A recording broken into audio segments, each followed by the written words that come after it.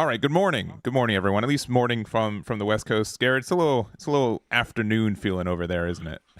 Yeah, it's afternoon. Yeah, yeah. But we've got quite the treat for you guys. We have our first 100 plus person Gundam event. This is maybe the largest English event at time of event, though I'm sure we're just going to get whopped pretty soonly. But this is really exciting. I'm really looking forward to seeing what happens today. We have 121 players. 6 or 7 rounds of Swiss are into one undefeated, and then we have a top 8 cut, best of 3 afterwards. Yeah, it's really exciting. I think this is, as far as I know, the biggest we've had so far over here. So it's really cool to see. Yeah, yeah. I wanted to be like biggest in the world, but there was one in somewhere in Asia. I think it was Singapore. They had like 178 Yeah. players. It was only Swiss for those. Red, blue, ping ended up winning that one.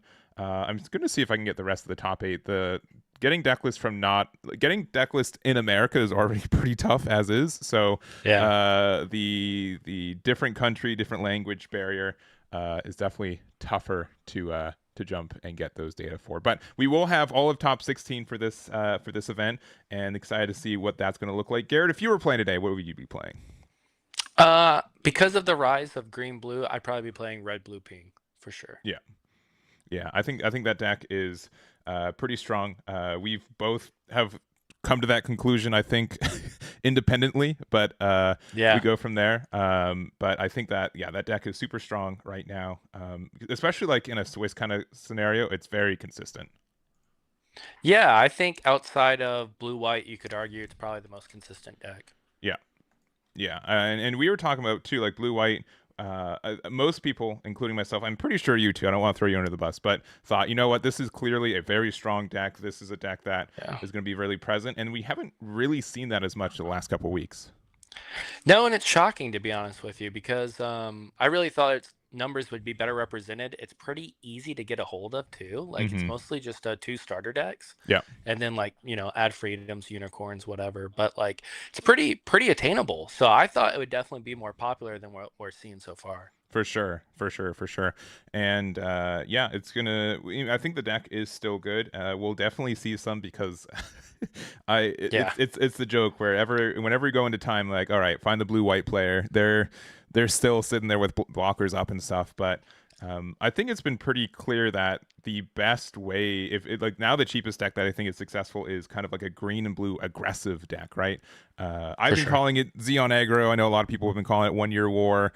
There's also like the same thing, but if you're like more Earth Federation type for it. But if you just get 2 copies of Star Deck 1, 2 copies of Star Deck 3, you're pretty much good to go with that build as well. Yeah, I mean, I think those, like I said, blue white and that green blue deck are just the most attainable for players. And I know product is hard for some, and I know more product has just launched at a lot of places. So hopefully that helps people just be able to play what they want to play. But yeah, I don't think green blue's going anywhere anytime soon. That's for sure. No, no, I think that one, still been a lot, very, very present. We've talked about green white. I think Yeah. I would say it is close to one of the most figured out decks, I think, for this format. Still very Hmm. strong. If you have a slow start, then they just get to defend, and if they get to their wing zero turns, it's sometimes really hard to lose. So that deck I think is really present. And obviously, I think right out the gates it's been strong, and then just been pretty consistent since then too. Yeah, and a lot of these tournaments, I know on Wednesday at the Eagle Nest tournament, which Yeah, had 64 people, it was the most played deck. yeah, So at a lot of these tournaments so far, it seems to be highly represented. So it's definitely a part of the metagame. That isn't also going anywhere as well. I think the biggest shock so far is something we've talked about is that blue white just kind of disappearing a little. yeah, yeah. I do agree. It's still around, but I think most people, one, it is probably one of the more expensive decks I think in the game, right? So that does have a bit of a factor. You do have to take a lot of like LRs from the main set, such as Unicorn Yeah. Gundam and the Freedom Gundam, right? Depending on builds. So that's part of it. And then I think like the last two we haven't talked about, red white and red green. I think generally those are just the underplayed. I know that red green was kind of popular a little bit at the beginning. People were believing in it, but I think most people have either moved to red blue or blue green aggro. Yeah, I think green blue just does everything pretty much better. It's like this green red deck kind of wants to have this mid range late game with the Sinanju and stuff like that. But right now, it's just not efficient or consistent. Mm-hmm. Like you can really high roll with it pretty well, Oh but yeah. like you really have to get lucky. Yeah, I agree. Like, yeah, when I'll say that I don't like that color like combination, then I'll lose to it, right? And then I'm like, oh, man, but it's like, yeah, if they see two Shars, like Yeah. they win, right? They decided they wanted to win that game. There's a lot of times when, they're just like, well, I can't, I'm at 5 resources and you're still at 3 shields, so I can never win anymore. So, Right. all right. Yeah, And it's weird, but we got like this circle format where it's like the 4 decks. We just keep seeing them pop up mainly the green blue, red blue, blue white, and green white. yeah. Well, it looks like we are good for our first round. Let me just Awesome. jump to some tables here.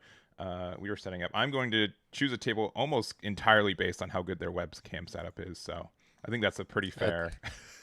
That's the best way to do it. I think it's the best way to do it. Agreed. So let me see. Let me jump around. Um, let's see. I think table 6 looks okay. So, All generally speaking, especially since this is kind of like there is like a little bit of data or knowledge on like what your opponent's playing and how that factors in. I try not to say what the archetype is before it's kind of present, so we'll continue to do that throughout the day. And let me just finish getting ready here. There we go. There. Let me hide those, and yeah, let's jump on over to table Awesome. number 6. All right, here we go. So on the left, we have. Let me make sure I get this right.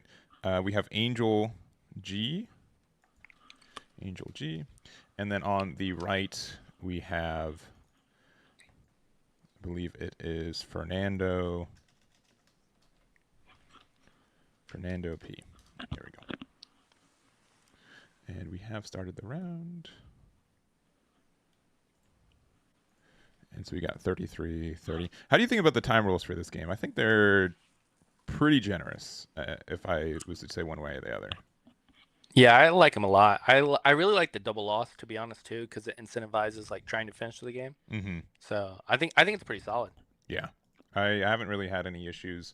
There were, especially like in the beta format, I think there were some times where like blue white aggro, or not aggro, blockers was just both players set up 6 blockers and no one wanted to attack kind of scenario. But I haven't seen that be the case as often recently. Yeah, some of those blue white games turned into a Western movie with standoffs. So Yeah. like, yeah, I don't miss it. But it's interesting how fast the game has started to get with like green blue, red blue. It's like you can lose the game on turn 4 or 5 pretty easily. Yeah, you can for sure. And yeah, this is a while ago, but like, yeah, during my Gen Con run, like, yeah, some games were literally over in 5 minutes. Like, you just get a lot of value. And from a right player side, from Fernando, immediately showing that we're a blue white deck, so almost very likely a blockers deck. And then on our left for Angel, playing out a Jim and then another Jim, so one of the aggressive decks for sure on the left. And it looks like our blue white responds with the perfect counterpoint to that. Yeah. I was told like in the beginning of the format, like, hey, this is potentially the best format warper card in the game. I'm like, I don't know, Striker Pack just seems so much better. But now I'm like, you know what, that card is super duper good. Yeah, I think the fact that it can come down a turn earlier is probably a big time, but I still think Striker Pack's insane. I mean, it's a character with burst essentially. Yeah. All right. And based off of color combination, I'm gonna say, pretty sure the left is Banshee and pretty sure the right, I'm gonna have Freedom for right now. We'll see if it's blue white. There's like Freedom package, like Academy package, Unicorn package, but they had one Freedom resource. So I'm gonna be like, all right, there's probably Freedom in this deck, right? Yeah, and what do you think about this matchup? Since you played blue red at Gen Con, what would you say is the strategy here? So I think this is potentially one of our toughest matchups. This was one when I did play at Gen Con, I faced it once in Swiss, and it was the hardest game that I won. Like they just end up getting really good advantage and blockers against like some other decks like green white. Sometimes they also run out of resources or they don't have enough defenses, but blue-white, if you are not aggressive enough, you can really press some advantage. So we played out the Kshatriya. We are actually going to link with the Merida Cruise here, and considering attacking with it or standing still, I'm not sure.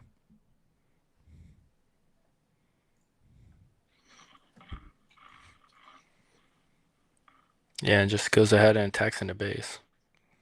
Yeah, so this is 5. We're doing 1 damage on the Gundam, though that will get repair next turn if it survives that long. He has the cool promo Kshatriya.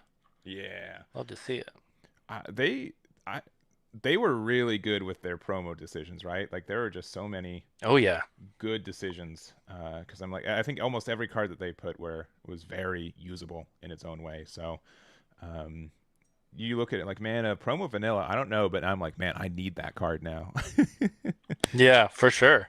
They all look so good. Like the wing, bird mode looks really good. Yeah. The command events look great. They did a great job.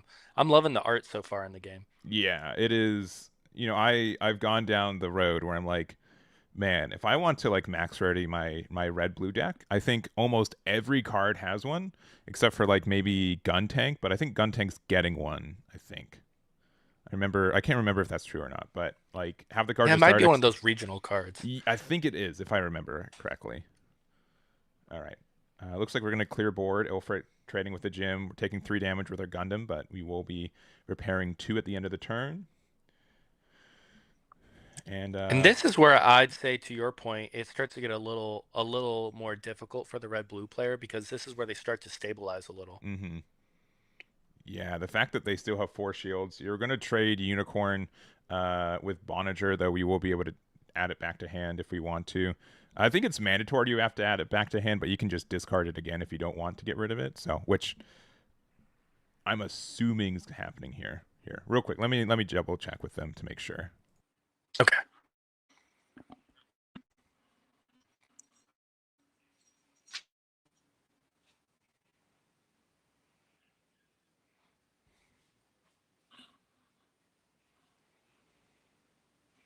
Yeah, compared to a lot of other Bandai card games that we've played in the past, there's a lot of mandatory effects in this game, right? I kind of like it, to be honest. Like it makes things like a perfect strike, like good and bad, right? Like there's a good time to play it and a wrong time. Yeah, it's good when it when it helps me, bad when it hurts me, but Yeah. you know, I think it causes less confusion for those kind of effects. So, but yeah, something like Bonager too. Like, yeah, you can add it back to you and you can discard it again anyway. So it's not even a bad thing. You just have to make sure you go through the motions. Yeah, and this is a tough spot, like for the red blue player. They need to start seeing, in my opinion, some draw cards, because they're gonna run out quick. Yeah, and we're just playing out the Anksha as well, and yeah, this is a situation I find myself with blue as well. We're just like, well, you know, not many cards in hand. We have all of our shields left, which I'm sure there's a pilot or like a base in there to help generate some advantage. But you know, 4 shields are still from Fernando. They've got a good setup time here. Yeah, and only 3 cards left in hand for our red blue player. So, I mean, you're hoping at this point, since you're starting to get like at turn 7, turn 6, that you want to see your show of resolves here soon. Mm-hmm. Both players, yeah. Though of course, yeah. Angel, our player with the Banshee deck, has a little bit more resources to spare, I think, right now. And there's a card you popularized right there. I will claim very few things, but I will say that I'm the person who helped with that one for sure. Which I think is really cool. I have no idea if I won't claim this for other regions, but I've been seeing it pop up in Asia more often too. And yeah, you know what? A 4/2 body that draws a card, why not? Like that sounds really good to me. Yeah, and I think we're just finding more and more things like Striker Pack, Corsica. Like, yes, it's a base, and yes, they're a command, but they're also units, right? So it's like they have this multiple value to them. Yeah. And I would say this is less of a thing for like a more control deck here, but even aggressive decks, late game, 1 damage is 1 damage on a shield, right? Unless they're like super Correct. blockered up, those having two 1/1 bodies is actually generally better than a 4/2 body. Yeah, definitely can get there. Especially with like blue white not being as played. It's Mm-hmm. like, well, those two hits could be huge. Yeah. And we did end up passing. If we do have like a Kshatriya with another Marita, that's really good right here. We're able to get rid of the base and clear the token. But it looks like we're likely paying 3. Okay, we do have our Gundam ourselves. And we do have the Amuro here. Okay, so we will be Really able good. to rest the tall geese. Now, if we have double gun tank, like that is nasty. But I think that's a little too much to ask for. Yeah, and a 2-card hand, I think that's all they got left too. Let's see. Oh, we're actually attacking into the token here. We're going to do Yeah. 4 damage to the base, which is super unfortunate. Looks like they're considering maybe like an unforeseen. Maybe a hawk, but I wouldn't want to put that back into hand. Yeah. As long as it's not getting cleared, yeah, I'd be okay. Yeah, I would take the Taking it, damage. Yeah, repair 2 for a Gundam passing with 2 resources open. Yeah, I think it's actually come up more than I expected to. Repair as an effect, like repair is super solid.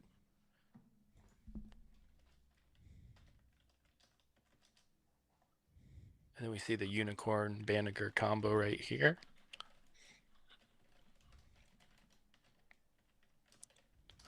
What's been your take on the unicorn stuff so far? I know that was something you really wanted to work on early in the set. Yeah, I think it's good enough, but it's in a deck where we have like some cycle, but no ways to actually search their pieces. It's a bit of a gamble to be able to get there consistently, right? Yeah. So we are able to play another unicorn though with Bonager.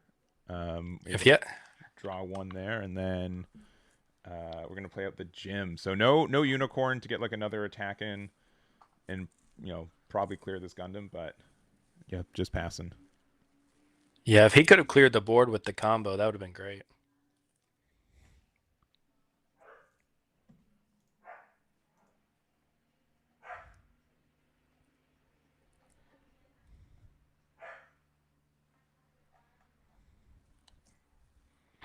All right, attacking into the base. Yeah. The base, yeah. All right, 3 for another Gundam. Ooh, and another Amaro. Okay. Jin. All right, what's your? This is the controversial take. I don't want to expose you. Jim and Jin are Zaku Mariner. Who are the best 2/1s for Oh, this deck? you gotta go with Jen. It has a foil card too, if you wanted to go that route. All right, good. All right, we're in agreement. Sorry, again, I wasn't trying to expose you, but Yeah. there No, is a it's easy correct choice. answer. Yes.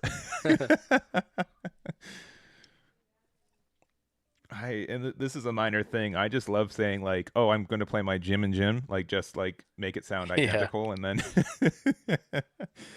it's just fun. All right, deciding to go for the base instead, or sorry, yeah, the EX base instead of going for Yeah. the Gundam. But we are going to play out our unicorn. Use the effect to get the That, Banisher back. so that makes sense then why he just took the free hit, because you don't want to lose the unit.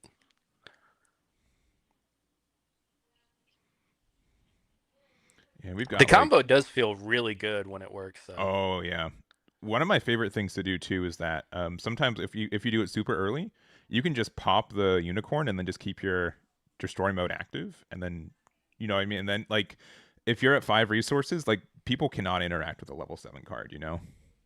Yeah. No, the only way is to you can actually ale it Mm-hmm. if their opponent's playing white. But yeah, that's the only thing really, or an Amuro or something. But why would you want an Amuro and lose your unit? Yeah.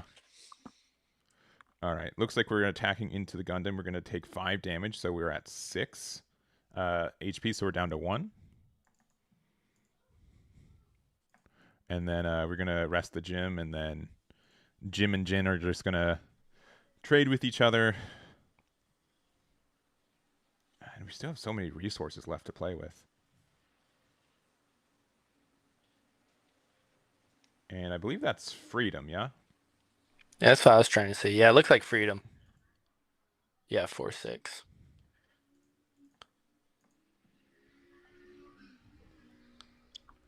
Yeah, so now we've got another blocker up. It's also a blocker that has 6 HP, so even if we had Amuro, we wouldn't be able to rest it.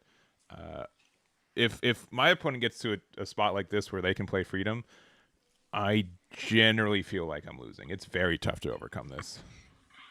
Yeah, and it's such a weird feeling for a game where, like, I mean, this red blue player has all their shields left. Only the EX base has been taken. Like, but they could easily be in a losing position. It's so fast how it turns. Yeah. All right, our third Gundam hits the board. Oh, and just passing Our, though. That's tough.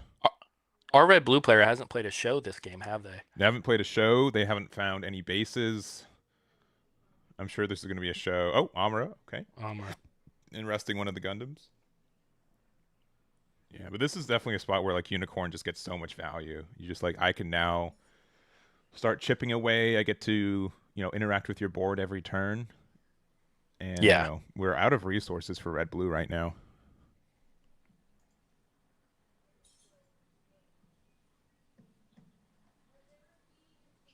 Blue white still looks like they have a pretty decent grip. Yeah, they do. Honestly, blue white it's never kind of an issue of like running out of resources, but they still kind of have to find the right cards at the right time. For sure. All right.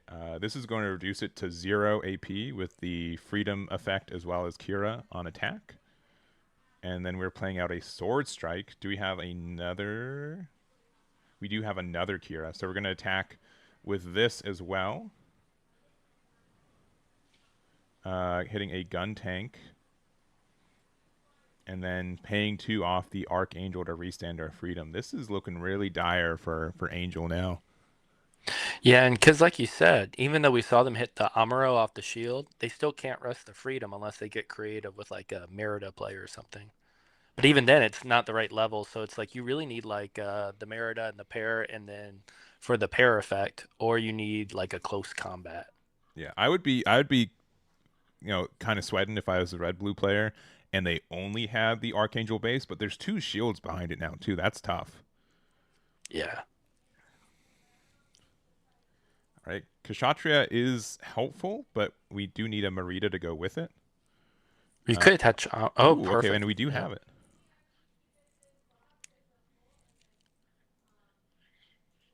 A lot of value off that too, knocking out the unicorn as well. Mm-hmm. Yeah, I think Kshatriya, if we had the combo a little earlier, it would have been in a better spot. But it's tough because we can attack with this, and then they can still just block with freedom, and then we don't have a way to get rid of their Archangel base. Well, we know he still has the Amuro in hand too. Yeah, but it has too much Yeah. HP to be able to rest. Yeah, and I think he's just unfortunately figuring that one out. Yeah, because the Kira boosted it as well. Yeah. Because currently it's a 6/6. But we can still attack here. We can probably ping the sword strike, and then I still think that the freedom is likely going down.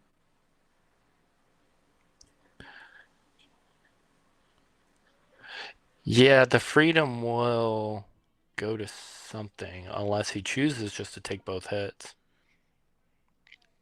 and try to play it on the crackback because he can then keep the freedom around. Yeah, so there goes, that's 8 into shields getting rid of the base. We're going to go 6 with the, when paired and Amuro boost. I think I actually take this hit if I have like another base in hand or I have any more blockers. Yeah. And that's the decision there. Because, you are always, even though you're a blocker deck, you get better value by defensively attacking into board. Yeah. And, because you can use Sword Strike to get rid of Kshatriya, and then you can, I think you can use Freedom Gundam to favorably trade with the Gundam. Yeah, you should be able to. Thanks to Kira. It's just if we don't have another Archangel, it's maybe I wouldn't do that. But yeah, we take 4 damage. We're down to 3 HP there. Looks like we're just playing out Unicorn.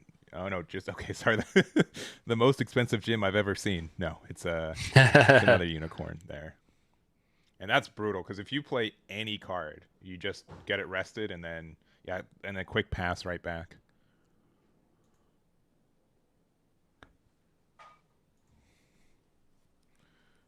Yep. Heading into the shields. All right, Angsha. I don't think I swing again. Yeah, because you do have to Yeah. be aware of like Banshee being able to ruin your day, right? Right.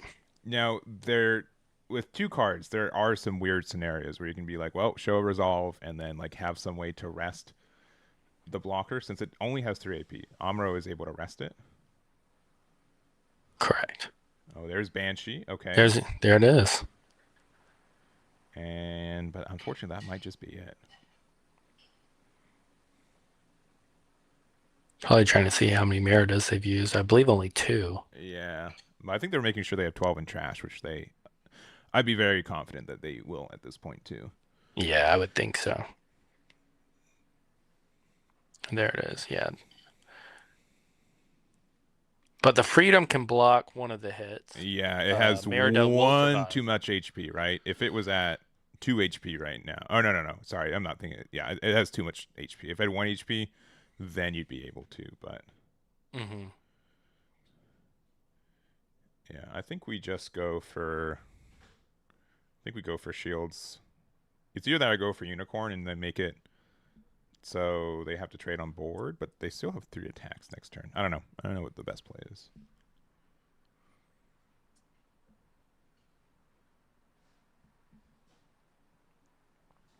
But yeah, using the Banshee effect, we do have first strike now. So if they do block, we do get to KO the Freedom before they're able to do the damage back to us.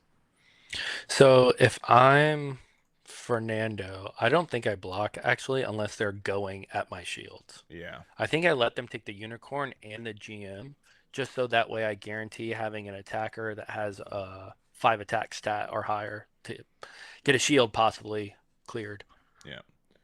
Yeah. So, and this is shuffled into the deck, which is like the only effect I think that actually shuffles your deck in this game right now. One of the few, if not the only. Yeah, it's pretty cool. I like the effect. All right. I'm happy it's not just random to the bottom. Yeah, agreed. So yeah, hitting into shields. There's a Kira to hand. Yep. All right, and then yeah, we're gonna do one more attack. Oh, and also yeah, we get to do double ping to Jim. So this will get rid of some bodies here. Yeah, it's gonna get rid of the Jim and that because Marita is not a once per turn effect. And then no cards in hand, 2 shields. You can go the safe route. You can go for game, but Fernando's in the good spot right now. For sure. Right. Marita to hand. Oh, that is intimidating. Is this a shield? No, just Amuro. We have Amuro. three pilots in our shields. That's good, but no Yeah. bases. I think it went to a lot of the things you spoke about. You know, it's a tough matchup if they can stabilize. For sure. And you know, I think they're talking like, yeah, I didn't see show resolve. I think that could have helped me get back into the game. But you know, Freedom was able to win that, but I'm gonna say narrowly. They almost lost to Banshee Marita, right? For sure. For sure. It's a close matchup. All right. And but yeah, that is that. Fernando's able to take that one. And let's go back to us real quick. We'll see if we can find another game in the last 10 or so minutes of this round. But yeah, honestly, a really fun game to start the day with. Yeah, it was really competitive. Both players played really strong. Great way to kick it off. All right, and let me jump through some other tables. All right, that one is done. That one is almost done. It really is like for better or for worse. We have to find another blue-white player most of the time, but Yeah. we've got a little bit of game left for table 12. I'm not sure if enough to justify jumping to it.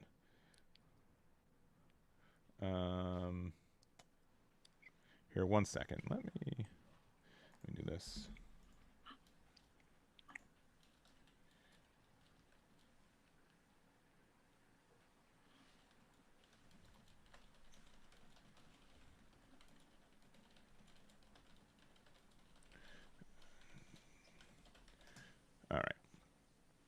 Sorry, someone's got with this being like still like really early for Gundam. Like some people, this is their first setups and first days on live and stuff. But all right, this game's probably going to take a while. This one's going to probably go to time. So Okay. we go over to this one. Okay, I think I just hopped in. Yeah, so we're at table 16. Ooh, a classic matchup too. Yeah, green white. We've got 5 shields for green white and a base. We've Yeah. got our Ilfrits and our Wing Zeros out, and then we've got what looks like blue white again on the right.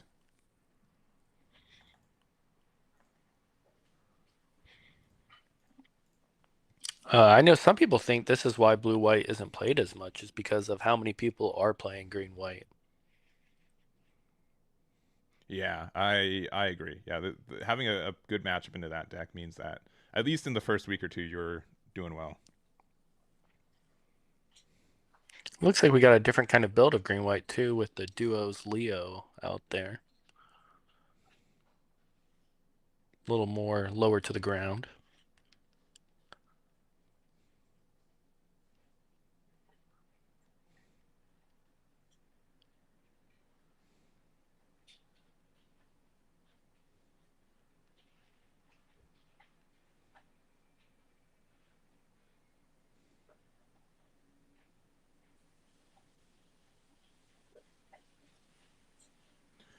One second.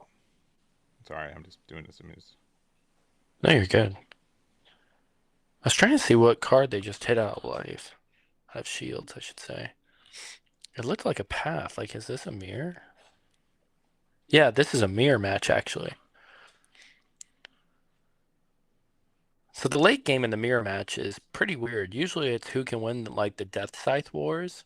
Um, but it doesn't appear that either player has that right now.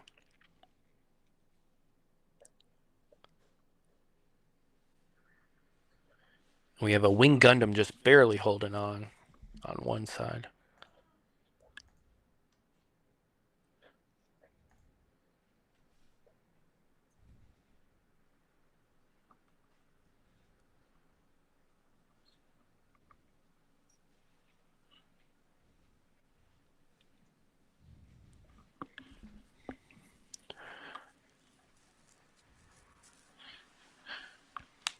I love the stats when Duo is paired with Ale. Just out of Amuro range, Oh yeah, 5/6 makes you live to a lot. It's a really good pair. yeah. It's unfortunate that it's a when paired effect. I think it would be not too bad as just a when linked effect, or even like linked with a Operation Meteor like card. You know what I Yeah. mean? But yeah, just Yeah, the +1 effect's two not +2 is crazy. great. Yeah. Oh, and I'm sorry. This is a mirror match. My apologies. I thought Yeah. when we first jumped in here, I thought it was it was blue white on the right side.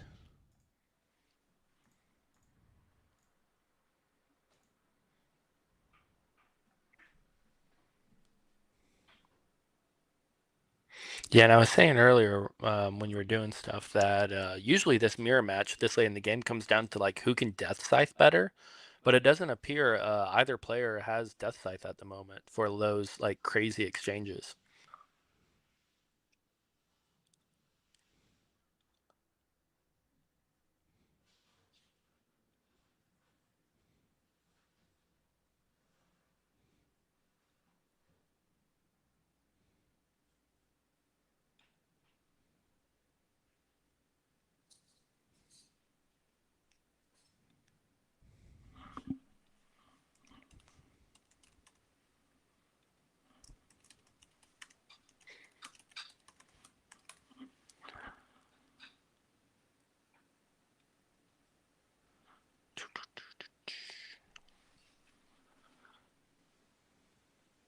Just decide what to do. Okay, and we see the Death Scythe. Yeah, and we don't see generally as much of the either of the other duo cards, right? It's usually just that Death Scythe. Yeah, correct.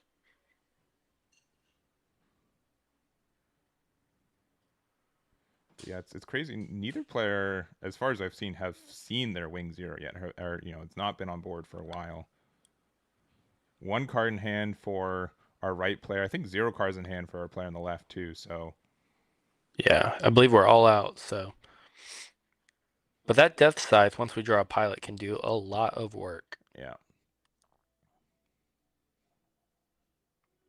Yeah, because if we hit wing 0 right, we lose our duos Leo as well as the 1 Livers, 1 it elf. looks Yeah. like.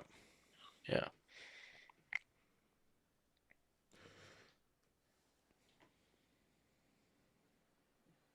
All right, Kira here. All right, being able to bounce back literally anything. But yeah, probably going to choose the Death Scythe. Oh, one of the Ilfrits. Okay. I would bet Death Scythe for sure. Because I don't think the green-white player who just got that bounce back, I don't think he cares if these Ales swing into life at all, into shields here.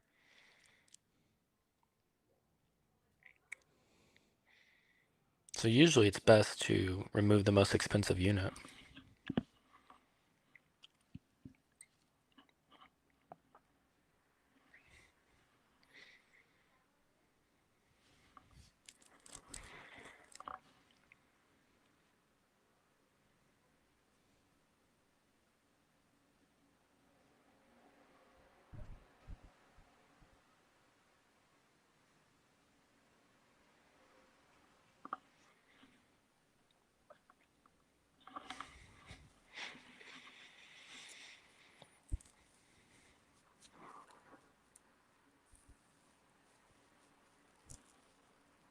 Yeah, and just playing out a Wing Gundam and Leverith, so if the opponent has the Wing Gundam 0, now would not be a bad time for it, even though we have 2 Ales on the board. Yeah. Yeah, it's so weird because Ale, you think, oh, Ale Strike is should be big enough to get out of the wing 0 hit, but no, it is not. It still will survive, right? But taking that 3 damage is quite a bit. Yeah, I mean, it makes it to where, like, so many things can start to trade, you know what I mean? You don't get the positive 2-for-1s anymore. Yeah, we're just going to start turning sideways.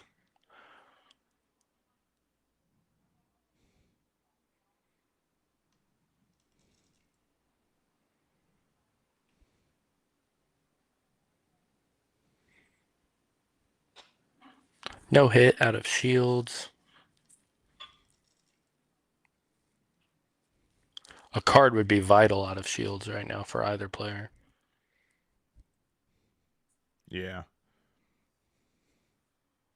And sometimes you do have to just start attacking a little bit just to move the game forward, especially since all these cards will likely get KO'd if whenever a wing 0 hits, right? Like, it's crazy that neither player have really been able to do that. Yeah, personally, I would just start turning everything sideways because of that. I think I'd save the Death Scythe because it won't take the Wing 0 hit and just swing these little guys, because at that point you're setting up Wing 0 to clear board anyways. Interesting. Just the one swing from the wing.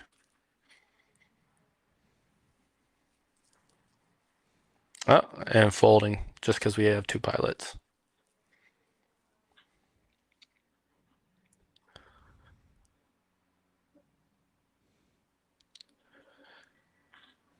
Yeah, unfortunately that happens sometimes in Gundam. Oh, he did have a base in life though, Yeah. Archangel. Yep. All right, well, that's the end of this one. Yeah. Yes, sir. All right. Well, we've got not a lot of time left in this round, so we'll go back to us real quick. But yeah, pretty close games all around. Like, even some grindier matchups as well. We've got 120 players, so we will have, I think, 60 players undefeated in this next round. So we're gonna take a quick break just to do some quick administrative stuff on my side as well. But if there's a deck that you guys want to see, let us know. We'll do our best to try to find it. We have a few people on red white, so I'm almost guaranteed that one of them was able to win round 1. So we'll see. That's my go-to for it, but we'll see if that's the case or not. So we'll be right back. Let us know if there's any decks you guys want, and we'll see you guys then. Be right back.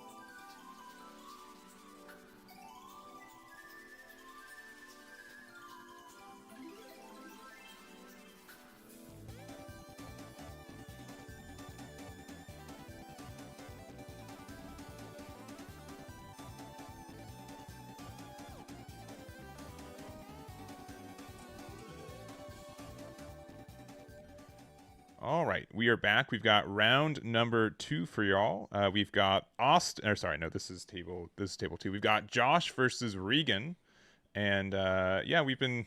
I was looking through the deck list. Garrett, did I think said what the how many people are in red and white? Did you hear what I said? Don't say I it thought if you you said did. not. Okay, all right, Okay. never mind. Okay. I was gonna have chat see if they could guess it, but yeah, we've got eight people on it today, which is interesting. I think you have access to it too. I think the actually I don't even know. I think we have like less than. I think red green is our least popular combination today by quite a bit.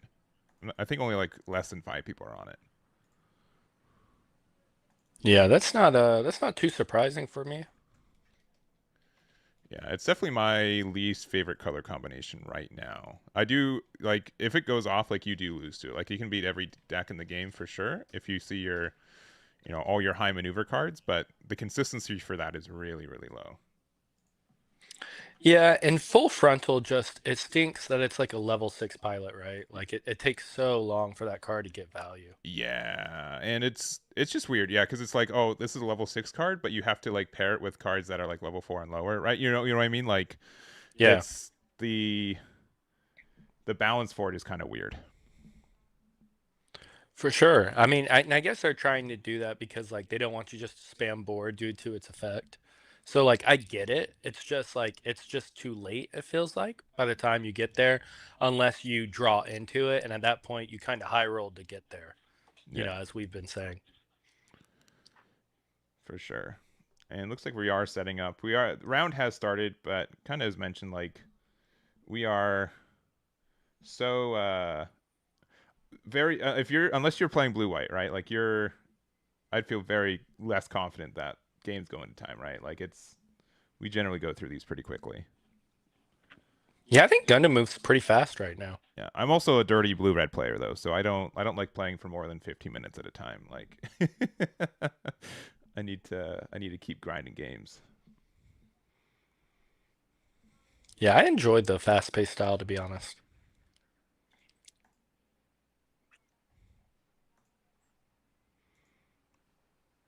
And looks like both of our setups are pretty decent too, so Yeah. got lucky there.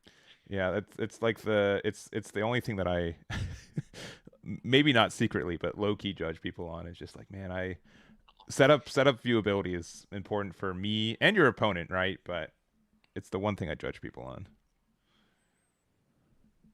All Yeah, right. I know the hardest part for me with these tournaments is when my lighting changes, Mm-hmm. especially if it's like a West Coast tournament. It's like, oh, the sun's down. Let Yeah, me go add light. definitely. And looks like okay, our player Josh on the left is playing a white build of swords, got a overflowing into a Kira. And we're at level 3 for Regan here. And looks like playing a Zawarts. All right. And also playing a Okay. white build here. And they have that nice Soleta Mercury resource. They do, yeah. I was That was lucky enough to get 5 of those, which is the sweet spot for me. I was gonna say that was given out at Gen Con, right? Yes. Yeah. It was out at Gen Con. I did 4 events and then 1 demo event, so I was able to get my 5. Very cool. So I was able to I got 5 of those, and I got 5 of the like common plus aerial resource. And so Mm-hmm. I like being able to do like a mix and match of resource, like a 5 and 5 split. Same. All right, Especially with how good the art is in this game. Yeah. Like, why not? Yeah, you can foil out your decks in so many different ways. Even though we're just in set 1, like there you can you can drop a lot of cash if you're feeling it. You could. All right. So we got blue white on the left. Officially. And then yeah, still just showing white on the other side. We did get our striker pack. I still think that striker pack's insane. I think it's like sometimes blue white doesn't play it, but like any other color that has white should usually play this card in my mind. Yeah. I think it's a 4 of in green white right now. I really do. Yeah, because it's just like an extra base without having to really like worry about it. We also have the Strike Rouge here, Strike Rouge here. Kind of a Archangel on a body, which is really nice too. Mm-hmm. And I think you only have to pay 1 for its effect, right? Correct. Yeah. Yeah. So the the trade off is you pay 2 for the body, but it's 1 for the effect every turn, compared to Archangel, where you pay 1 for the base, but then you pay 2 every turn. Yeah, that's nice. All right, doing 2 damage to the shield, restanding it. Yeah, why not? If you got extra resources, gotta do what you gotta do.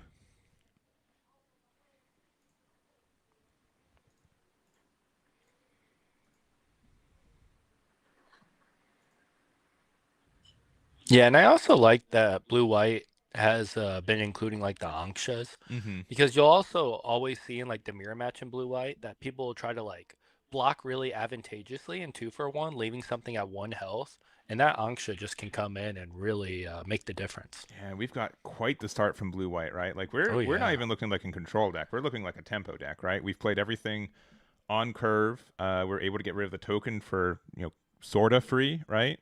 And now we're just kind of knocking on the door here. Yeah, and he could get greedy and not block and try to wait and save it for the Rezel, but I think he needs to block this actually. Whenever Because I can then I would just trade leave with the Rezel Zort, up. I'll almost always do it. Yeah. And then here comes the Rezel.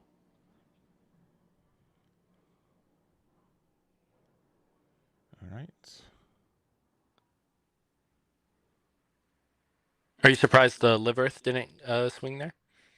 Yeah, actually, I think I would have done it at that point, right? Like, what are you? Yeah. Yeah, I would have probably pressed a little bit of advantage. Oh, but we've got the Aegis, so okay, kind of showing now that we are the red white deck here. Uh, if on curve, this card is nasty. 4/6 Yeah. body that can breach 3, get rid of the EX base. Very good. Yeah, it's really strong. And what's he going to try to trade into here? Okay.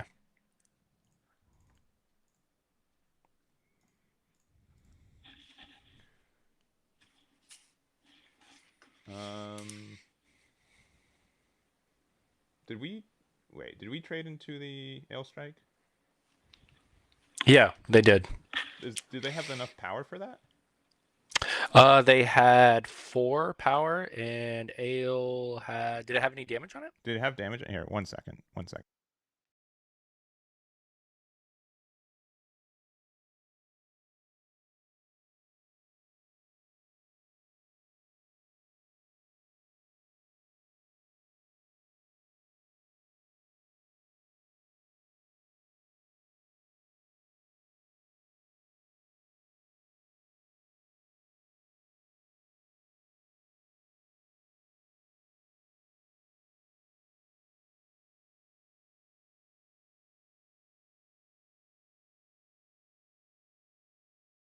It just rewinding. Yeah, we're rewinding. Yeah, yeah. Just I think there was a case where we just didn't know that we didn't know the correct number on there, so we could go. Um, yeah. So we played 4 for that. We're gonna rewind because yeah, we can attack into I guess the Ilfrit if we want.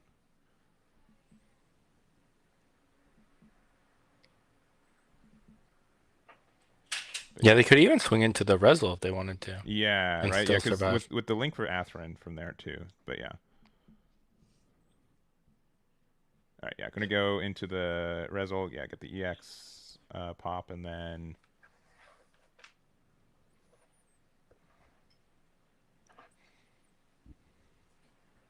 yeah, now we gotta. I don't know. I probably would have gotten rid of the Ilfrit if I'm being honest. But yeah, okay. And then they're paying 2, yeah, for the strike pack. Okay, now we're Yep. good. Now we're back to where we were. Okay. And if that was an official tournament, that the swing into the ale, even though it was wrong, as in like it doesn't go to the trash, it would still have to happen, right? Yeah, yeah, because it was a legal move. I'm gonna give Regan a warning just due Sure. to that. I will say like I I will be like a little bit more lenient on like webcam when it's a little Yeah, bit for sure. obscured, but I just wanted to clarify for people watching. yeah, because it there wasn't technically an illegal play there, right? Correct. So It was just the game state wasn't correct. correct, yeah, yeah, for Yeah. sure.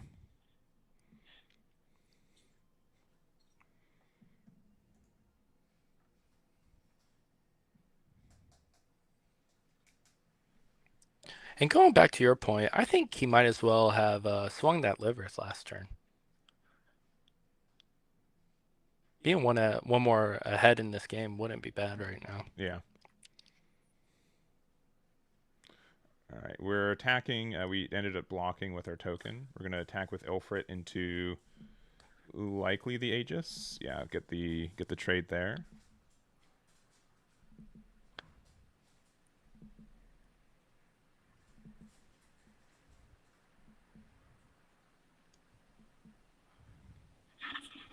Let's see. Also, Russell in chat.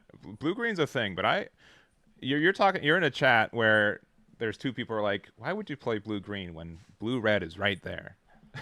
Yeah, honestly. I think the deck is good. Don't get me wrong, but from like a 6 to 7 rounds consistency point, I think blue red is a little bit more consistent. I think it also matters that your tournament today is top cut. That is true. And Yeah. yeah, and I think it's not as good in a best of 3 format. Sure. Yeah, I think that is fair as well. Yeah, because we generally like most events that have happened so far have only been Swiss, no top cut. So, but the official rules, if an event is large enough, there will be top cut, and I think being able to have that today will be really cool to see if there's a difference with decks having that opportunity. Sure, sure. All right, and we've got another. And Ooh, another nice. the Nice, whole nice. set. All right, this one will clear and trade. We'll attack, get rid of the base for 3, and we'll go from there. Yeah, I'll be interested to see what he does with this Demi. Probably clearing that Strike Rogue. Rouge would be my guess.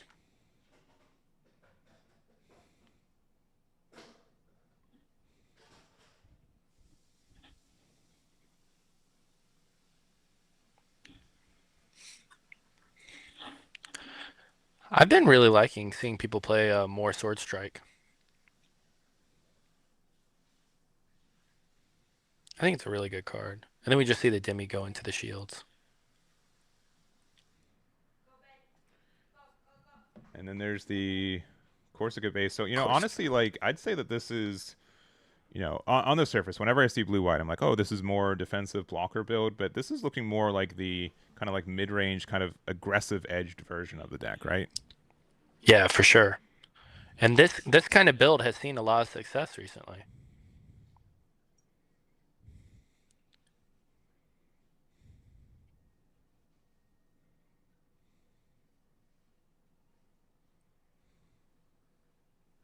I'm putting a lot of pressure down right here with this board state. We've seen Regan have 2 pilots for his Aegis Gundams each time, so he might be running low on pilots here. Yeah, they might be. Guess not. A little low. There's the Soletta here. So this is, an aggressive version of Ailstrike, kind of give a minus AP to something. Yep. -3, right? Yeah, so a little bit better than like Kira with Ailstrike, right?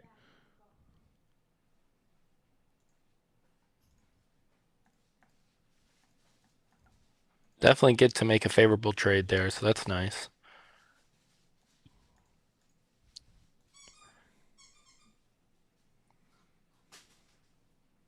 But blue-white just still has a real healthy hand, it looks like. Meanwhile, our red-white player here only has, I believe, 2 cards in hand.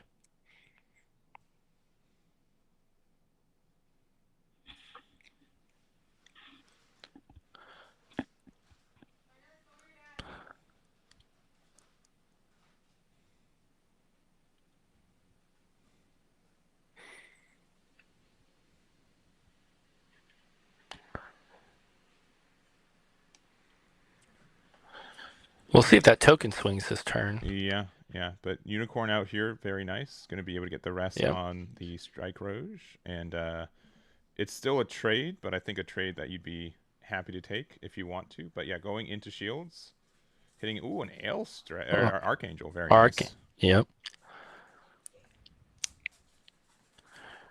And then just swing it in at the Rouge. Yep. That's a good trade. And then the token clears. Yep. So a pretty good way to deal with board there, and unicorn on board is never a bad thing to see. So pretty strong position here.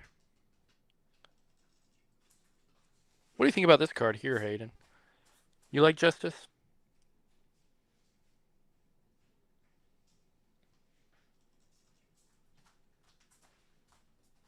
I think it could be pretty good. With the pilot, we can give both these cards rush this turn. Yeah, and we do have it too, so that will be nice for clearing the base and like pinging some damage. But we're out of resources, and I'll be honest, when I play red white, if I play against blue white, like I just always feel they outvalue us in the late game. Sure. And that's what's good about the Justice, right? Is that it's 2 cards in one, essentially. Yeah, right. So like you use 2 cards and you can get 2 attacks. So Yeah.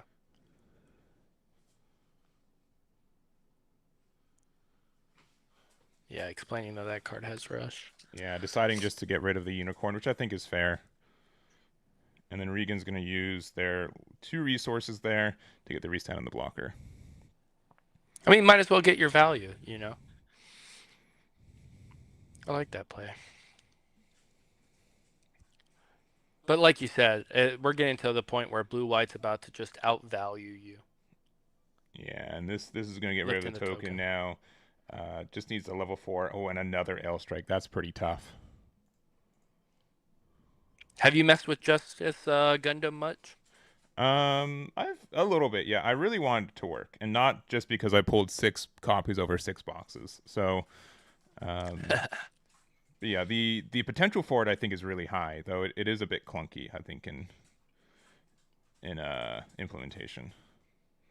Yeah, unicorn and another Bonager. Yeah, and Josh is going to take this one with, it's so hard to blind guess if it's freedom or unicorn, but on the archetype, definitely a unicorn deck after seeing those 2 hit the board. Yeah, and this is that, like you said, more mid-rangey build that we've seen pop up lately. Yeah.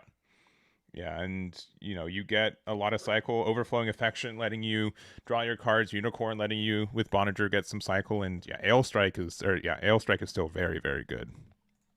Yeah, it's a great card. All right. Well, there's table 2. And let's see. Let me just jump down through the table, see if there's any other matches. Gotta look for that high quality video. Yeah, I do. That is the number one clarification here. Looks like we've got a red blue versus green white. They might be playing a second game though, because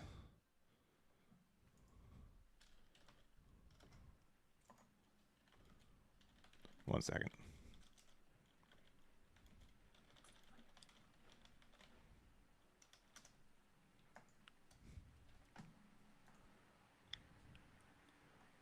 Let's see.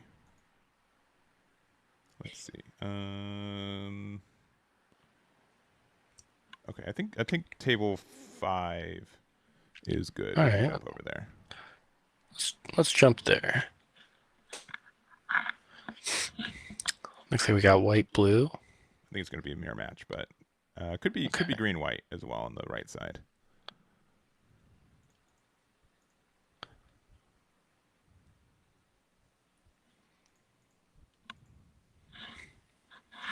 Yeah, and the blue-white mirror is pretty nuanced, to be honest. There's a lot of different lines at different points that you can make.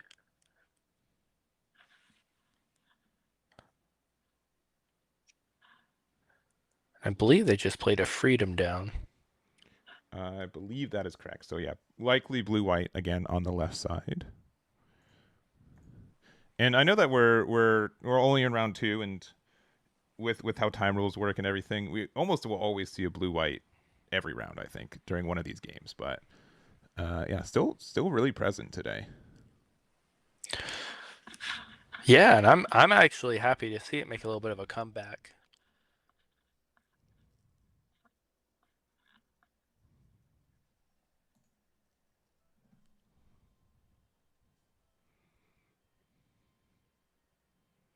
All right. Looks like we're playing something big. Yeah, looks likely a unicorn of our own then if we have it. Yeah, there's Unicorn. Yep.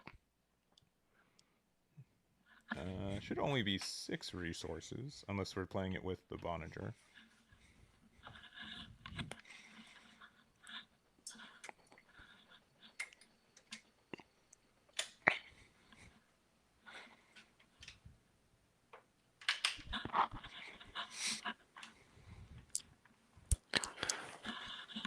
And yeah, just passing. All right, do not have the link to go with it. Yeah, that's tough there. Because this board, on the other hand, is starting to become pretty developed. I know we still have the Livrith blockers out there, but we can really trade into those at any point. Yeah.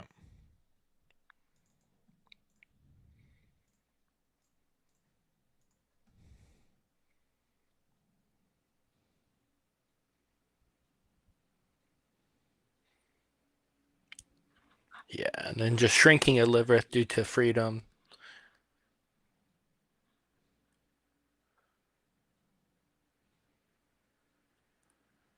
Pretty much a free swing there. Yeah, we're just saying it's time to make our move. I mean, it's not even like that's crazy, right? We have 4 shields for a player on the left too.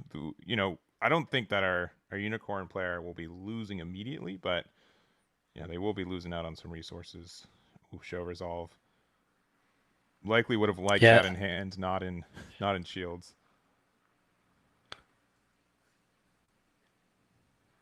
And then just gonna lose the Livrith and Rezel trade. Yep.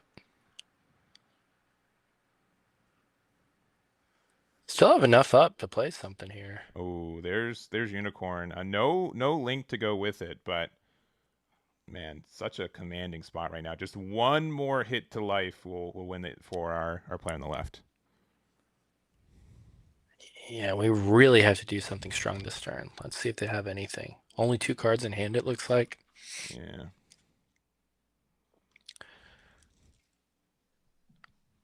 This could be a wrap. I really like that Gundam mat, though, that you get. The one from the... then you could buy it like Gen Con and Con events. I don't remember if it's going to be at Card Fest. I was able to get mine at Anime Expo, but yeah, it's a super nice mat for sure.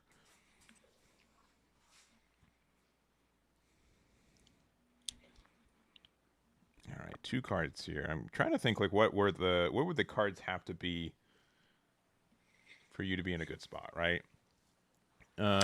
We have to kind of get rid of their Unicorn because it can just bypass 1 blocker.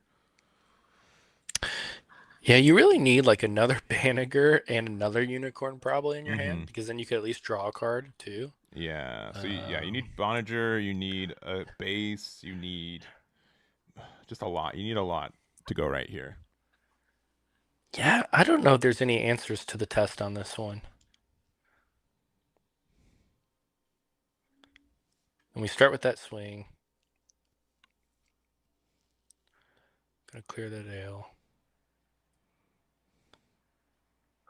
Okay, play our own ale, which can be used to return Kara, okay. The that Unicorn. Does. Yeah, so that, I mean, this can buy you another turn, right? Yeah. You can attack into their perfect strike and then trade it aggressively. And then technically you can Ilfrit block to not lose next turn. But yeah, not a good spot. No cards left in hand. Now we're low as well, but knowing that Unicorn's still coming down is not something you want. Yeah. And the Amuro. Yeah, GG's. Yeah, Amuro is just enough there. Yeah, double unit. Yeah, we weren't gonna find answers anytime soon either. So, yeah, on the left we've got our Freedom Unicorn, blue white, good stuff, going 2-0 so far. All right. Yeah, we've seen a good bit of blue white. You know, we talked about it. You know, kind of not being played as much, but off to a strong start today. It definitely, and it's I think we're a little skewed because we will almost always go to a blue white game at the end of the day, but sure, it doesn't mean the deck is bad. All right, I'm jumping through a couple more tables real quick. This is an interesting board state at table 20. We can jump in there real quick too.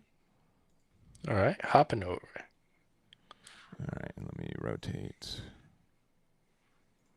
There we go. Oh, and this is John, who got 5th in your last event. Correct. Yeah. Yep. And I would say, our green-white player is narrowly hanging on, right? We've got a desert base with 2 HP left. And now we're just waiting.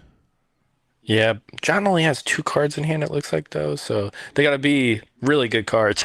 Yeah, they got to be superb. We're playing blue-green aggro. Okay, putting out 2 bodies. Okay. Wow, are you shocked that we just jumped into a green-blue game? Yeah, with 7 minutes left in the round. Oh, yes, for sure. Definitely a little surprised here. Against green-white at that too. But this is how green-white wins it. They get to a point where they can stabilize. I mean, dropping a wing 0 here pretty much just wins you the game even.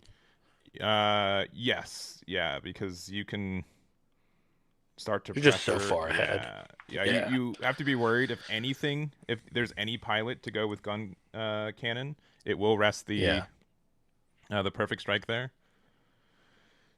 2 shields left for our blue and green player. Yeah, we might be looking at a wing 0 coming down. Yeah, if we're attacking with this, for sure, another wing 0 is coming down. Yeah, at that point, even if we have a char, it's coming. Yeah, there it is. Boom. So we do get to look top 3. Even if we get like a Char's Galgoog and a Xeon we don't even hit. Yeah, Whiff. That's too bad. That is rough.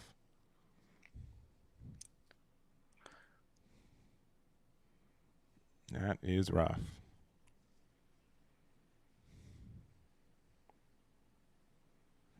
And then one for hero. I don't think we have to hit here, right? There is no reason to do that swing, but I don't think we're gonna get punished for it. But it did give them more resources, right? All right, and now we got our pilots. 2 pilots. Yeah. If you've played any games of Gundam, you know this happens every once in a while. You're just like, man, now I need those pilots, right? If I had those 2 in hand, I would have won last game. Amuro with gun cannon, rest the blocker, and then Link with the Char's Zaku 2, but just not getting there. All right. Let's see. I think almost all of our XOs are finished. I'm just jumping into a couple more tables real quick, but yeah, I think we're pretty good. We've only got a couple minutes left in this round, and we'll check from there. But I can do a little bit of data searching real quick of all the color combinations that we have for today. What do you guys think? What do you think is the most popular combination? I'm going to do the numbers now, but you guys can guess. Garrett, who do you think? What's the most popular one? I'm going to stick with green-white. I think it's just popular. Yeah. Also, let's see. I might have lied. I think there's only 7 red-whites. Whoops. Let's see. 7. All right. We got 25 green-whites. Green-reds. We actually have 6. So it is the least common combination. But it is there. Blue-white has 25, so the same amount as green-whites.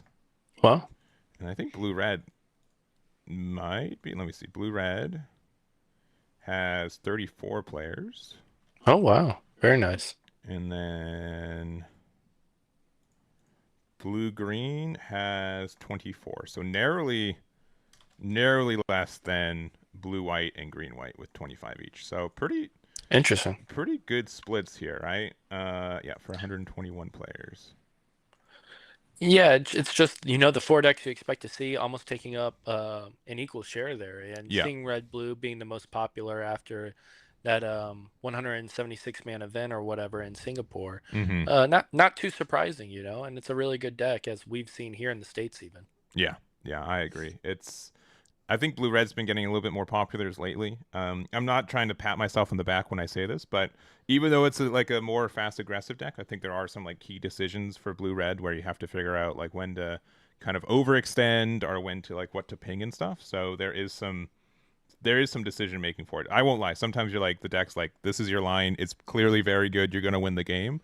But it's kind of like those half good hands where I think there's some really good decisions for the field. Yeah, and there's even like some turns where like you could do like a really cool play with all this ping damage, but there's still like a better play that's not as cool. Yeah. Yep. Yep. Yep. But yeah, we're gonna take our break. We're going to go to round number 3 real quick. We'll get that set up, and we will be back with round number 3. We will see you guys then. Bye bye.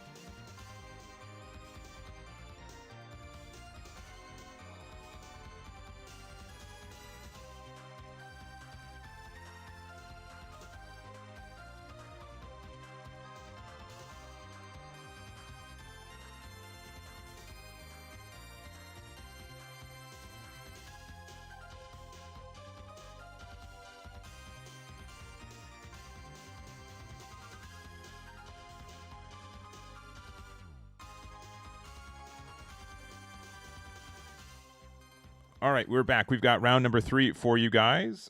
We have two players here named Crystal and Nick. Nick's looking like immediately, I'm going to say, on like a green-blue Xeon deck. Usually that Zaku 2 is a good indicator of that. Yeah, definitely an aggressive start here for them. And we see the Rezel.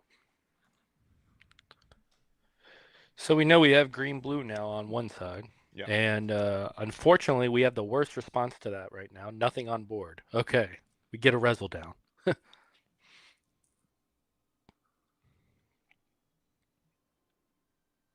That's actually a big ping damage because now we can trade into that next turn with a gun tank. Yeah.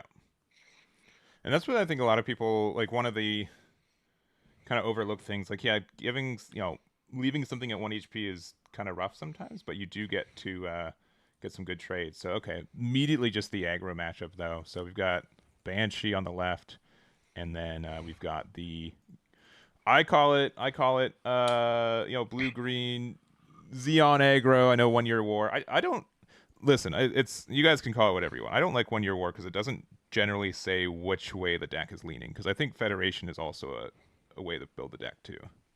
Sure. And I would say this is probably green-blue's hardest matchup. Generally, yes. If they do have a good start, like we're seeing kind of already, they can just push their way through. You're not playing any blockers. They've got a wide board, but if they have a good Kshatriya with Marita on curve, yeah, you win a lot of games from that trade just by itself.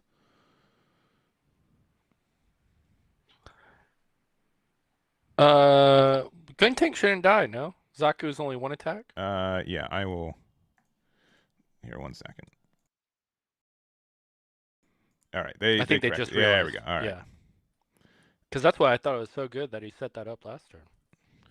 Yeah, and it sounds weird to say, right? Like, you're like, oh, you do damage, put dice on it, but especially as someone who peddles dice. But I don't know what is in this game. I've played so much One Piece, so much Dragon Ball, so much Digimon, where this persistent damage isn't a thing. So it's it is a bit of a learning curve to get that set up correctly. Sure.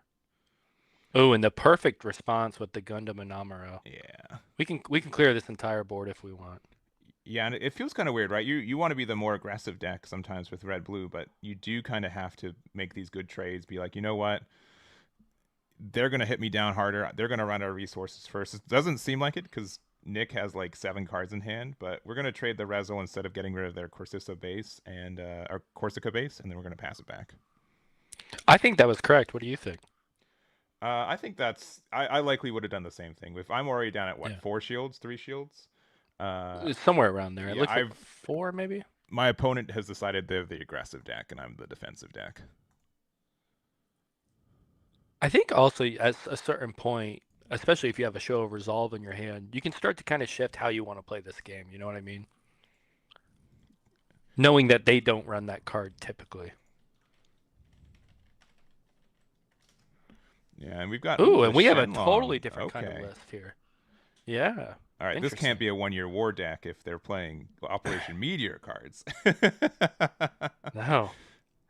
It's definitely not. And we're going to breach 4, hit the gym there. Oh, it looks like we're at 3 shields likely now. They know better than we do, but yeah, sometimes those single mat sleeves can stack up on each other. So good clear there for Nick, though, to get rid of the Gundam and deal damage at the same time. You'd love to have a board right now, but you're not far behind. Yeah, okay, we're going to play our own Corsica base here. And we got the LR plus one, or the common plus one, the foily one. And then for 2, we're going to play out I believe this is Kshatriya, just the winter promo, or not the winter promo, but actually I think it is the winter promo.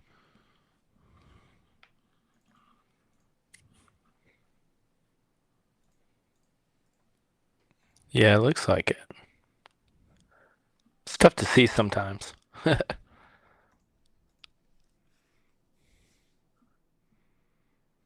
I think I see a 3 and a 4 on that card though, and a 2 and a 4. So. Yep. No, it definitely looks like the really nice promo. Yeah, but this is usually where when I play blue green, these are kind of the situations I find myself in. Like, okay, we're playing show. We're playing show too. Okay.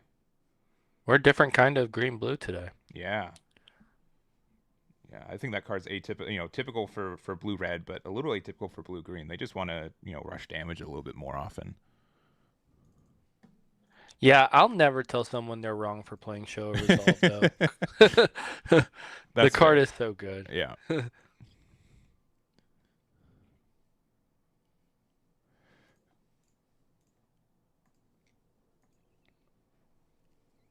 Yeah, we got a nice sized board. Good hand as the red-blue player right now. I don't think we're feeling awful despite only having what is it, two shields behind that base? Yeah. We have a base and then two shields. So yeah, luckily with the gun tank 1 damage, we are able to clear the base now. But we're at 5 shields for Nick, and I'm sure there's a lot of goodies in there that he's really looking forward to find. But Zaku too.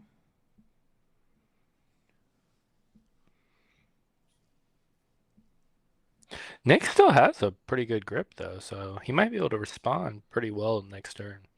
Yeah, both players definitely have a lot of cards in hand. But yeah, quickly going down to 3 shields. Show a resolve of our own. All right. Hey, best way to answer your opponent's Show of Resolve, play your own. Yeah. Rizal, a gym, and yeah, 5 cards on board. Yeah, That's that's insane. great. So it took that early start from Nick, but is really starting to turn that corner.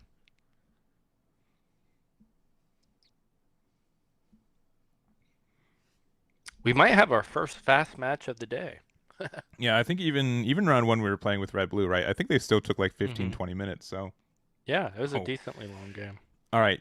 One show resolves good. Two though, that's when you start getting a couple diminishing returns. You gotta establish a couple cards on board.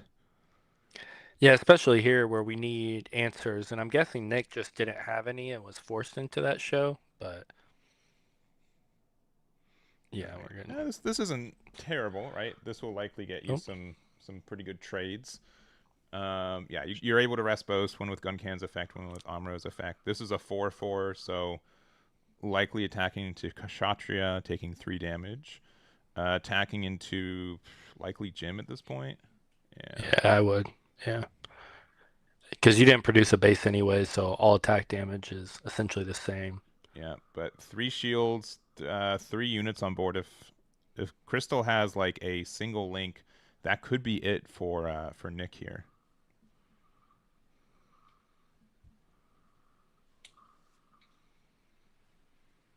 All right. Yeah. Start with the most important damage. 1. Yep. G fighter.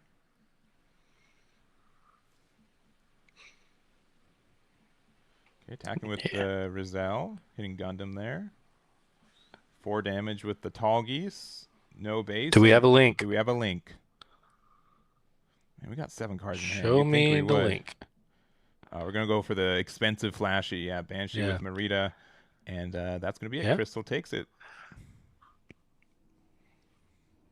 There we go. Yeah, interesting green blue build there. Not our typical what we'd expect. 1 year war, as you said. That's more, I guess, Xeon like you called it. Xeon aggressive. Yeah, but we still had like the breach part of it too. In those kind of builds too. We didn't see the full deck, but if we're playing Yeah. Wu Fei, like it's not unusual to play like Rick Dom as well. That works really Yeah. well with it. So, yeah, I would say strong start didn't really convert into like the mid game, and Red Blue was able to put some footing. So both decks can still, no matter how many units you play, if you're just seeing your show of resolves and pilots, you do Yeah. kind of stall out at times. For sure. So, well, we're gonna take a 30-minute break. But no, I'm just kidding. We're gonna find Yeah. another match. So that is the one thing I like about webcam games is like in person. Like if table one, your stream table, if it's five Yeah. minutes, it's 5 minutes. Like what are you gonna do about it? So, Right. Right. I'm gonna just jump through these tables though, see if there's any matches that catch my eye. We've got a white green mirror match, which maybe we can come back to later. We've got a white green mirror match. We've Oh, got, jeez. let's see. Um, let's see. Table 5. We've got a very two less happy setups, so we're gonna keep going. It's a prerequisite at this point. It is. It is. We got to find some of them. I know that there's a lot of people playing from Europe, and it gets late out there. Yeah, understand. Okay, then let's go to. Oh, I don't love this setup either. It's sideways. What are they doing? All right. Yeah. Give me 1 second. Let me. Hop around. Yeah. Yeah.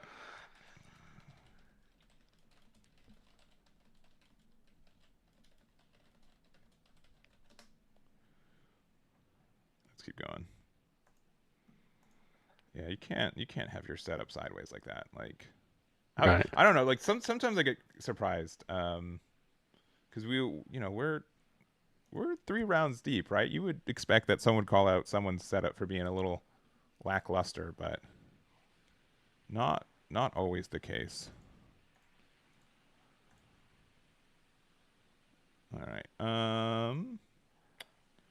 Man, I'm trying. There, a lot of these just could just be over in a minute, which is why it's a We little... might be going back to that green white mirror. Yeah, let's go to table 13 though. Let's go to table 13. Okay, table 13. Let's do it. I think this one, it's blue white versus Wing. Wing's able to get to the late game, and now it's kind of like a value war, right? Yeah, and this is an interesting game at that point. Yeah, I like this one. This is a good one to go to. All right, yeah. And Man, on the Wing left, Zero just gets so much value. it does against this one in particular. Sometimes you do just sit it up, and then you just high maneuver throughout the game, right? Whenever they have a base that you don't like. So yeah, for sure. And it's just so big.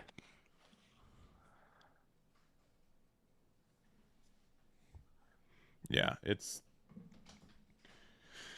And then if you link it with the hero, you're in a good spot. And it looks like we're going to play out the base. I don't think anything gets hit by it, but I've been seeing this one pop up a little bit more lately. Yeah. I'm not a fan of it just because of that 4 health. That's just so little. Yeah, I will say that there are most situations 4 health and 5 health are about the same though. 6 health is clearly like a big difference, like a jump in power in that sense, but yeah, I can definitely see, it feels bad to play a base with 4 health that costs so much. Yeah, and I think another big reason why I just is because like Rezel is like one of the most popular cards in the game, and I don't want it to just clear something for free. Like I'd rather make you have a pilot attached to it or play a Gundam and boost it that way or something. Make you use cards by base. I think it's awesome too, and this happened in early One Piece, is like a vanilla like Rezel is a really, really good card. It is, yeah. And I'm definitely one to like kind of undervalue like vanilla cards at times. But yeah, 4/3 body, like Ilfrit's a blocker, but it's still like got vanilla stats too, which makes it good. Yeah. Like even like the vanilla Gundam, people still play that card. A 3/4 body you play for 2 costs, sure, very good. Doesn't die to Wing Zero. Nope. Even if you don't get like the effects, like sometimes just having something you pay for 1 cost means you get 1 more body out that turn. Yeah. And then also if you go second, you can still link it with Amuro and still keep your EX resource. Do you think you not being like you said overlooking vanillas at times, do you think that comes from your Dragon Ball background? Because in that game I feel like vanillas really don't make an impact. In that game, vanillas have to be, you have to have a way to cheat them out, I think is what makes them good. Sure. But in this game, like there's still like 2 classes of vanillas, right? There's either vanillas with like super good stats or vanillas that still have like a link, which is good enough. That's why we've been seeing Kshatriya, is popular too. No, that's a great point.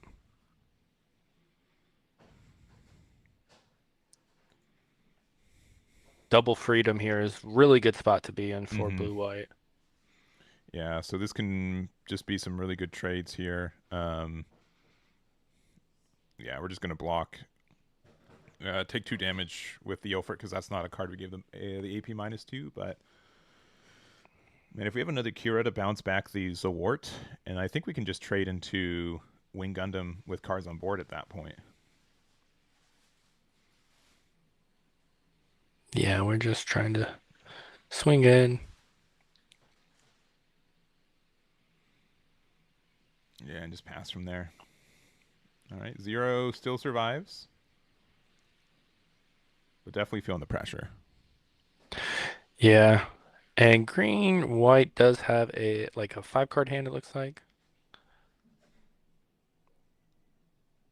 So they could have some options here.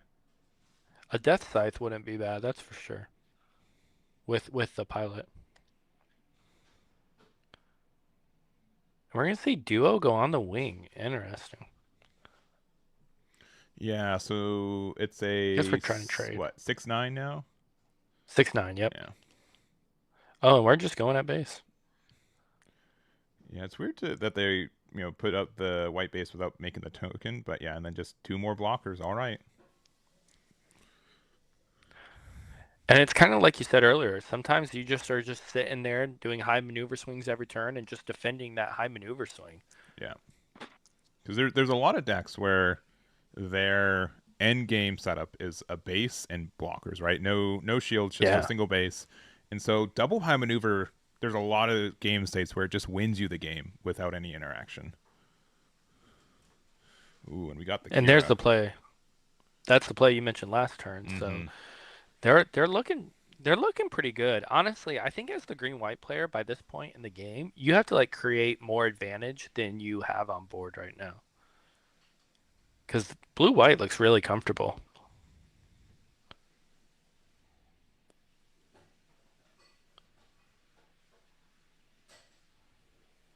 Just going to block.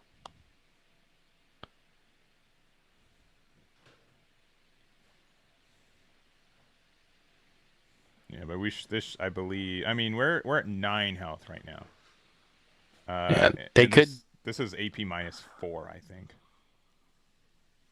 So it's only got 2, and then yeah, able to finish it off with this. Yeah, and took no damage because the Kira attack afterwards. That's so good. And we got Striker Pack making a likely 2/4 blocker on top of it. Yeah, that double freedom effect stacking is just so good.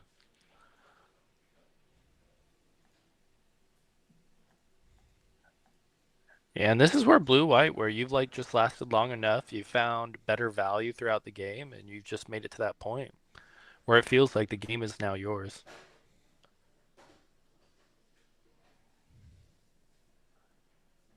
My man has only had blockers every turn. Okay, do you like Zawart as a card? Not really. I like it in green-white though, because it's kind of like a necessity with aggro. But every other deck, I don't really like Zowart. I've been really disliking this card lately. I just feel like there's been so many games where I'm like, man, if this is any other unit, I win. Like even most people have ways to get around blockers. Sometimes just having like a vanilla 2/3 or 3/2 that can trade aggressively after the fact, I think has just been better in my experience. Yeah, I think it's literally just a necessity because of, the aggro decks.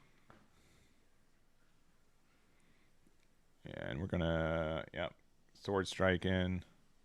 Or sorry, attack there, get hit by the sword strike. I mean, yeah, I don't. There could be like a really good like wing clear next turn too, but we're just gonna keep hitting them down. Interesting, you see sword strike in green white too. So this might have been a different kind of build. For sure. All right. That's gonna get the potential trade, but then we're gonna play the unforeseen incident, and then yeah, AP -3, no damage there, and then give the minus there, take 1 extra damage, and Yeah, very nicely done. And what a tough spot. Probably a rep. Yeah, because even if you play Wing Zero here, right, like everything that would get hit has more than 3 HP.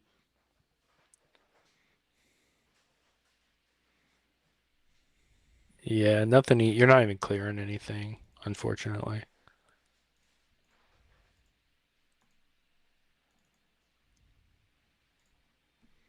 Yeah, so 3 damage on the Ulfrit, 3 damage on the token blocker, 3 damage on the Ale, but 1 HP is enough. All right, we do have the hero link there. We can get rid of anything on the board if we want to, but man, 2 shields is not sparking joy there.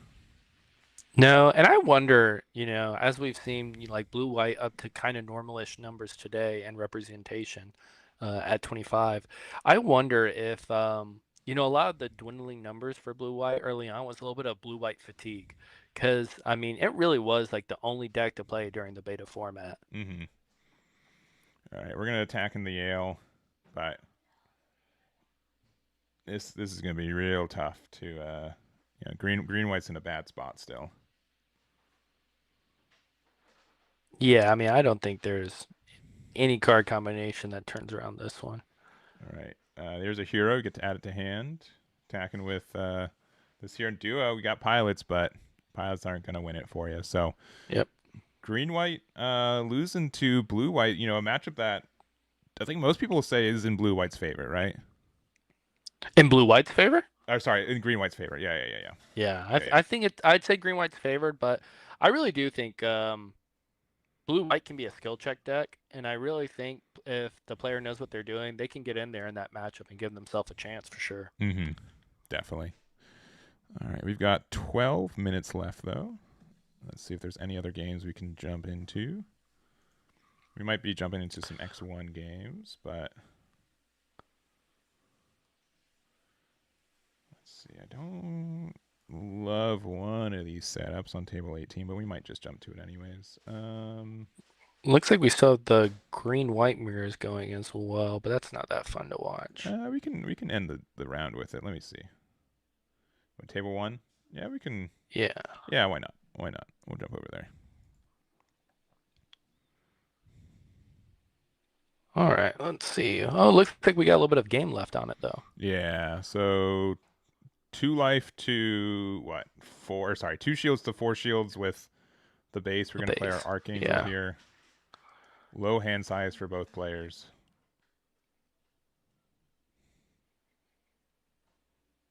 Yeah, we can assume that Death Scythe that's on board got a good amount of value.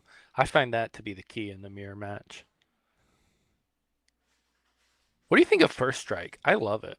It's great. It's super good. There's a red card I've been playing out a little bit more called Zeno. It links with any staffed unit. That with Atherin is so good. Just 3 damage first strike, gets around a lot of bodies. You can attack active units with it, right? Level 5 or lower. Yeah. I've been liking that inclusion for that in the deck. I think it's only first strike for anything level 2 or lower, but that means like Zawart, you just get a free trade, which sure. is nice. I mean, and all these green-blue decks, that clears the lot. Mm-hmm. All right, we got Ulfrit.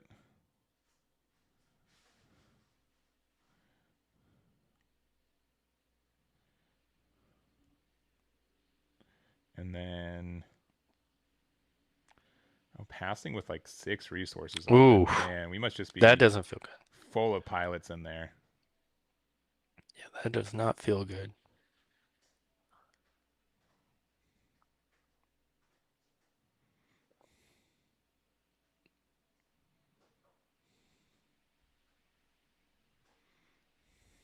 Neither player with barely any cards. Yeah, and that's like the thing, and honestly, part of the reason I think our player on the left has more cards is because they have less shields, right? Yeah.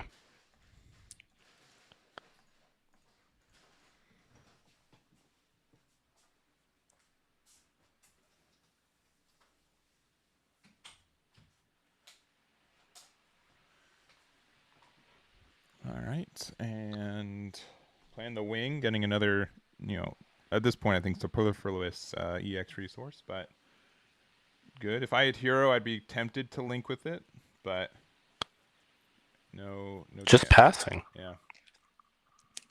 Both players, not much to do, it looks like. Now the Ale is linked with what, Kira, or is it linked with?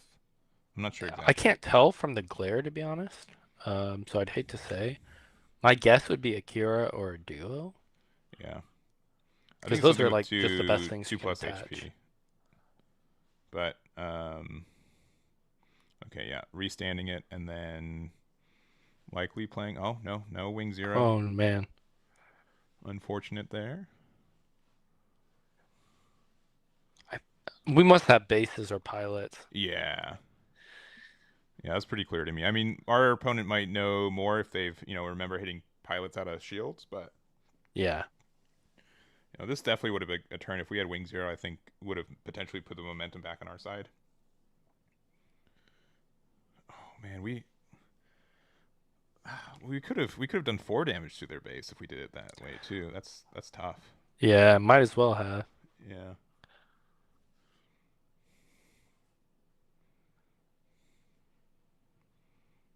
You're right though. Wing Zero would have felt great there. Mm-hmm. Assuming the Ale Strike has 3 HP, it might have 4 HP. Their opponent knows the card linked to it, but we currently do not.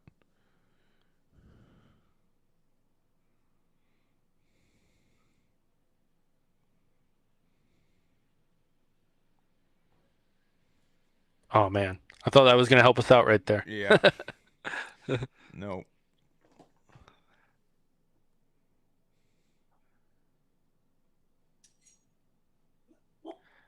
And just gonna block. Interesting.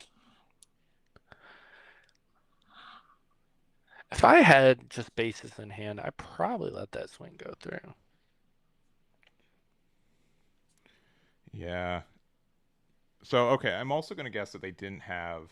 I mean, I guess what they attacked with this, and they probably give the AP minus to the 3 AP Ilfrit, right? Otherwise, we could block and trade.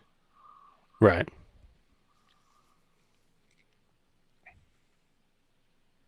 All right. Ilfrit of A our own. Livrith. Yeah. Yep.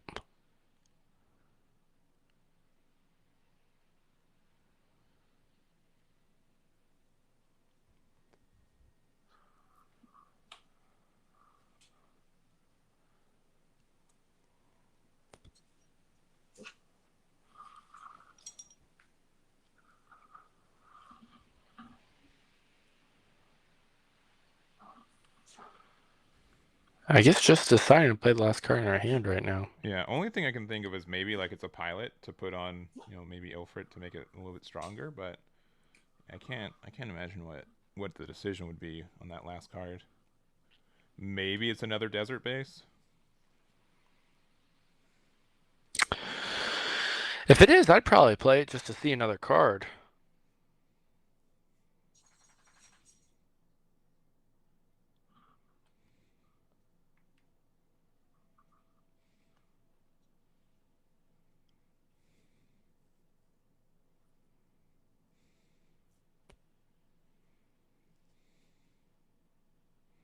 All right. Hawk of Endymion. Fuck. Gonna use it, Interesting. I guess, to bounce back the Ilfrit during the end of turn action step. No. Wing.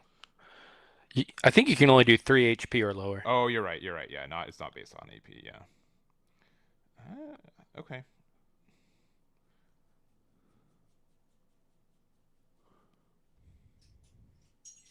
All right, we're gonna attack 4 into the 4 HP base, likely giving the AP minus to the Ilfrit. They're just gonna let it go. Gonna use the Archangel for 2 to restand, and then Perfect Strike, and then I guess Ale must have 2 HP. It must be either like it must be Yeah. like duo. Yeah, it has to be duo, right? Here, I'll just ask for fun.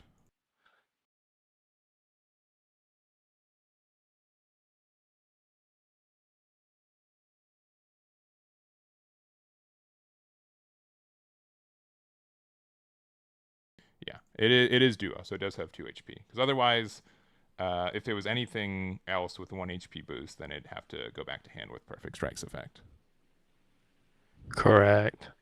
One of those times where it's like, oh, this card should be good, but it's not good for this effect right now. Mm-hmm. Yeah, like a free heal. Yeah, in that scenario, very good. All right, drawing 2, trashing a wing out of hand. I don't know if we know how many resources we've actually tapped. Yeah, There we go. think we're paying like 8 for Wing. Wing 0, but then if we did do that, Should have used ale yeah, first. at least attack Yeah. with ale first. All right. I think they just realized. Yeah, yeah. Yeah. They hadn't played it yet, so.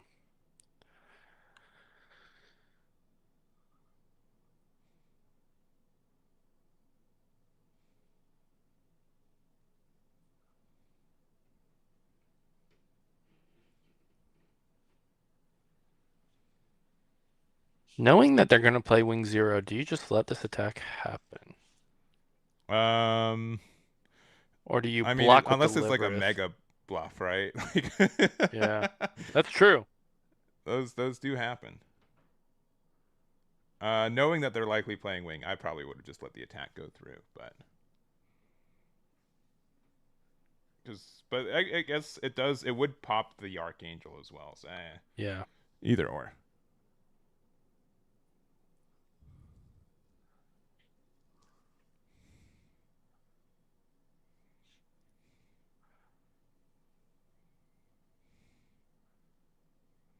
Yeah, and tapping, yeah, full 8 afterwards. Got the Wing 0, a very shiny one. 3 damage across the board. Doesn't get rid of anything.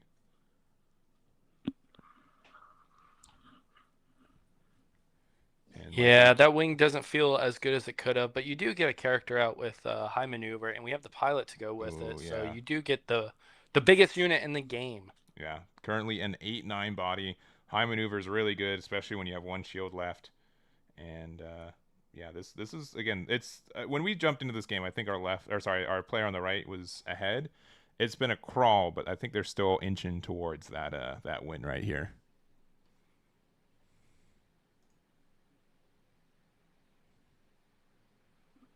Yeah, and I don't know what you could hope these two cards to be. Maybe a Wing 0 and a hero of your own, I guess. Because that would clear their Livereth, but it clears yours, and then you could trade Wing 0 and board states equal again. But that was you can't even trade Wing 0 because it's 8/9. I don't know what you could really even hope for here. Yeah. Oh, passing. That's brutal. Yeah, I mean you're technically not out, but That is brutal. only one blocker is tough.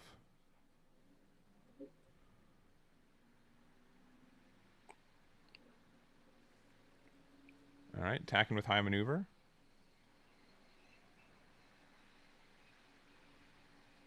Not really a lot you can do. Okay, action step, I guess, to return their card to hand. I mean, Man, that doesn't feel good. no, I mean, I guess this is what, just in case there's a way to interact with that. But you also just healed them back up, so. Yeah, that's why it doesn't feel good. Just play it back out. And yeah, double Ilfrit, and yeah, passing it back.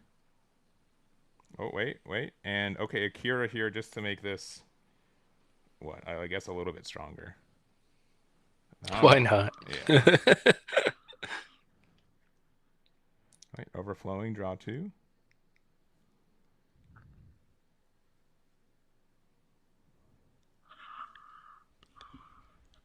All right, getting rid of Akira in hand. Sure, we've been sitting on that cure for some time. Yeah. I'd assume so as well. And then, yeah, what's our. I wouldn't even know. Okay, we've got we got a base. But I think we still likely lose on board, right? Unless they I have think another so. Hawk of Endymion to bounce back one of these bodies. All right. That. It's not the one I'd start Yeah. I was gonna with. say, with a 6 HP base out there, right? You kind of gotta start with wing. All right, there it goes. Attacking with this, given the minus to the Ilfrit here. Taking 1 damage. And then, yeah, attacking with Ilfrit for game. Yeah, there it is. Just hero in hand. So, all right. Wing wins. Not unusual for a mirror match, but they do get that. So, Yeah, not too big of a surprise. nope. So, I also, we do have some judges in there. We're going to have him kind of tidy up his setup. It's a little it's a little bit bad. I'll say. I don't want to be so. It's a little bit bad when there's a couple areas that could be a little bit better lit and stuff. So we'll see if they can fix it Yeah. up too. But there will be a fix for that. I know, I've been playing a lot of Bandai card games for a long time, but I know a lot of people, this is their first Bandai card game. This might be one of their first webcam events. So it is something that, you can adjust and get better for. And even in the 10 seconds, like, yeah, looking better for it. So they are adjusting it. Yeah, and I'll even add to that. Isn't that like really surprising and like cool, I think, to see so many like new players that haven't played Bandai game come over just to play Gundam. It's like Yeah. there's a lot of excitement around it. It's really cool to see. Yeah.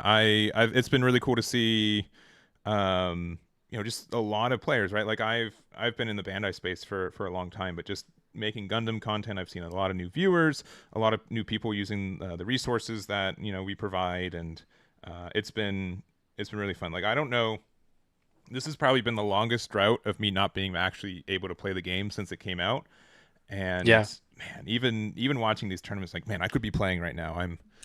I wish I was playing right now. Yeah, no, I totally get it. So, all right. Well, how much? I think that was time in round two. So yeah, we're in overtime. So we're gonna take a tiny break into this next round. Let me see. Let me double check how many undefeateds we have. We have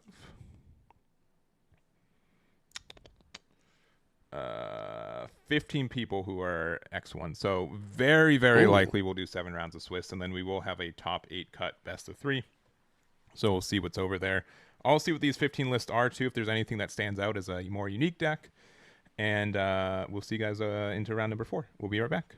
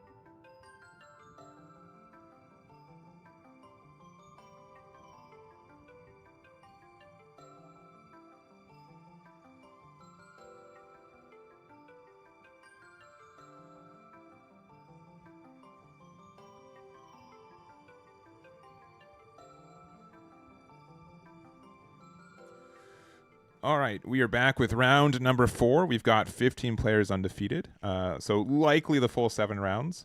We've got on the left, I don't know what these decks are quite yet. And normally, again, I don't like to kind of show that off for free, just in case anyone's extra watching this. But it looks like our player on the right is going to be a Sam T, and they end up going second.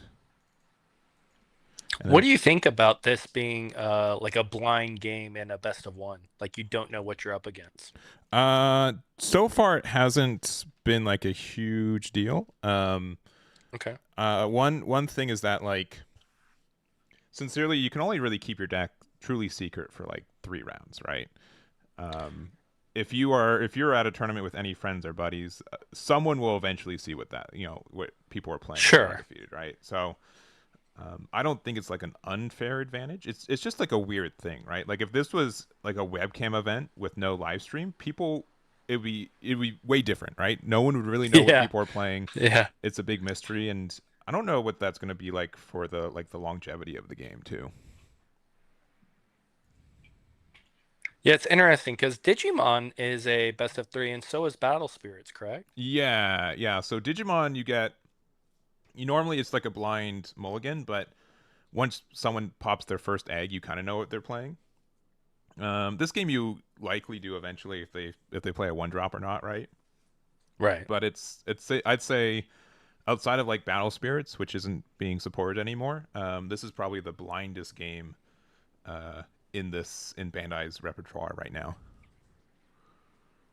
And it definitely makes certain things interesting. Like, are you mulliganing for like what you think is the most popular deck in the room, or are you mulliganing for like what would be the worst matchup across from you? Yeah, and it's looking like this is going to be a blue-white mirror match, based off of at least it could be on the left. It could be a green-white, but we're going to do another show of resolve here.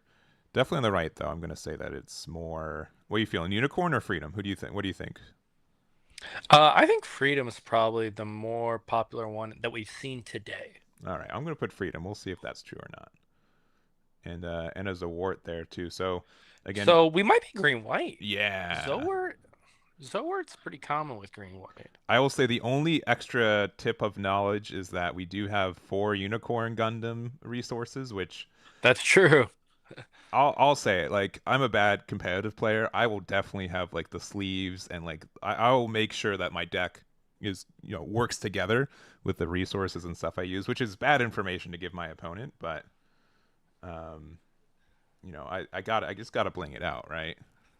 You like the theming. I got do. you. Yeah. If I'm playing Unicorn Gundam, I gotta have 10 Unicorn Gundam resources. All right, another overflow. We might be.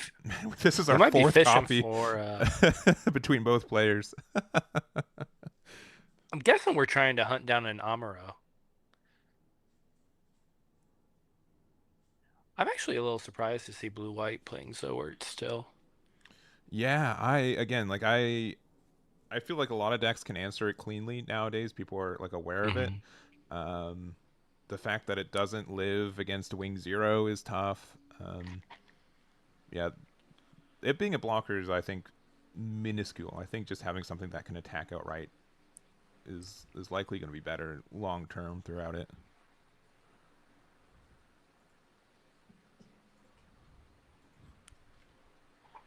We still don't technically know what we're up against. Yeah. If this was Hayden, the unicorn resources would give it away. Yeah, but then that ends up, you can bait your opponent, right? You can pay 10 unicorn resources and then have no copies of it in the deck. Like, with this kind of like format, yeah, there's a lot of room for things. Oh, but with Soletta as a pilot, definitely leaning more to some kind of like academy build with. I've yet to see Academy Wing. All right, I'll be honest. Doesn't mean it can't exist. Yeah. But that would be wild to see 3-0 in an event this size. Yeah, I'm even surprised to see Soletta, to be honest with you. I think it's a great card, but I know these builds have been looking more at Bamiger. Mm-hmm. And also passing with 4 resources open. Technically, it could be 5 resources open if we wanted to attack with the Ilfret. Unfortunate for Appia, not really finding things to do in this early game.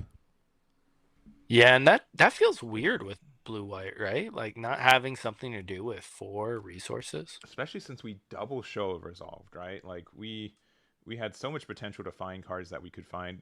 It's very possible that we still can't. I've been there, I've seen it, but Yeah, yeah, definitely unfortunate on the start you're here. right though. You would think with like all that overflowing, you would just get something. All right, and we're going to start with an Archangel on the right here for Sam. Does get rid of our EX base, but I think that's a pretty fair trade. I don't know if we're going to start attacking with our blockers yet, but if we end up finding an Amuro here, we can get a lot of pressure, especially since these Ilfrits turn into 3 APs. Yeah, and we'll be able to trade into the Zowert cleanly with a Livrith, and then the Gundam would be able to take out the Livrith. And that Stiletto would end up getting 0 value. Mm-hmm. But I guess we can't rest it with the Amuro. I guess that was the thought process. Yeah. It's a 3/6 right now, so it Right. is hard to interact with. But yeah, we're gonna start with just 2 damage into the EX base.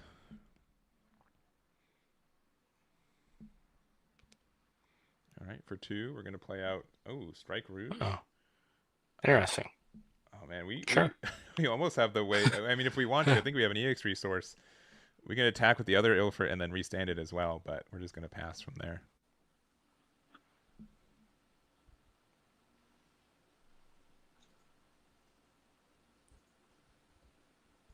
I love it when players and webcam events like throw out their hand. Like I like being able to see how many cards. Sure.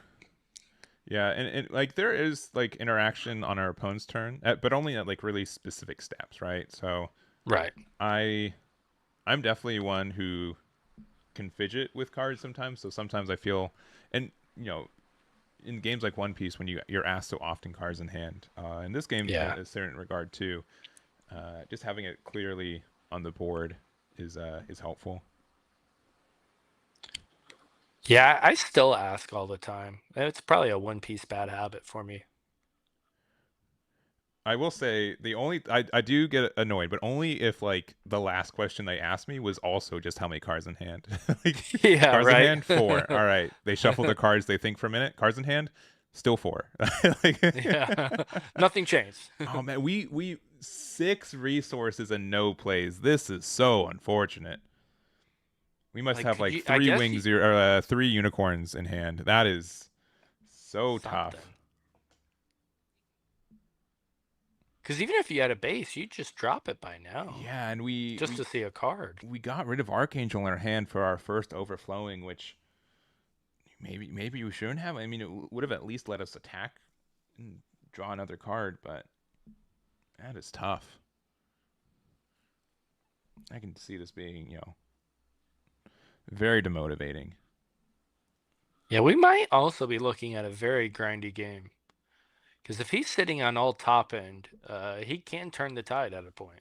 Yeah, right. There is a chance, for our other player, for Sam. Like, yeah, they have things to put on board, but if they don't see their top end too, they equally can just like have nothing to do on the late game instead.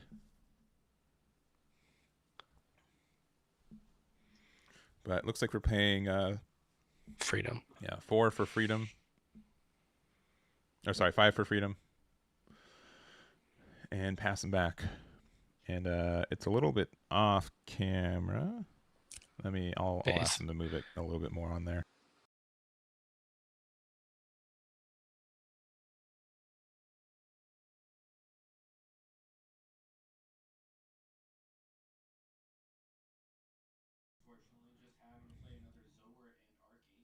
Can't imagine what's in his hand. Yeah, right. Like, I mean, at least we had resources to use this turn, but this is this it's only more evidence for my anti-Zawart Yeah. mindset. Like, you're not losing, but are you winning? Yeah, it's just not doing much. And I mean, we got like a 5-card hand. It's really shocking to see nothing to be able to play here. Mm-hmm. Yeah, we're approaching double digits. And we played 2 overflowing this game and a base now, so we've seen like a good bit of cards. Yeah, we've seen like what 25% of our deck. So yeah, I can understand being if frustrated because I'm like, man, what are these are horrendous odds here. This may be, without making them feel bad, the worst I've seen any player brick. Like, Yeah, this is pretty bad. yeah.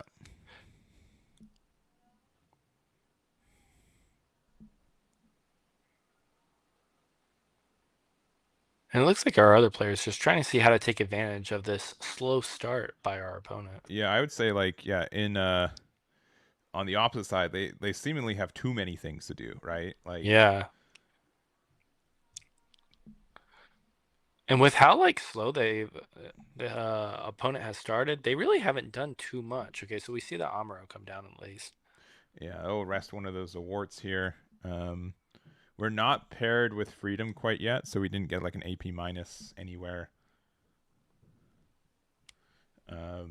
Yeah, our Gundam is a 6 AP right now. Everything gets the +1, which is huge. Yeah, if we throw another pilot on this other Gundam, I mean, we're talking big stats here for everything. Yeah, even just on like Freedom, right? Because okay, yeah, this Yep. is fine. Yeah, Soletta. So it's gonna stack. Yeah, So all units are getting +2 now. I mean, that's big. That's a lot of AP boost. So yeah, Freedom's at 6 AP. This Soletta is at 6 AP. The other Gundam's at 7 AP. We're just gonna go 6 into shields. Yeah, restand one of our resources. We have ways to restand 2 blockers for 3 resources here too. This is just so much value.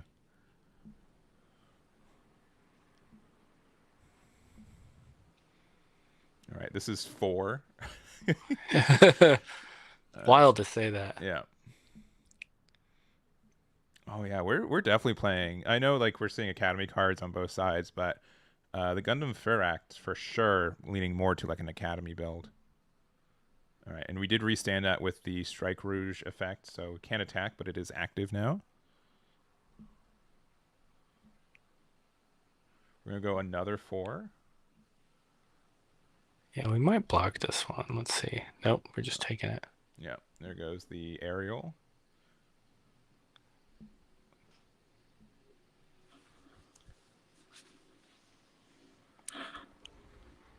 And this is 5. Yeah, this is 5 damage. Yeah.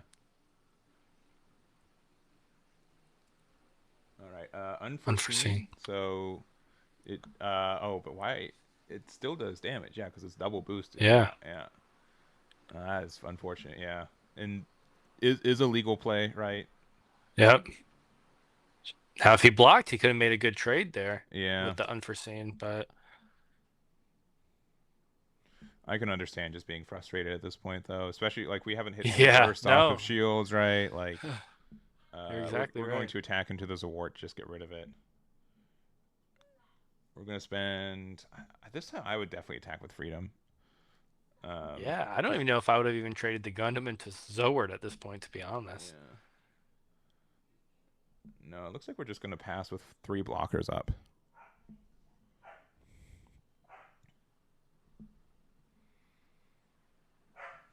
Yeah, but yeah. Still 4 cards in hand. After all that.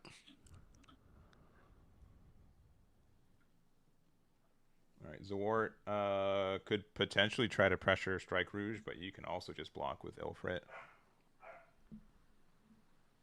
Everything's at full health right now.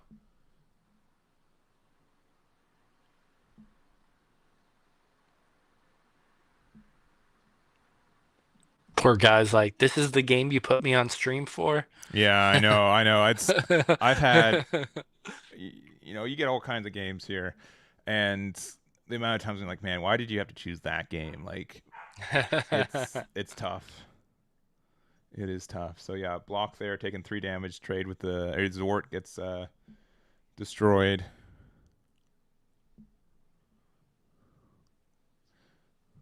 All right. This is okay. This is a wing deck. All right, we're finally know. Wild. So this was like an Academy wing deck. We finally see the second color in this. So moderate board clear. As in we get rid of one body, and then like the Ilfrit is at 1.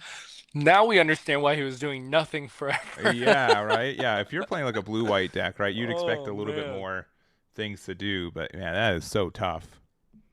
He did the bait and switch with the unicorn resources. Yeah, exactly. Yeah, I you know, I guess I told the truth. Get one resource back with this Soletta attack. We're currently at 2 HP, I believe, with our Ilfrit because it is a 2/2 right now.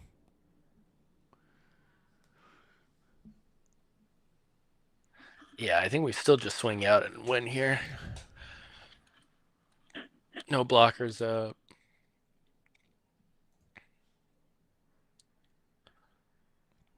I think you just swing with the Liverith first and then just go down the line.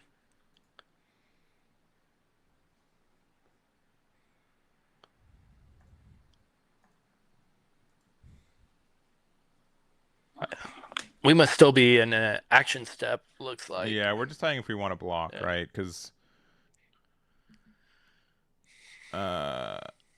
yeah, I think we block with the Ilfrit, right? Like, what's the? I think it's the way. Okay, we're actually just gonna let the Gundam go. Interesting. See, the Gundam has Soletta on it. I would have kept the Gundam around. Yeah. And then playing hero. Okay. I mean, This is high maneuver. Yeah. So we get rid of both Gundams. Strong. Yeah, it's not bad.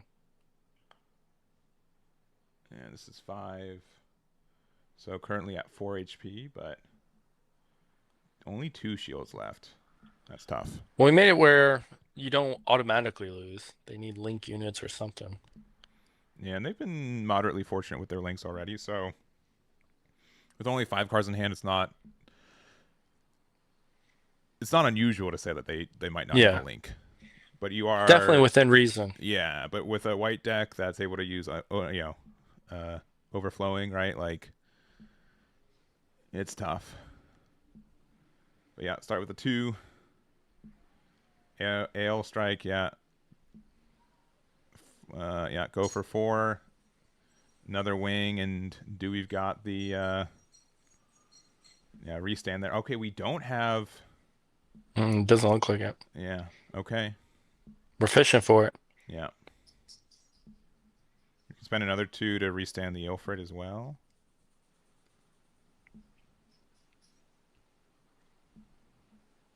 I see that we got another Archangel. I mean, if we want to go crazy, we could dig one more, but I don't think we need to. And honestly, I don't know if I would have retapped or untapped that the freedom there, because Ilfrit we're in the state that it's in. It's likely just going to die anyways, so I don't care if I restand that or not. All right, another play another freedom. Yeah. Pass. All right. But this can get into that weird end game where, like, you know what? I'm just going to continually put up desert bases, make it difficult for you to, actually go for game or have like the AP for it.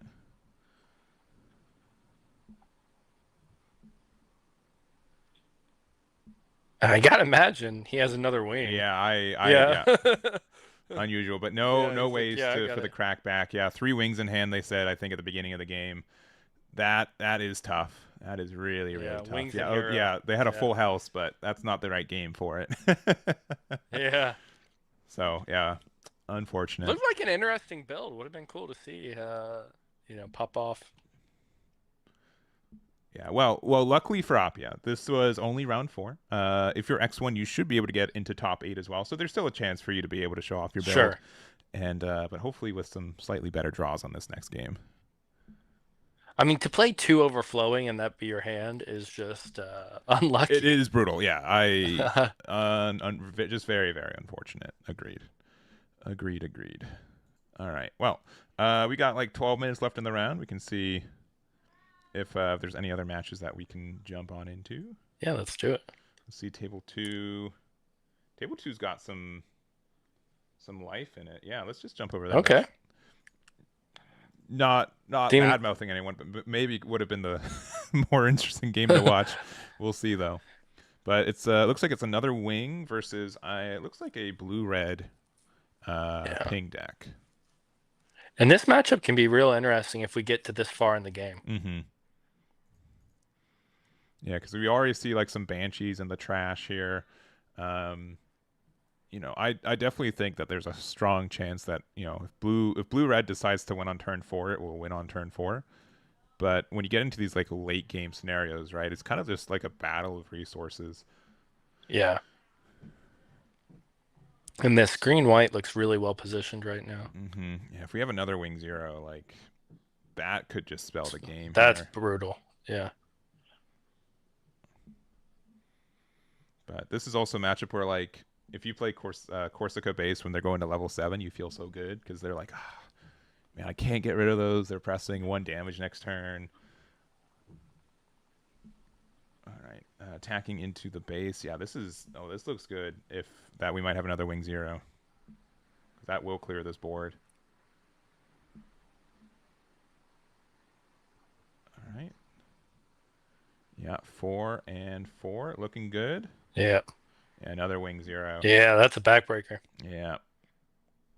I don't know if I would have linked the Merida on the Tallgeese then, because it still wouldn't. Like I'm just curious, like what situation that would have been. You've been trying to play around, I guess. Yeah, I don't know.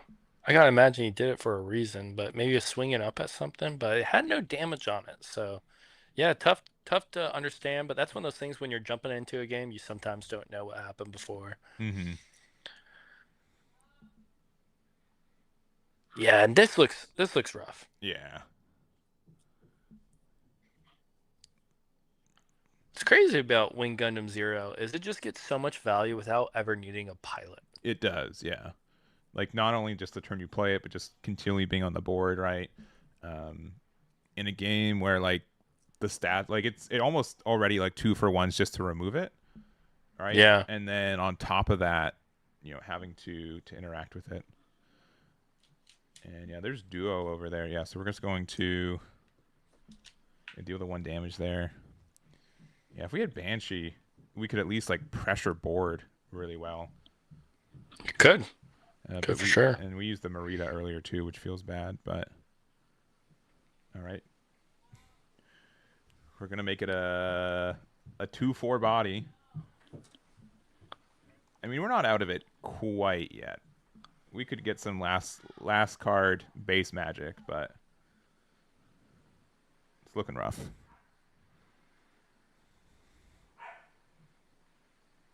Yeah, and this is not a good spot. Let's see here. Death Size taking out that shield.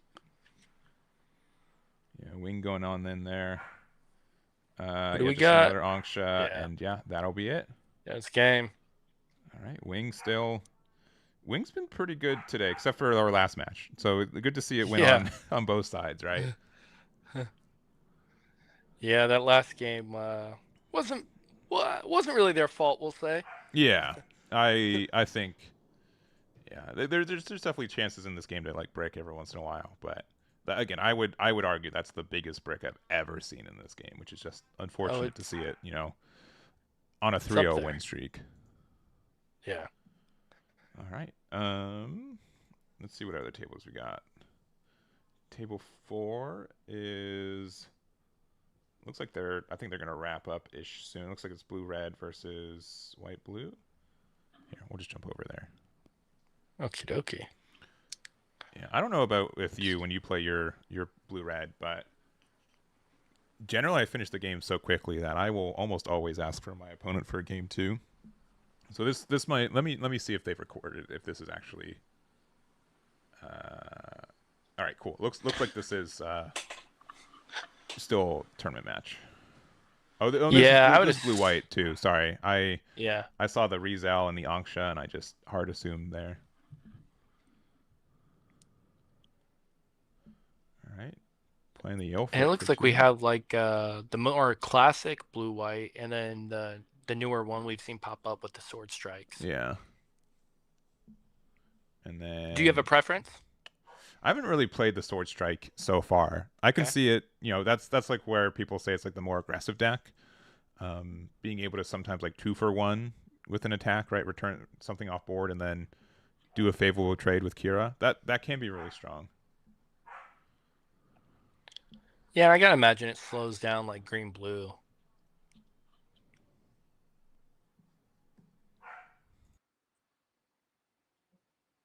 Both boards looking pretty decent here, though.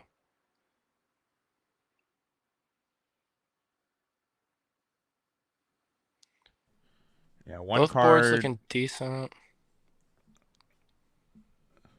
I can't tell. I don't think we have any shields, I don't think though. we do either. Yeah, we got the unforeseen there. Unforeseen.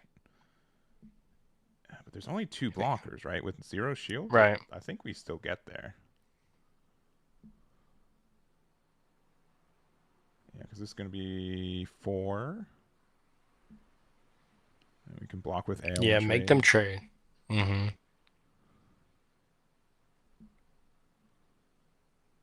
Oh, they might have 1 shield. I think they have 1 shield left. I don't love this setup. I'll be honest. I can't tell the setup. Yeah, because if you're just jumping in, right, the shields and deck should not be on the same side, right? Because you have the EX resources over there, or is that the deck? I can't. Yeah, I can't the deck sleeves are the overflowing affection. So okay. yeah, it might make more sense when we first set up, but I don't know. I'm usually okay with like some like if you're like a lefty to flip it, but like to have some things on like the exact opposite areas, that can be kind of confusing. All right, we're just gonna play the unicorn and pass. So we must have shields.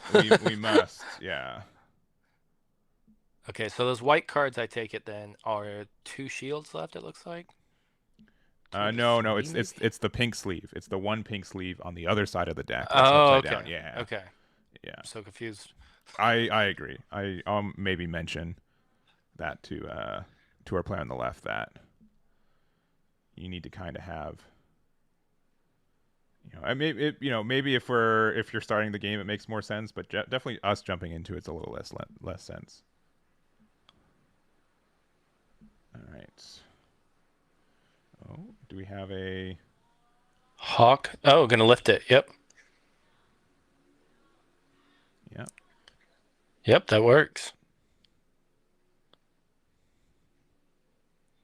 And we only have 2 cards in hand, so. And one of them's Rezel. Yeah, so there's no link. There's no link in there. Yeah.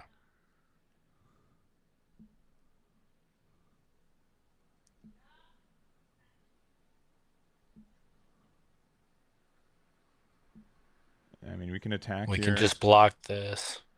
Yeah. Yeah. It takes no damage because the AP minus, right? Yeah. Yeah, and then yeah, sure. Unless we minus something else, I guess. Yeah, double Rizel, but yeah, that's gonna be game. Yeah. Even if there's like what can be like the best card out of there? Yeah. Oh, we do have a shield, so okay. But we're still still able to get there. Yeah. GG's. Close one though. Super close game. Seeing a lot of blue-white today at the top tables. Yeah, I'd say. I mean, so here's the other thing, right? Blue-red usually wins or loses in like 10, 15 minutes, right? So if we're jumping around, we'll likely see less red-blue because they've already decided their game, right? Yeah. Yep. But I do think that there is, still a good amount of variety. We don't see a lot of green-red and a lot of red-white, right? Because they just end up being. I feel like they have a hard time being consistent over anything after like 4 rounds, right? Yeah, and it's just I hate to say it, but maybe they just don't have the support yet, those 2 colors. Yeah. To like really jam it. Yeah, I'd say that it's red like blue and white are like really important colors I think in this game, right? And so red white just running out of resource even though it wants to be a late game deck without blue getting that card draw is tough and everything else. But I still think like it can have some action, but most of the times if I don't see like Aegis Gundam with a Atherin on curve, I feel like like my win rate just plummets afterwards. Sure. And I also don't love the other link for Arthur. The Justice one Wh- or the Star Deck one? the starter deck one. Yeah, I Yeah, agree. I don't love that card. It feels like it should be a lot better than it is. Yeah, I'd rather it do like less damage but hit more things than like the three Yeah. damage that it does do, right? It's really tricky to get like actual value off that card. I think the only time that it felt good was that like if you play against a unicorn deck and they just play out the unicorn without a block, sure you get rid of that for free, but that's such a rare scenario. Yeah. So, anyways, we're done with round number 5. Let's see how many undefeateds that we have. Looks like table 1 still needs to finish report. Was that round 5 or round 4? That was round 4. Sorry, we're going into round 5. Okay. So minus. I mean, we're booking. Yeah, we are. So we do have top 8 after this too. But currently going into this next round, round 5, we have. Let's see. Looks like we have the full 8. Oh no, sorry, we'll have the full 7. So we still might have like a chance to do a pair round because the pair down for this round lost. So, Okay. but yeah, I'll make sure that they report that. We'll go into round number 5. I'll actually look at what decks we have left undefeated, and yeah, we'll be back with round number 5. We'll see you guys then. Bye bye.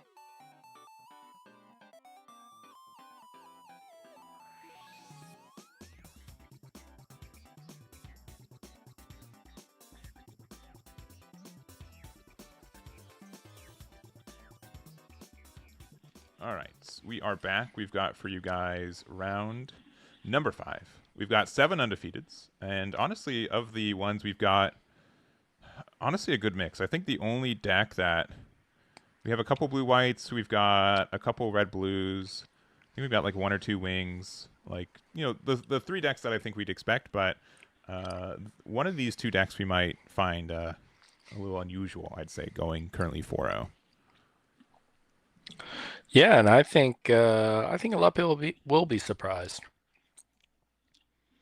But yeah, and this is only Swiss for us today. We will do 6 or 7 rounds. It's looking likely like 7, but if the down pair wins the next 2 rounds, it will be 6 rounds into a top 8 cut. But there is prizing for top 16. And then, are you doing the top 8 cut just right after this? Yeah, top 8 cut. We'll probably have like a 15-20 minute break. Make sure people are able to take a break. But I mean, you know, we've only been like I've been live for like 3 hours, but you know, 4 rounds of Gundam usually takes like 2 hours. It's pretty quick. Yeah, it's not like a Digimon event. Digimon Best of 1 event. Digimon Best of 3 events are lengthy. Yeah, that's All right, but for Stalin here, we did end up playing the Overflowing Affection. Draw 2, trash 1 means that we are on a you know, there's white in our deck, and then discarding. Looks like a Perfect Strike. Yeah, Perfect Strike. Yeah, Perfect Strike.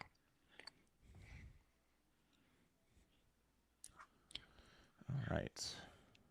And we are And on... since like, oh, go for it. I was just gonna say, since like in One Piece you like get your life or shields as we call it in this game. Mm-hmm. I really like that we see like draw cards like Overflowing and Show of Resolve in this game. Yeah, yeah. Drawing in games like One Piece is usually pretty tough.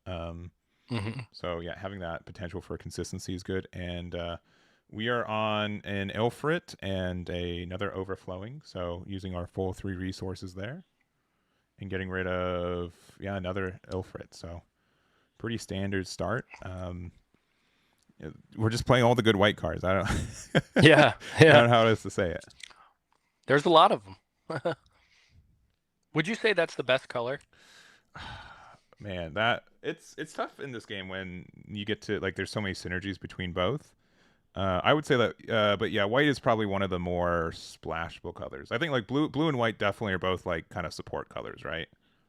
Mm-hmm. Oh, I agree.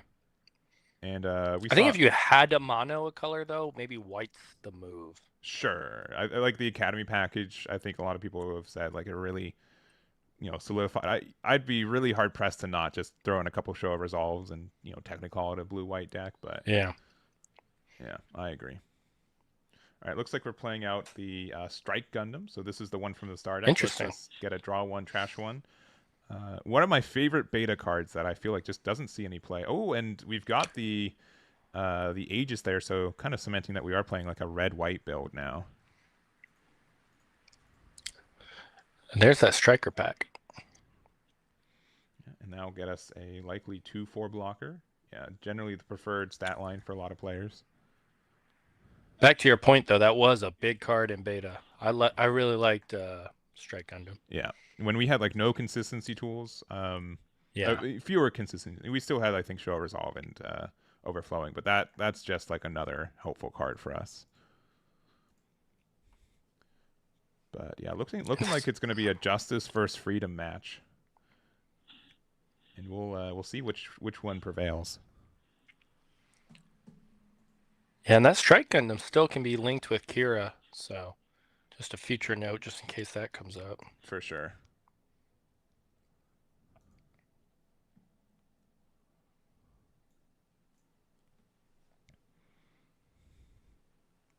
All right, another Overflowing. Man, if I had a nickel every time Overflowing was played, like Yeah. I could probably use that to enter myself in another event. Probably the most used card in this game. One of the most, I would think. It's just so good. The fact it cost 1 is just really good. Yeah. And another Gundam here. And then passing back.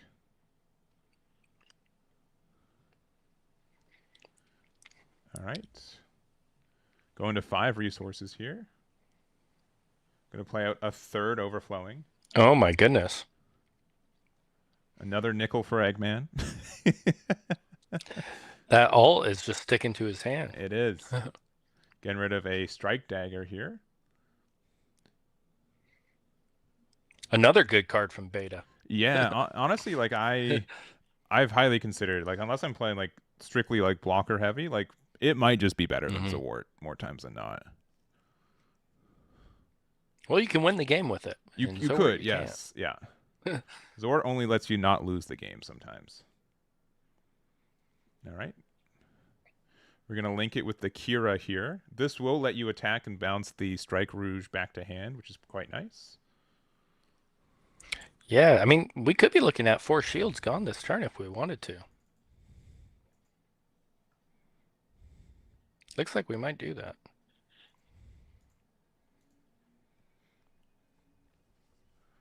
All right. And it's going to be, what, 6? Yeah. Yeah, that's going to definitely pops that. Get rid of that EX base. All right. We have, just the Strike Gundam here heading into a Freedom. You love seeing that go away. Yeah, attacking with our blocker here.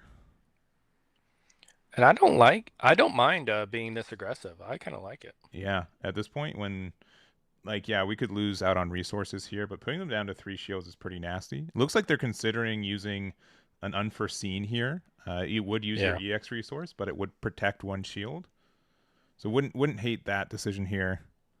So it would mean that you wouldn't be able to go to level 7 next turn, which is a really big turn for dropping your Freedom Gundam.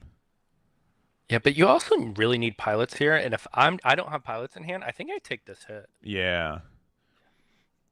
Because we haven't, there haven't been any seen. Ooh, okay. Archangel. Would have been nicer if it was 1 more above, but we'll still take it, I think.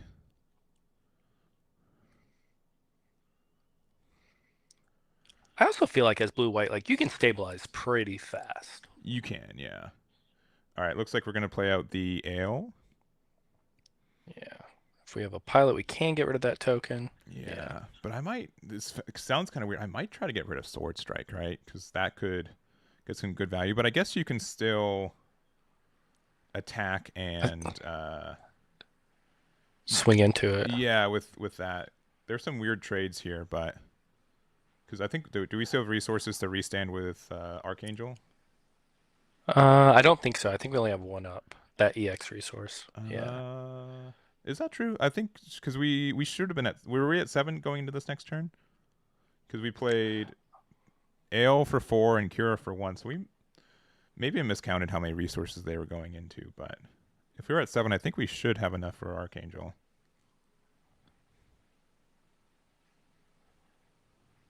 Based on what he has on board, it looks like it's the 5 and then the 1 for the EX resource. Gotcha. But I do not know, but that's just what's being represented. Yeah, I think you're right. I just thought they were going to 7. All right. And then one of these Gundams can clear that Strike Gundam as well and just repair at the end of the turn, which feels pretty good. And then I guess crack the EX base if we want to. Yeah, I don't see the downside really. Yeah, taking 3 damage there. I guess you could blow up the X resource and play a pilot onto the Gundam if you really wanted to. Yeah, because any pilot would let you. Yeah, any pilot, even anything with something with 0 AP would let you boost that up to 4. But yeah, no, I think we're just getting rid of the EX base, and we're gonna pass with 1 open, gonna repair 2 on our Gundam, and yeah, that'll be it. But like we were talking about, can stabilize real fast. I mean, that board looks pretty good.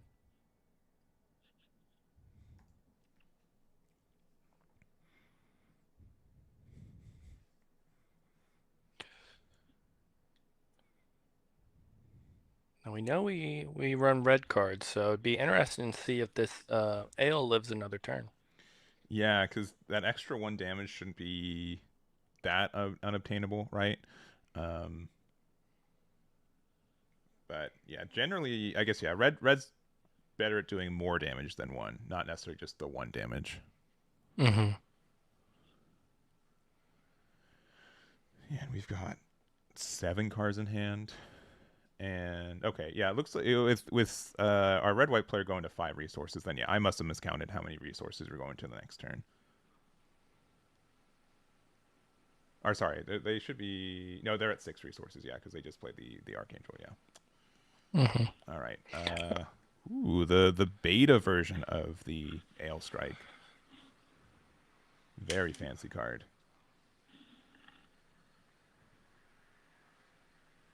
I think that's an alt strike rig. Is it? Maybe you're right. You are right. You are right. Yeah, you are right. Sorry. That's tough to see. Yeah. I will say with webcam quality, I could be convinced that's Ale Strike very quickly. I mean, I convinced myself, but you are right. That is an alt art of the Strike Rouge.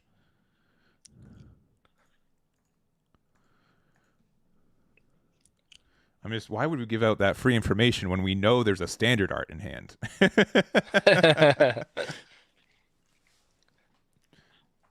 Honestly, though, that's a really good point. It's the little things like that, to be honest with you, that a lot of people don't think about. But I know you want to play the shiny card from your hand, but yeah, that is it's minor detail. I don't think it's a big deal, but a third Gundam from the starter deck though.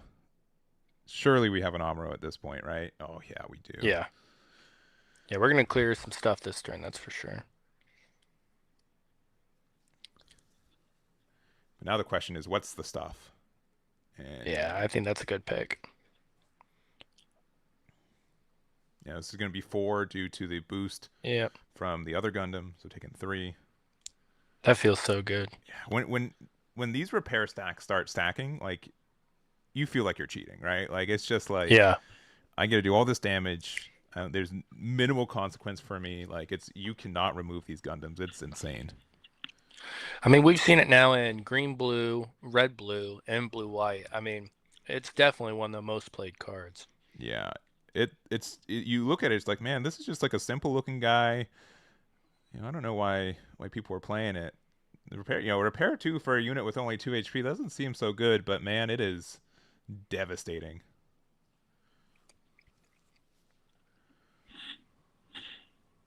All right. Yeah, we're looking pretty good here as the blue-white player. No, we can attack with Ale, reduce the Ilfrit so it doesn't take the damage here. Oh, okay, but we're just gonna establish a Strike Rouge and. Oh, you know what? I might have got it wrong too. Sam's the one who got the Strike Rouge bounce back to hand. Not Stallion. That's my bad. That's why you can play the alt art and feel safe. There we go. Hey, this guy's played 3 of the alt overflowing, so I believe he only has the alt arts at this point. You know, I think that's fair. This may be a max rarity deck, right? We got the EX resources, we got the mat. Could be the full art. All right, we're gonna play alt art freedom here.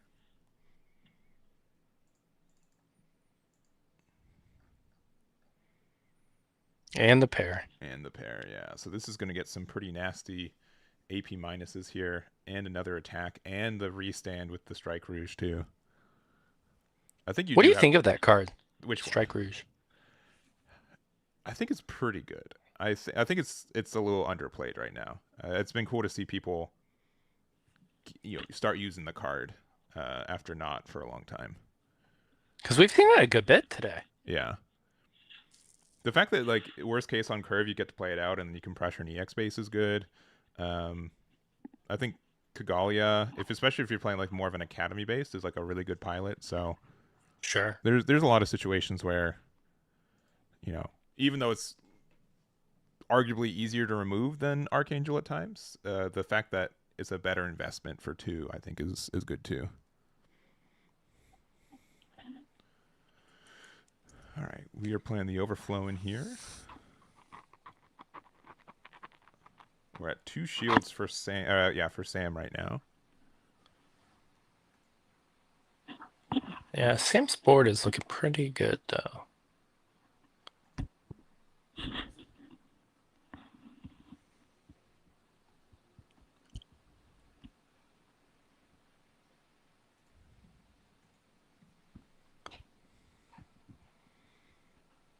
Yeah, we've got a lot of things happening, right?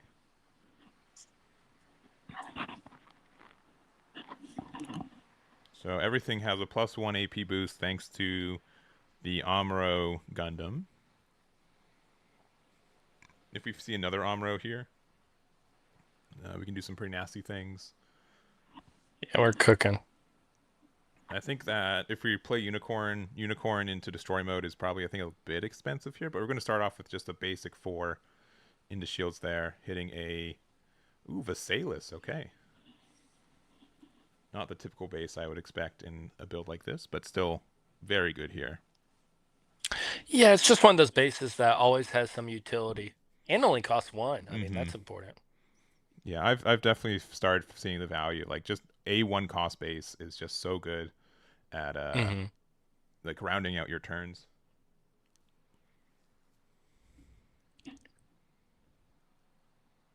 Have we discarded yet from I don't believe overflowing? we have. No. Okay, so we're just doing some resource math Yeah. before. Yeah. Yeah. I am definitely a fiend when it comes to just like forgetting to discard off that card. It's especially if you're playing a deck that also has overflowing, right? Like, Yeah. oh, I draw 2, it's easy, but no, we definitely need a discard.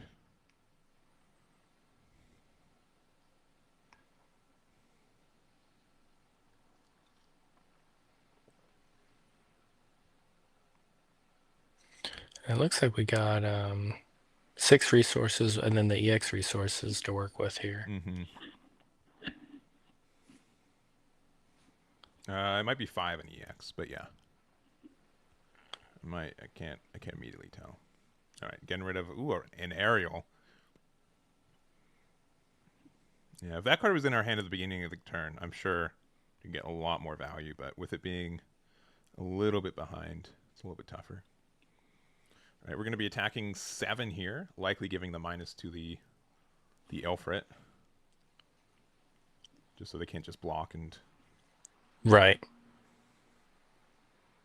Because then otherwise this will just be freedom. Yeah, okay, getting rid of the base. Going to use the 1, I think, to potentially restand the blocker again.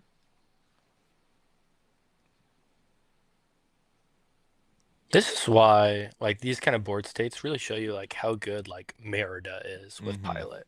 Like this ale has gotten so much value with only 1 health left. Yeah, I think the scary part though is that you can very easily lose next turn, right? If there's Atherin with Justice, you have 3 attacks on board and you can present 2 more very easily. Like, you should not feel safe if you're Sam right now. Sure.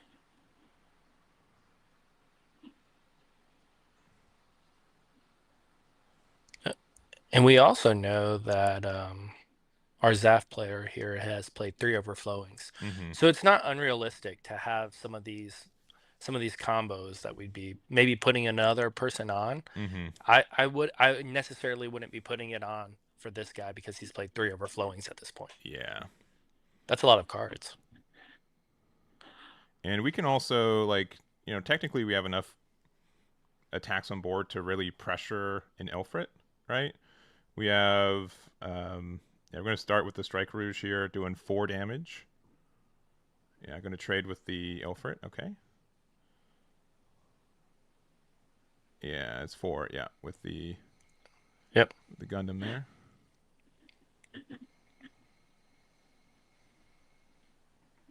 And then do we swing this or no? Yeah, if I had another pilot, I would put it on the Gundam just to make it the boost. Yeah, the boost here. Hitting into another Strike Rouge there. This point, no real reason to attack with Gundam. Yeah. Unless we have like a ping damage here. Because Angsha could do a really favorable trade. All right, adding a Kira to hand. And the Ale Strike was restood this turn, so it can't attack, in case anyone's curious. Oh, double Elfret, though? Brutal. That's pretty good. Yeah. And then the heal there. This is a really good turn for Sam. He's really now Sam can feel safe. Yeah.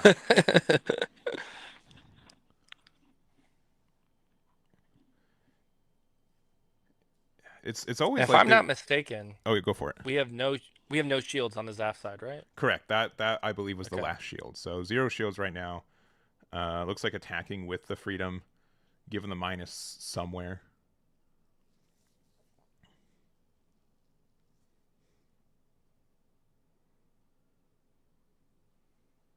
It's got to be at Delivereth or Ale, right? Mm-hmm. Yeah, and I really want to do 2 damage to one of these because then I can at least start armoring it next turn too. Yeah.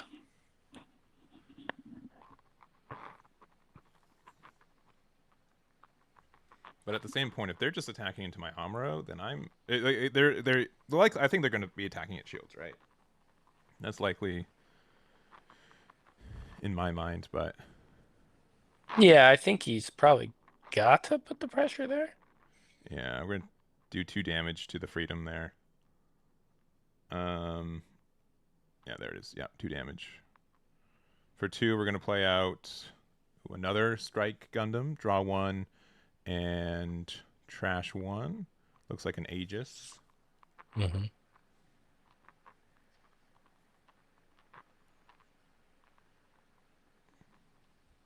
All right, for 3, playing out a what is that? Not perfect strike, but the other Launcher strike, launcher I strike. think. Yeah, and Yeah. then Ilfred of our own, and then we have 1 to restand our freedom. But I think we Yes. just have numbers, right? We need what? They have 4 blockers, and we are presenting 5 attacks. Yeah. And they only have 3 blockers. Yeah, they're just conceding. Yeah, saying, you know what, I have Yeah. anything. Oh, and we still have the not Yeah. just not getting there, unfortunately. And yeah, and if we needed to save something, we had an unforeseen to save us. So, all right. Yeah, but pretty good game though, you know. It's cool to Yeah. see that we're in round 5 here and a Zaf deck was undefeated, you know. Yeah, I think that was a really solid game and kind of showed, I really like red white. I really want that color combination to start doing well, and I think people are Sure. starting to try it a little bit. There are just some unfortunate times where, like, man, if I could play like an overflowing affection like effect, or not overflowing, short resolve like effect, my deck is great. Yeah. My deck is really really good. Yeah. But without it, like, you just kind of have to hope that a link with justice shows up into your hand and it's enough to go for game. So it's Yeah, I very think tough. Justice is interesting. Yeah, because I mean, very few cards can just say I have 2 cards and I can push 2 damage, right? It's a really Yeah. unique combo in that way. All right, but we've got, let's see, I don't think I had the timer up there correctly, but we've got what, 12 minutes left. Sounds about right. Looks like the other 3 tables. We can check out table 4 real quick.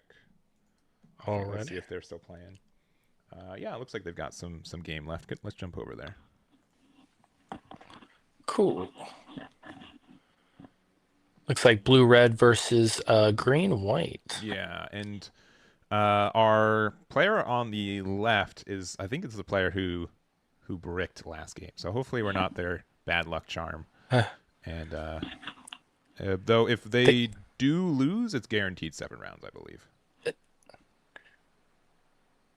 All right, so we've got the Merida here, doing 1 damage to the wing, and to both really, but you don't get the additional damage from the Kashatra because these 2 things are yeah, too high level.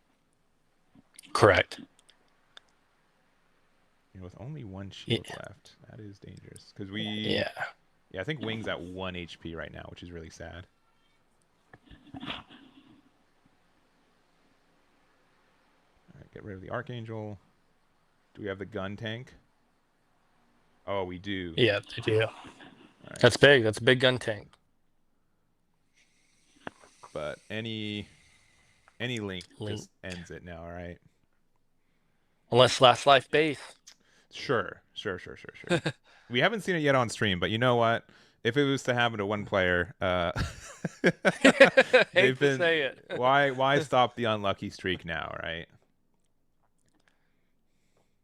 What's worse, last life base or base trigger? I think like the worst is actually like strike day. Like if they hit a strike package, right? Just a gun That's true, tank. Do 'cause we you have can the lose a link? unit. We've got it, right? Have to.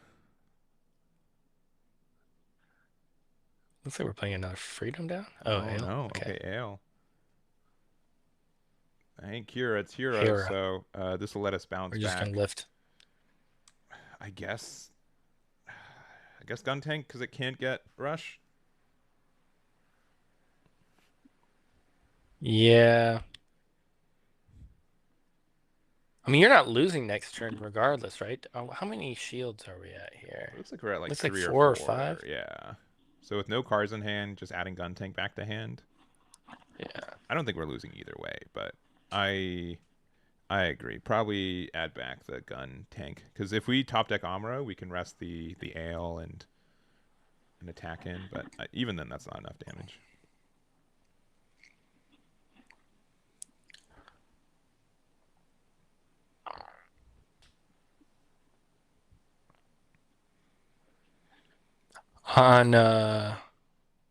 On attack though, Kshatriya will be able to place a damage on that ale now. Yeah, though I think we would just generally. Do we top deck? Oh, okay. All right, we got it. There it was, like you said. I don't think Yeah. it's gonna make a difference, but I definitely would feel bad if that happened to me. Yeah. The thing is that so we have to go for the board clear, right? If we don't want to lose. Yeah, that's why. We That's why ultimately it didn't really matter. But... sure. So I mean, like we attack with Kshatriya, deal 1 damage to Ale, trade gun cannon into it, and then gun tank is doing 1 big boy damage. Yeah, I think that's what you have to do. It doesn't feel good, but I think it's just how you stay in the game, right? Mm-hmm. Yeah, so 1 damage there. Yeah. Trade into there. 4 damage to the ale. And then yeah, our big boy damage with the gun tank. Yeah. Now all boards are even, and we get a hero out of it. Why yeah. not? We had a hero last turn though, so like it wasn't like a case Yeah. of like, if we had wing, we would have won anyways. But we'll see. But do we have it now? Yeah, do we have it now? We got something. Yeah. We're very happy to play it. Oh, Rebuild. No, so remember this is the academy build of this deck. Yeah. But this is going to let us get back. Okay, overflowing. If we had striker pack, I probably would have played that too. But let's see. Draw 2, trash 1.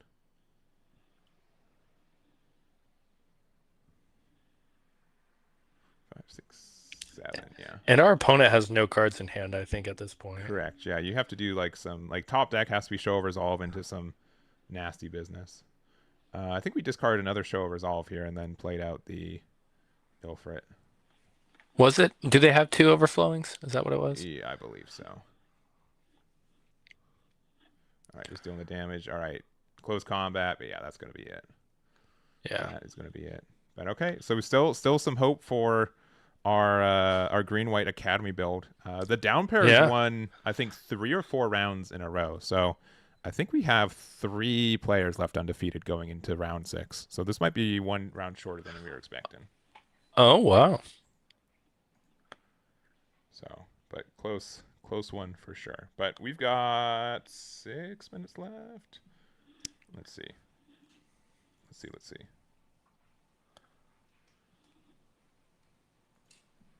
What else we got? Do we got any games that are like kind of close? We've got to see some good stuff this round, though. Yeah.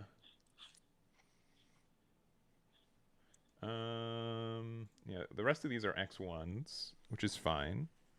That game just finished. What's table 11 looking like? Table 11 just wrapped up. X1's still fighting for top cut. Yeah, and even if you're X2, there is prizing for top 16 too. So Very cool. you've already committed your morning, right? Or your afternoon. What's one more round if that's the case? You can definitely still get some prize in here.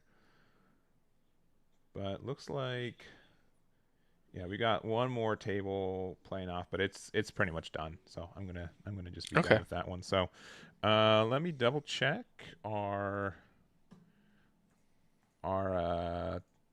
pairings real quick because I think we have 3 undefeateds left, I believe. Yeah, so we have 3. So maybe we'll watch table 2 first, just to see what ends up winning. If the down pair wins, we have a 7th round. If not, we're done with Swiss in 6 rounds. Yeah, and that'd be kind of wild. Yeah.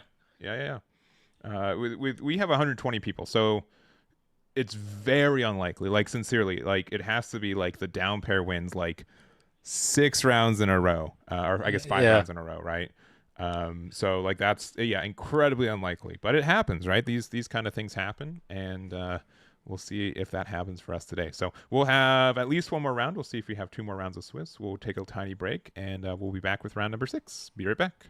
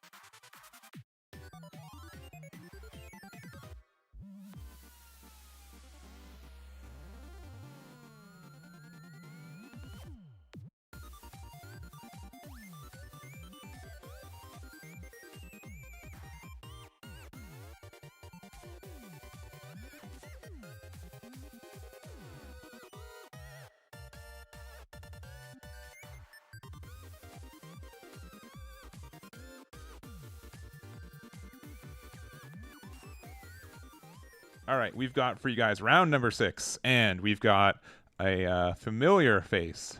Not face, I guess hands. Hands playmat cards.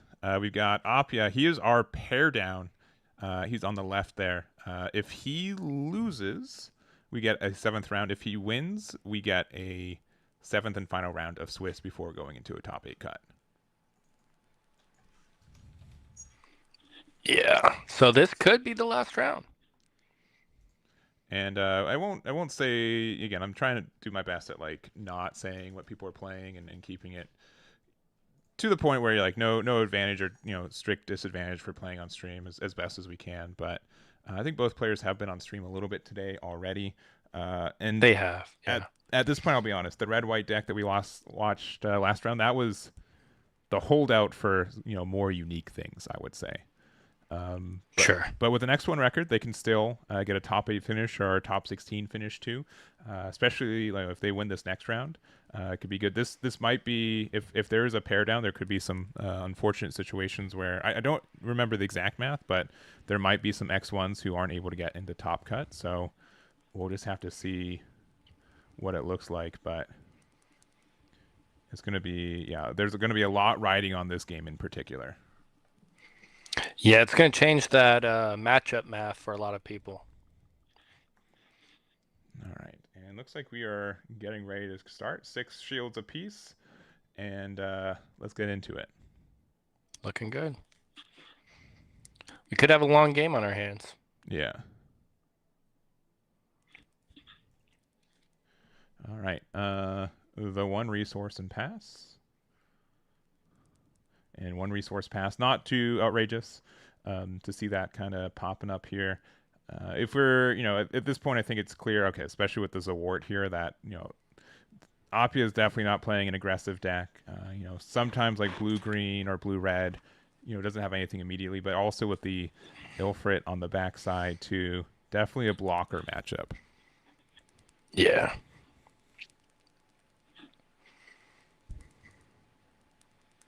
Looking at the 3 resources here. Ilfrit of our own. Shocking no one, yes. Such a good card. It really is.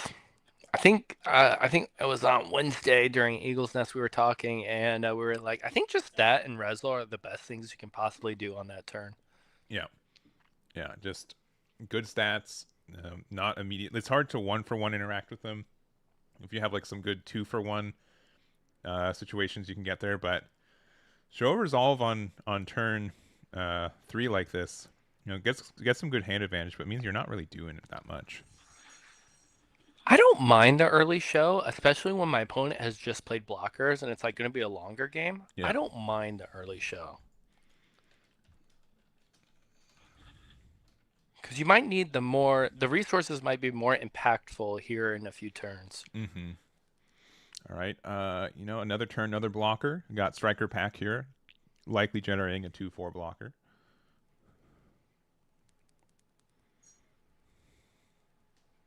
Thinking about it. I wouldn't. This would be one of the situations where 4/2 blocker doesn't seem that bad. Yeah, I'm fine with that. Can clear base, and then if Liverith does decide to block, it's a trade. That doesn't feel too bad. Another 2/4 body. Yeah, I think you're right though. Yeah, a clean trade 1-for-1 for Ilfrit off that is fine when you have such a board. I think he's played more cards this game on board than the entirety of the first game we saw him on stream. Yeah, and we want to kind of use that token to swing this turn because now that our opponent is presenting Ale, we know that token can just get lifted pretty easily. Yeah. But I think, this is one of the situations where, it was a real decision to do the 4/2 blocker, and I think it's going to get some good returns. They're either going to lose their EX base or just trade with the Ilfrit. So, very nice there.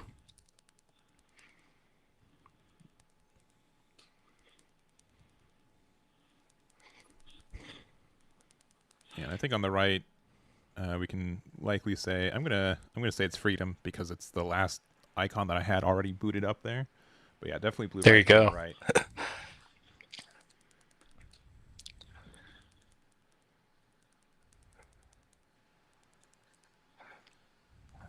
Just a little block here. Interesting to swing the Liverith when the Ale can just block. We must want that damage there. Oh, Oh, we're we're actually swinging going into it and into let it their happen. blocker, yeah. Okay. It seems weird, but like, if I ever have a chance to like put a card into range for Wing Zero, I think it's likely worth it. Sure. You just have a lot of time to do that, right? Yeah, and Like, honestly, like if they block there, I would definitely attack my Zawart into their Ale right the Ale. afterwards, right? So, Yeah. all right, I'm sure that was the thought process. yeah, And and there's a card we don't get to see much. yeah, it's the Gundam Feract, and you know we've seen this deck a little bit today. It has a During Link with an Academy trait card.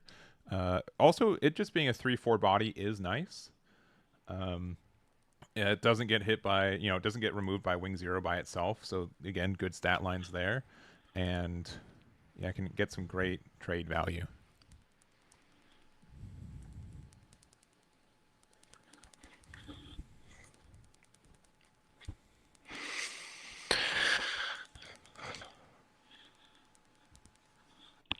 All right. And 3. For your favorite base. My favorite base, that is true. Listen, it's crazy that the most playable Tall Geese card is a 4/2 token, but I'll take what I can get. Yeah, I wish the other Tall Geese was better, but it's just so expensive to get true value. Yeah, honestly, weirdly enough, I almost wish that it was like more expensive, so it doesn't get hit as easily or removed. Like if it was Yeah. difficult to interact with, then you'd be in a kind of a different spot. But we're gonna play the Anksha, doing 1 damage to, sure, our least favorite Ilfred on the other side. We're gonna use the Ale Strike, yeah, bouncing the token off the board, and then attacking into. I don't know where I go here now. Yeah. Okay. Yeah, it looks like we're gonna block with this Award, and that's not the card that we get the minus there. Real quick, why did Now you though, draw one that of card? these 1 second. 1 second. one of the, It was his turn. Okay, my bad. yeah. Yeah. I was gonna say now one of these Liveriths can trade into that Ale. Yes. Yeah, which is nice. There's no blockers out there too. We have our own Ale, which would be able to remove their Tall Geese token. That feels really good. Yeah.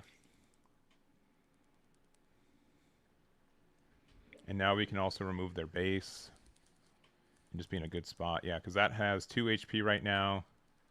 Yeah, the Ilfret that has damage. Yeah, we can do a clean trade there.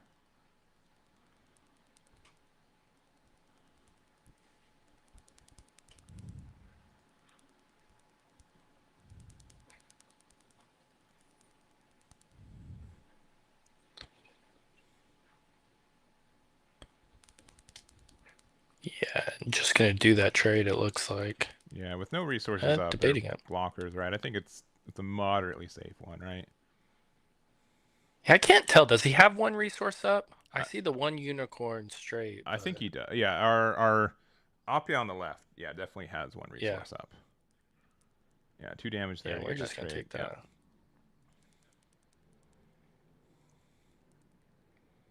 Yeah, and then 2 damage there, and then would you attack with? I think I'd attack out if I'm being honest. Yeah, definitely put the pressure.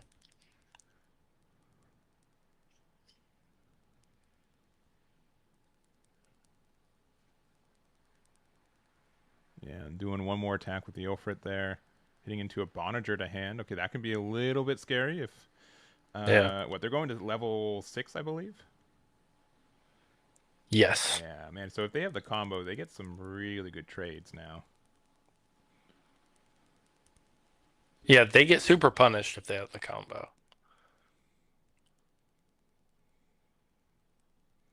I don't know. Even with like max draw, it's really tough to like consistently see it, though, in my experience.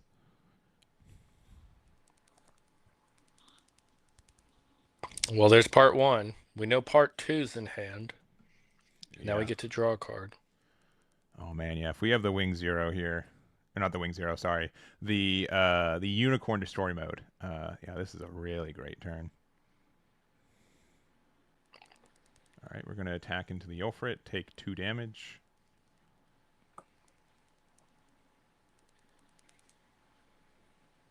And we do have it, Yep. man. That's so good.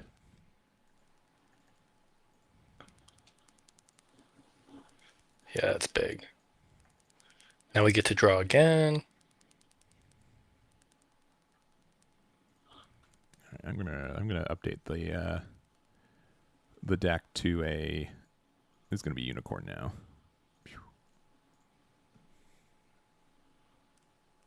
All right, yeah, and then 3 and 3 into base, taking 2 damage. So Yeah, why not? not like a super clear, but this Pretty is good. nice. Yeah, and like the -2 from Ale still means that it has to be a trade into the unicorn. You can't let that card live, right? No, and then all the drawing off the pilot though just kept our hands so healthy. Mm-hmm.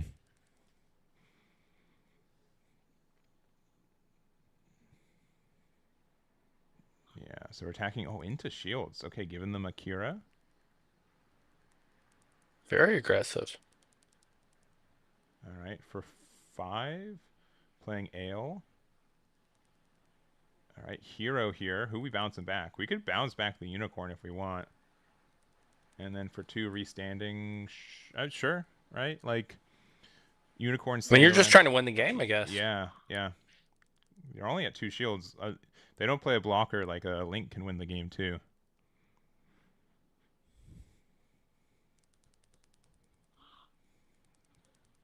All right, attacking, resting. Yeah, I guess the one with Kira is a little bit more important.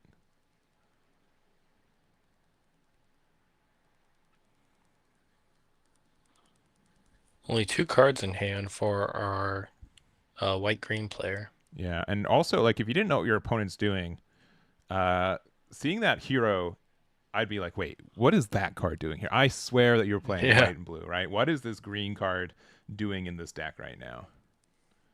Oh, we don't have it again, do we? Oh, that would be tough. That'd be tough if we did. Yeah, so this is now a 6/5 body. We can attack into if we want to attack into the AL, we can. We would trade, but we'll get that there. Hero Okay. back to hand, and then get a discard.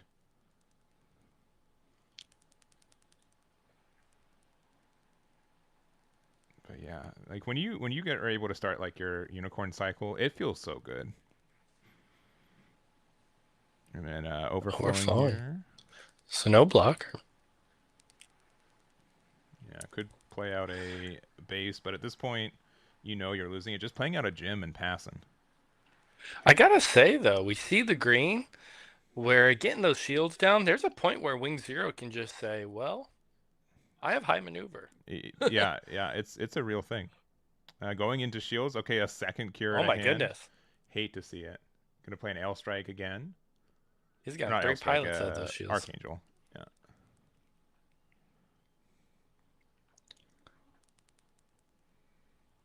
And 2, 3, 4, 5, 6. What are we playing? Freedom. Yeah, freedom. Freedom.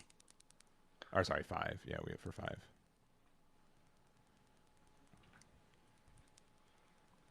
Yeah, and we're seeing this game just how good Archangel really is. Mm-hmm. I mean, it's made that Ale just get so much value. Yeah, that and Strike Rouge, right? Both these cards, I think, any kind of restand is so helpful. Yeah, I'm gonna rest the Ale Strike here, but you can sincerely like you can lose next turn as blue white. Hero Wing Zero would be something. Yeah. No, luckily you still have 1 shield left, so it's not outrageous yet, but it's getting close. And what's crazy is like our blue white player here has like a huge hand. Mm-hmm. All right, we got the Sword Strike. Interesting. We know they have the Kira, yeah. Yeah, we've given them like 2.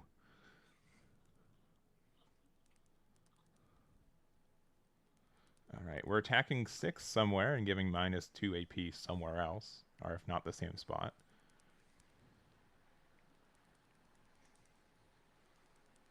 Yeah, because currently, Ale Strike is a 6/5 and Freedom's a 4/6. Yeah, just gonna do the big trade there.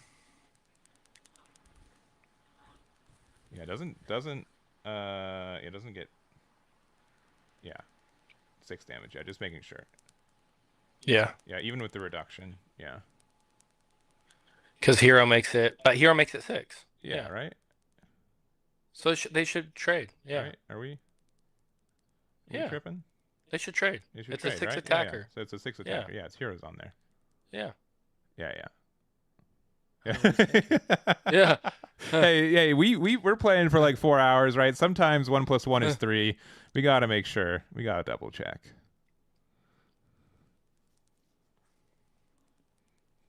I mean, you have to play a blocker here. Yeah. Blocker or like sometimes a base and like force them to have like another pilot to boost this, but this is tricky. And again, if Appia wins, this is our last round of Swiss.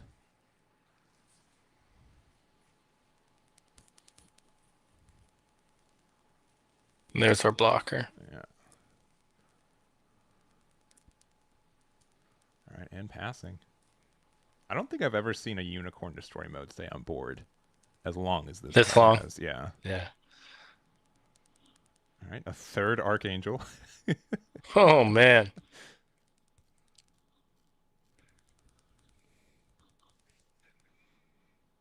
And now we're thinking.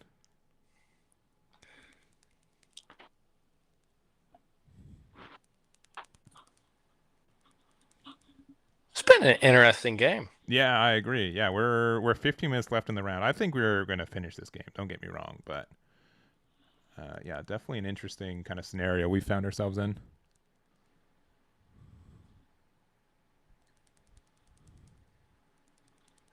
All right, 4 into shields.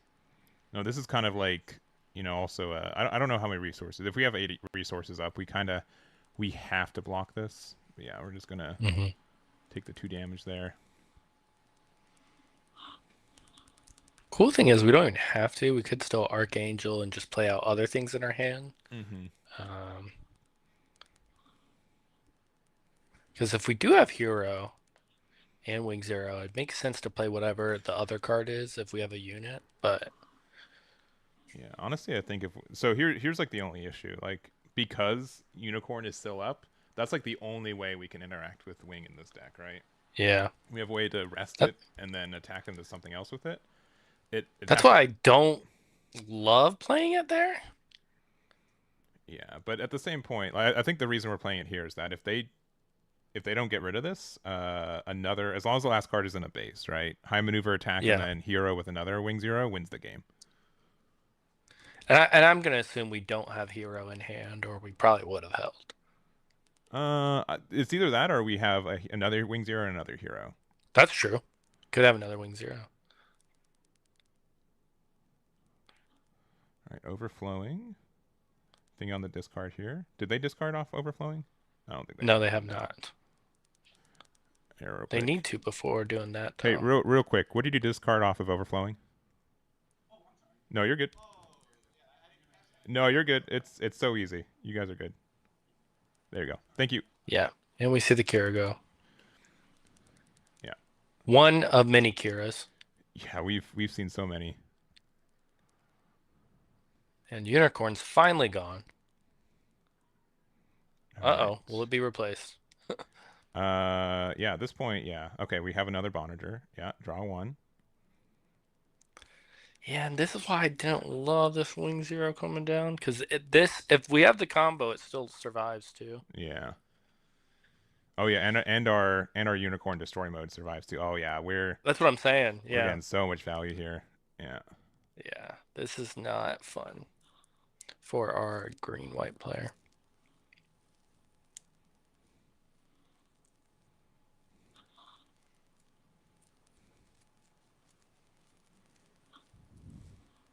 Do we know if there's another? If Josh wins, there's another round. If Appia wins, this is the last round of Swiss. All right, getting rid of. You can discard the hawk. Yeah, to get Bonger back, and then draw another one, and then yeah, we'll go 7/6 into a 5/7, takes 6 damage. Nope. Well, shouldn't be alive.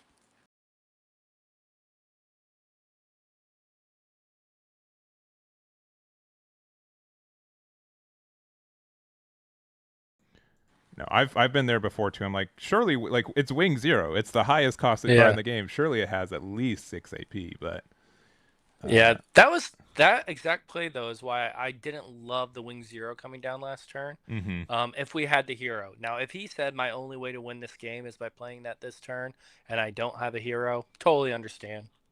I will also contest. Josh, seeing like resolving one destroy mode in a game is already quite the mountain. So like two in Yeah. one game, I think you're starting to get a little bit, high swingy. You know what I mean?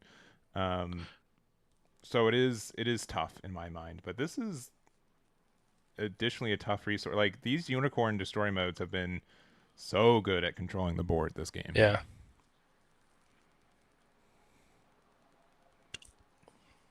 All right. And thinking about where we're swinging and we will get like the AP minus on something, right? Yeah. Oh, okay. And then the Yeah, unforeseen. unforeseen. Okay, gotcha. So we're reducing it by 5, so we only take 2 Yeah. damage. Yeah, That was a nice little trade there. but just passing. But with the Soletta here, that does mean we are. Ilfrit can't easily trade for it. But 1 card in hand is not great against 6 cards in hand. Yeah. And overflowing, all right, just to get some more consistency here. Yeah, I think like unicorn almost has to be with blue white because like overflowing to help you find your combo home egg. Don't do it. Oh. Don't do it a 4th time. Oh no, or a 3rd time. But yeah, this can just win you the game here. This can present another swing. All right, yeah, taking 4? 4 damage, so we're at 1 HP Yeah. right now. Oh, another one. Brutal. Yeah, I got to discard off that though. I will say this build does see like so many cards. I know when I've played it, I've finished games with like 9 cards left in deck. Mm-hmm.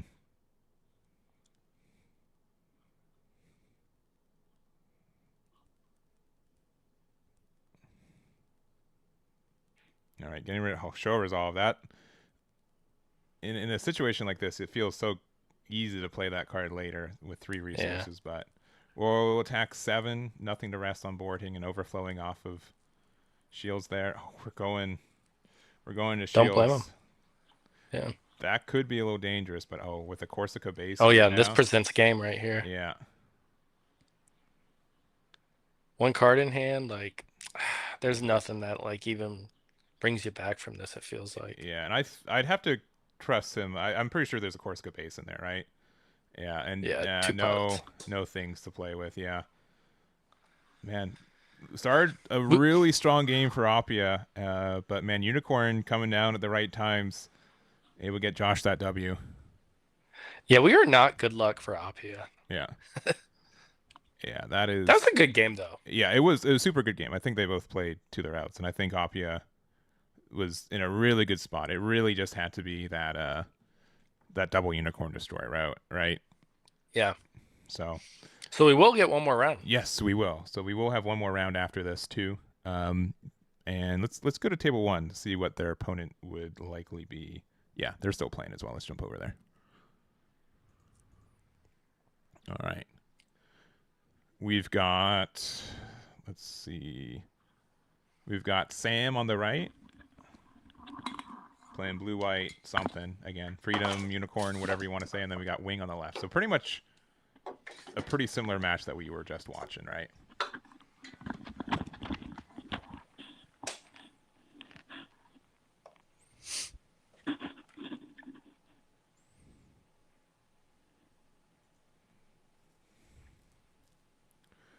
All right. And we're attacking 6 into Wing. So without any pilots, just a 4-5. So you get that good trade there.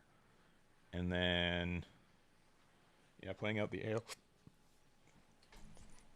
We were talking at the beginning of the game, like, man, blue white hasn't been doing that well, but I think we've only seen it win. Like it's been so strong today in general. Yeah, it's been super good.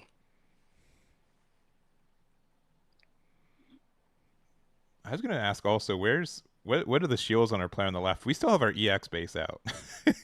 We got 6 minutes left in round. That's crazy. That is wild.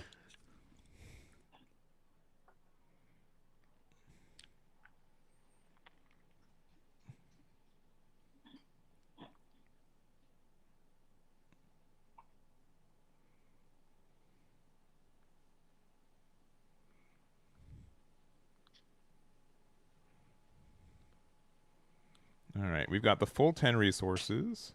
2 cards in hand for our left player.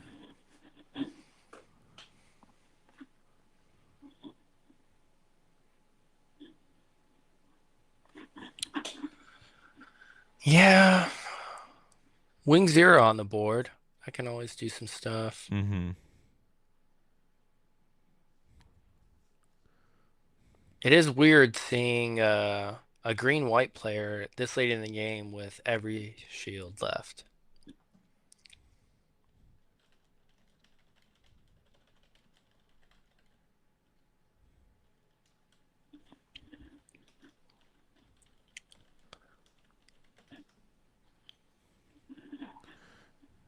And we've got what? We've got Archangel. I mean, we can still. Oh, okay. Rebuild. That's Rebuild. nice. That's huge. Yeah. Rebuild also with it having like. It's weirdly like outside of Unicorn, like the highest base attack in the deck. So if they don't have any units or like any pilots on wing, just being able to put like an Amuro or a Kira into it and getting that trade is really nice. But yeah, I'll just pass them back. Yeah, I mean, you really, as the green-white player, you really want this white-blue player to start swinging at these shields because you're hoping to hit some burst. Mm-hmm. Yeah, and with this now we can put any pilot here. We're gonna put the good one, right? We're now a 6/6. We get the restand. We're gonna get overflowing for 1. We're gonna play it. Yeah, and get the double. It's only 1. It's only 1 minus here. Let me make sure.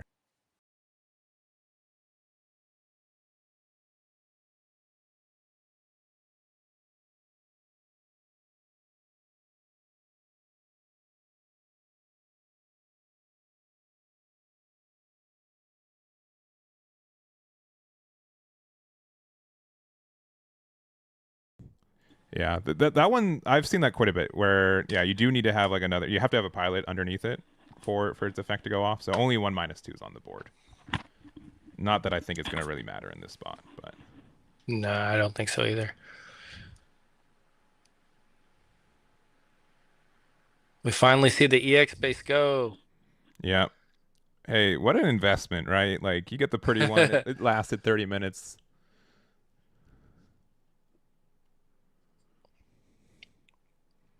Now you have to just decide like how greedy you want to be with this too. Honestly, there's a world where you don't swing. Yeah. The thing is too, like, I maybe mistakenly said that, hey, we've got another round, but if both these players can't conclude their game, uh, double loss is real.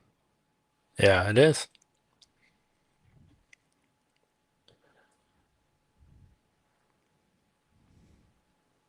Another wing 0 would clear that other ale, though. Mm-hmm. Yeah, I think that it wouldn't be unusual just to attack with it, just because you're likely losing You it know that. anyways. Yeah. You need pressure a little bit for game next turn.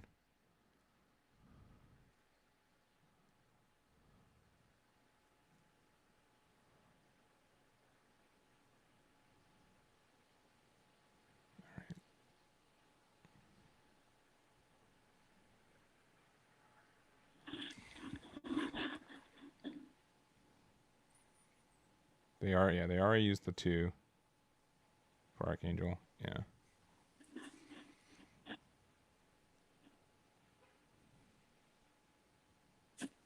All right, using Amuro here. Okay. Yeah, you can rest the Yeah, wing. the wing now. And then does it get this one I have to remember.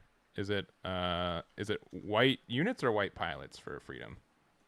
It's units when you attach to a white unit. Yeah, gotcha. So you can give that -2 and then -2 from Correct. either one, so only 1 damage goes somewhere. And then if you have Kira, which we did, Well, if he already used the other effect this turn, it says once per turn, so he would only be able to use the new one that he just attached it yeah, to. yeah. But with the Kira, yeah, it looked like it was just Yeah. pure damage. And then honestly, I think we attack at this point because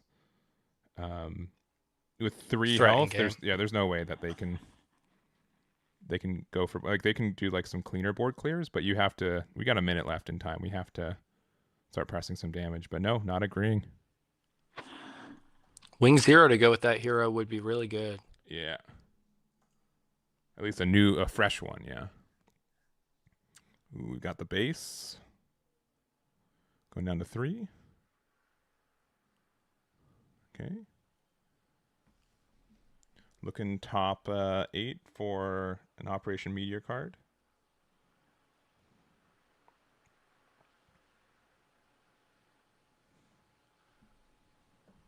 Yeah, I don't believe he has the Wing 0. He's kind of showing us a little, but...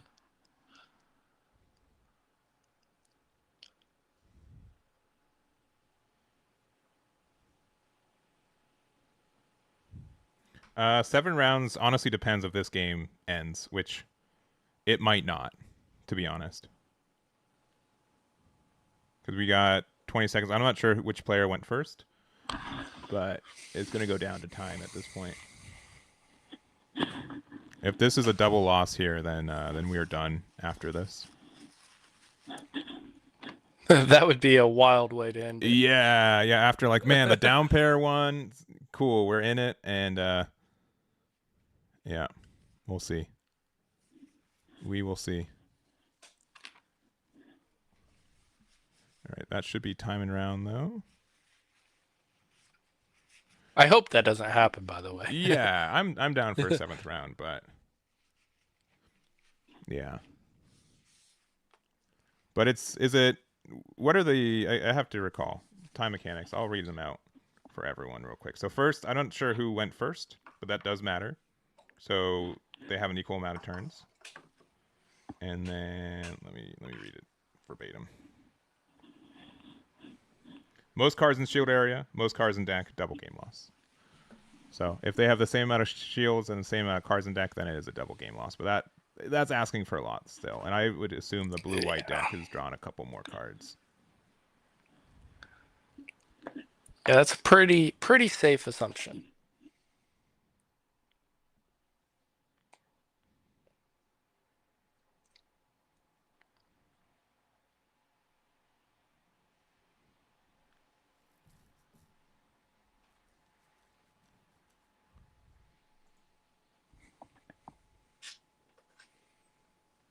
Yeah, but unless because there's 3 cards in shield area to 2, or sorry, 3 to 4. There's double blockers out there. They made the 4/2 blocker, which is interesting. And spending 2 for the duos, they're just Death Scythe and then passing. Yeah, that's what it looks like. If we have a pilot for Ale, like, we can go and do some good damage.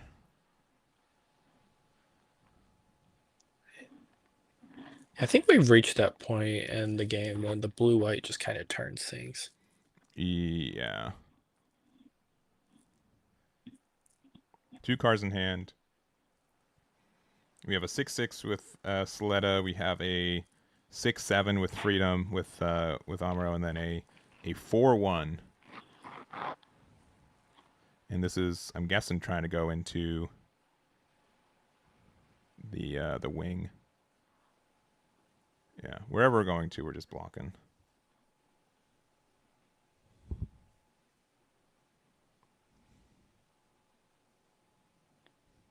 Yeah, attacking this into likely shields. Yeah, restanding with the angel. Yeah, just good sequencing to just make sure that we get, like, the numbers, like a resource back in case that extra resource matters. Oh, this is also going to shield. Okay, giving them a hero. Ooh. Relevant card. Good maybe. And then, okay, Ale. We could Hail and pass. we could give them back wing if we want, but okay, this could be last turn. We don't know who went first. This is turn 2 though in time. Is it 5 minutes? 5 minutes, well, sorry. or Yeah. is it?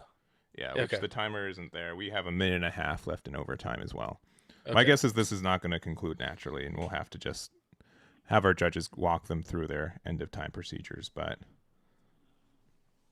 if you go down to, yeah, the first one is shields. So okay, two area to 3. We can make sure they go down to 2 with this wing, and then it goes to cards and deck.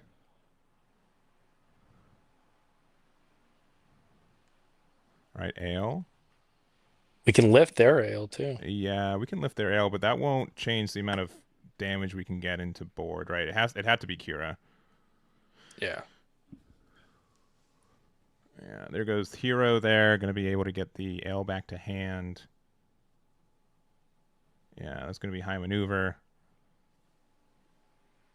Yeah, has to go into shields, right? Yeah. And then, yeah, this will likely be blocked as well. Yeah. Block there, so taking 4 damage. And then 1 if... Yeah, this is, I guess, yeah, just going to depend on who has more time left. Or if there's time in round. Yeah, okay, getting another 4-2 blocker. If your top deck is a pilot, I think you win. Because you can pilot ale. Yeah, there it is. And then tack 6 into shields, into base. Yeah, this will be enough just to pressure. And he lifts the token. Yep. Yeah, yeah. That should be it.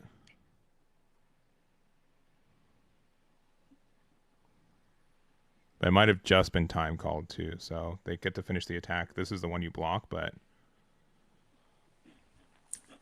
yeah. So 2 in there, they're going to start counting out their life, so we're going to let them do that off camera, and we'll see who wins from there. But unless they have the same amount of cards left in deck, that we'll know very shortly, I guess. So, but likely a 7th round, unless they have the exact same amount left in deck. That would be wild. It would be wild, right? It would be wild. Let's see, but yeah, we'll figure that out. We'll know pretty shortly. Yeah, it looks like I think 23 for wing, and I think which is just one too many there. So, okie doke. Really, blue white I had more. Did blue white have more? Okay. Which one? I don't know. I think wing had more, which I would expect from. Okay. Yeah, I would that too. Has overflowing and. Show. Yeah, show, right? But we'll figure that out. So we're gonna take a tiny break. 99% sure we'll have a round 7. We'll get that set up, and we'll see you guys over there. Be right back.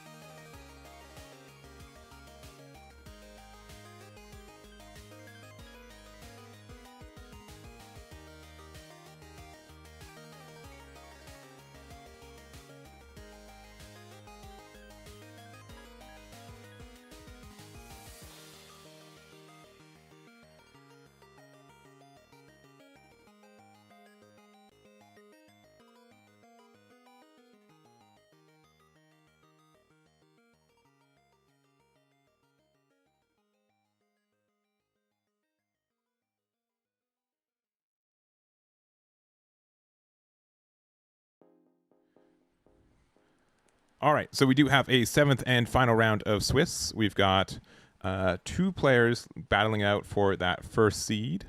And we've seen both of them already over the last couple rounds. We've got Josh.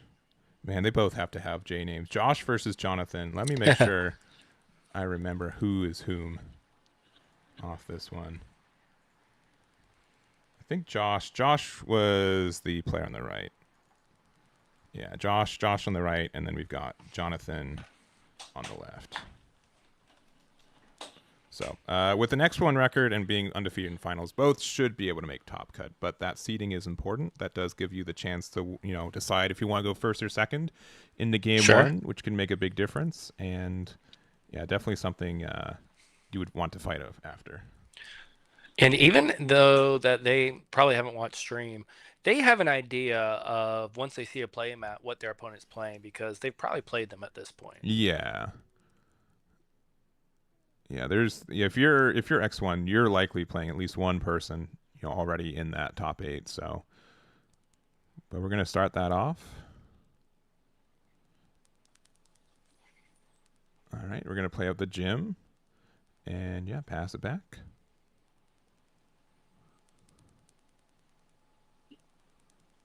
All right, overflowing again. Another nickel for Eggman here. It's probably been our most played card today. I think so. It's easy when it costs 1, and there's so many decks that it's just an easy consistency tool for. Sure. There are so many like matchups where like people just want to play that white is one of their 2 colors just because of that card.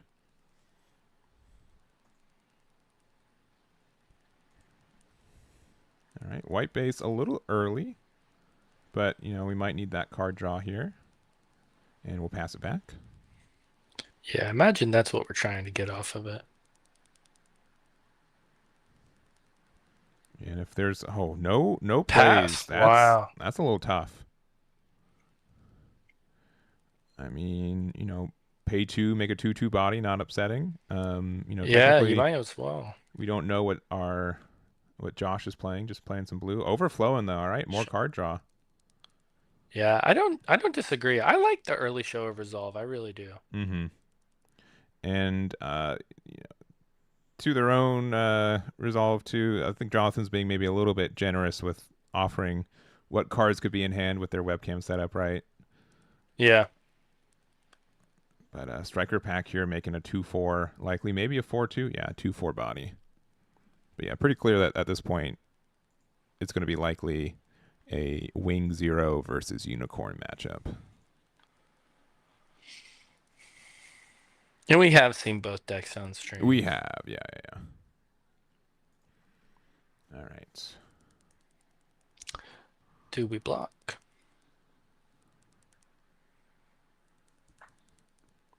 If we do, we get to generate a 3/3 body. That's pretty sick.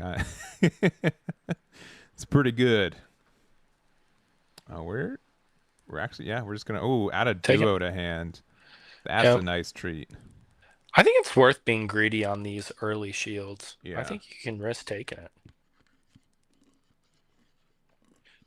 I mean, as we saw with the last game, we didn't even see a life take until we jumped in there for him. So he probably wants those swings, Yeah. And okay, yeah, we're gonna use this here. We're gonna use the EX resource, but we're gonna attack with our Unicorn. Big 6 into shields. We might be able to do one of my favorite plays.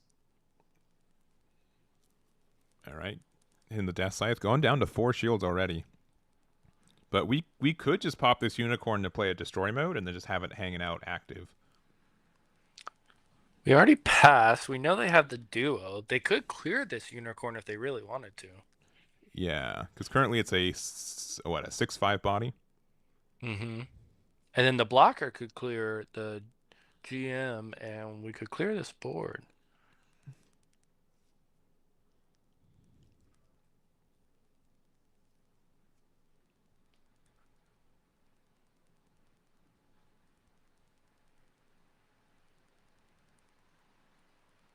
Yeah, I don't mind wasting the hero this way.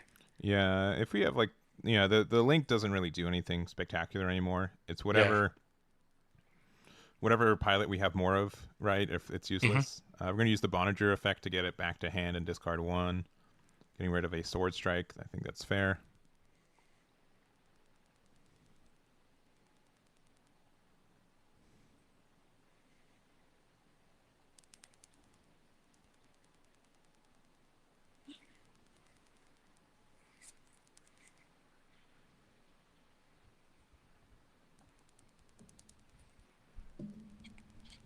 Being a little generous with our hand. Yeah, that's what I'm saying. Like, it's tough to have a good webcam setup, right? Where sometimes the angle, like you have a really good shot of the board, but you got to make sure that your hand is a little secret there. Sincerely, this is I will make sure that they know going into top 8. Both these players almost guaranteed top 8, right? I will Yeah. make sure if they have a chance to update their setup though that they can make sure they know that they're giving out all this free information. But hey, if I'm giving my opponent free information, I'm still 6-0, right? That's saying Yeah, something. that's pretty good.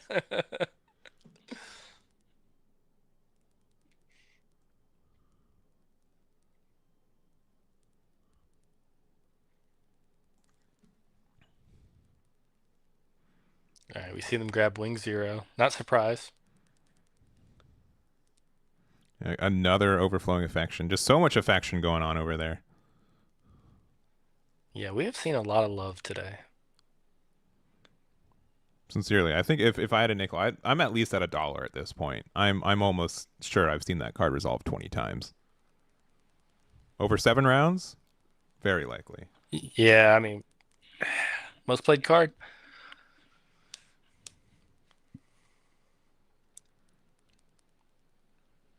I'll go out on a limb and say when you do your top 8 deck list, it'll be in at least 6 of your top 8 decks. 6 of top 8 will be. I mean, so Yeah. sincerely, like if you're playing a white deck and you're not playing that card, like what are you doing, right? Like Yeah. you don't have to play it 4 copies, I guess, but if you don't have any, why are you playing white? Like what is the other cards that edge that out of the deck, right? Yeah, you know something I don't at that point. Yeah.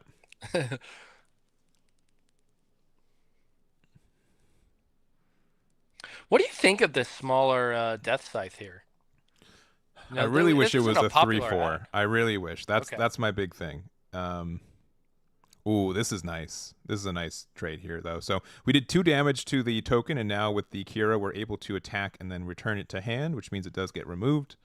We get 6 damage into this base here. Wish we had 1 more AP. We could have made like a 3/3 token before doing so, but still a pretty okay spot. Yeah, green-white has not been punished for leaving white base around at all. No. I am surprised that it's been chilling this entire time, though. And in this matchup too, like wing 0, just any size token, as long as you don't put a pilot under it, you can get rid of any of the tokens it generates, right? Yeah. I'm guessing we see Death Scythe duo combo here.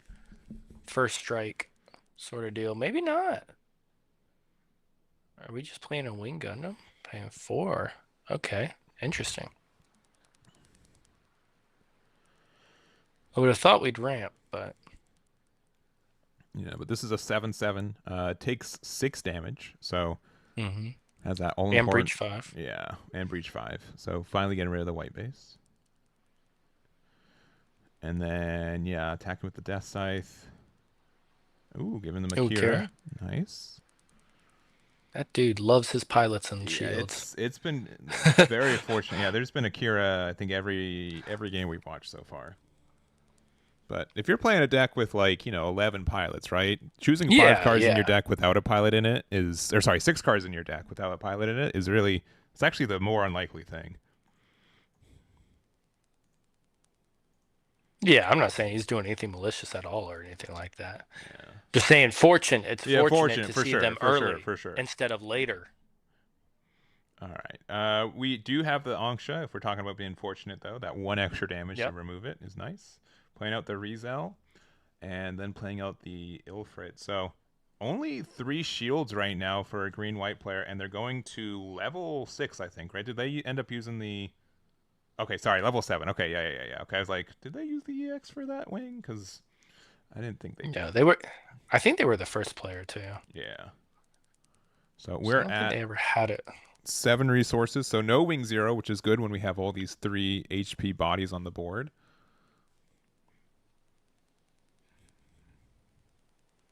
All right, for 4. Oh, another wing with another hero. That's pretty nice. Definitely use it to get rid of the Ilfrit, yeah. Ah, you can make the case, I think, for Rezel or Livrith. I don't hate either one. It just depends if your next play is going to be the wing zero, right? Yeah. I think you go Livrith, and I think you play a blocker.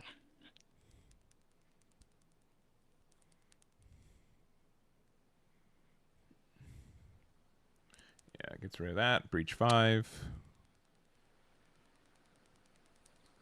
Overflowing. 1 less nickel for Eggman. Yeah. And then, ooh, a Banandra. Another Ooh. pilot. I mean, okay, Zawart saves us a little bit, but like, how many resources are at? If we have like an Amuro with like a wing with destroy mode play, I think technically we could get there next turn. Yeah, I mean he's at 7 too, because I don't think we've ramped at all this game. Yeah. All right, there's our Yeah, here it unicorn. is.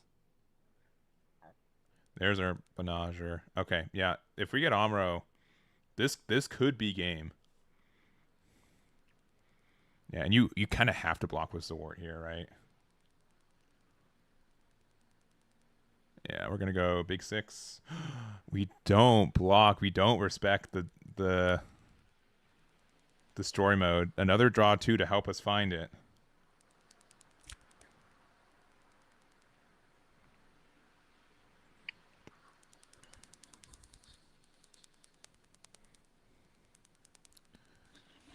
Still got a discard.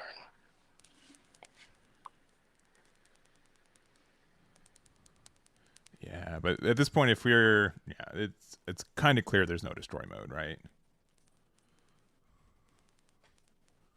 I would guess. Because otherwise, that's kind of just in my mind just a windmill slam down. Though at the same point, we're at what 2 shields. If we get greedy and we try to win here, the last card in life is like a base or something. We could just lose on the way back. On the crackback, yeah. Yeah. I mean, you only have 1 up, so it's not like you're playing a blocker anyway. So now these have to trade, no? Mm-hmm. I Yeah. think you just use the Zowert here. Yeah, this is gonna go into the death scythe. Yeah, we Oh, do wow. trade. Didn't use the Zowert. Yeah, maybe I've had too many times where Zawart just doesn't do anything, but maybe we're trying to get max greedy where Zawart's going to attack into the unicorn. I don't know. I would have blocked the unicorn 100% if my next play would have been the Or wing I'll trade zero. with this Rezel. Yeah. Like, you can't win with Zowert anyways, so...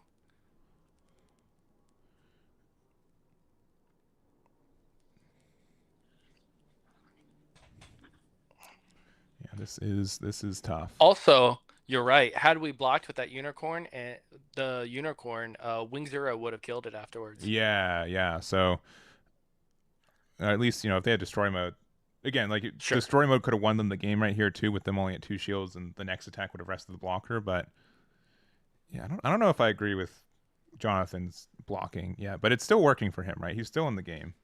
And we're going to Yeah. pass there. Looks like we passed. So, could just win the game. For No, sure. not quite. But can definitely set it up.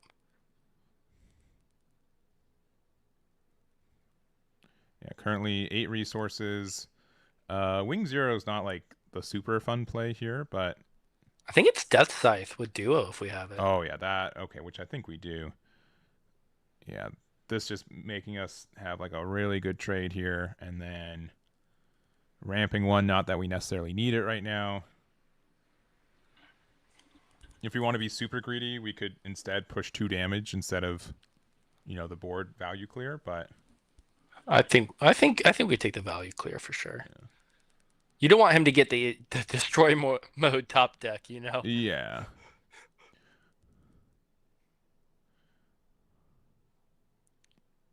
And then does he swing with the wing? What do we do here?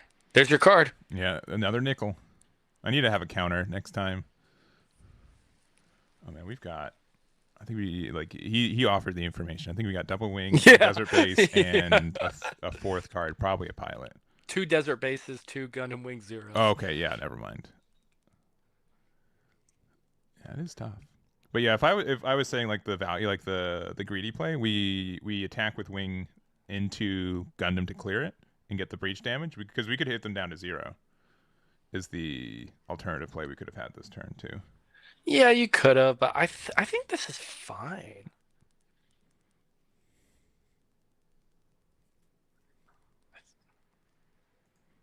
Probably discard a base. Yeah, I agree with that.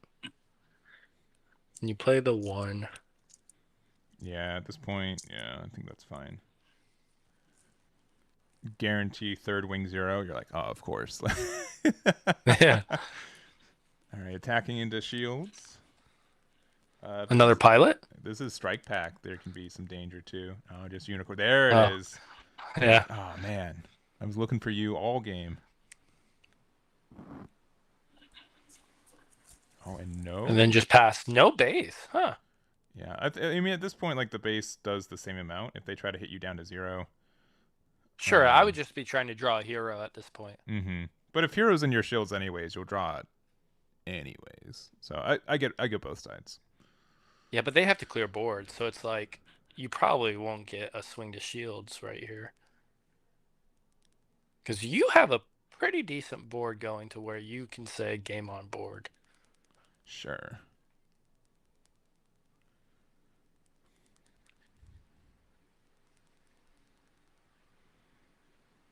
And real quick, so the Death Scythe is currently a 6/6. The Wing is currently a 7/5.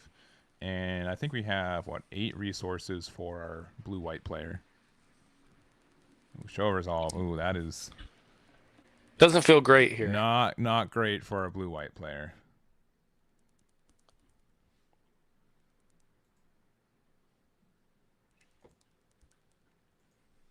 Because that only leaves us with 5 resources. Best thing, we can't even do the unicorn combo to the full degree. Yeah. I mean, we kind of have to do a blocker. I mean, shoot, this does not feel good. No. No, it doesn't. Yeah, I don't even know what the. I guess, yeah, if you just have like unicorn to trade with something, like you don't immediately lose next turn, but it feels bad. Yeah, I think we're gonna have to just, yeah, unicorn. We know we have the Benager in hand. Yeah, Yeah.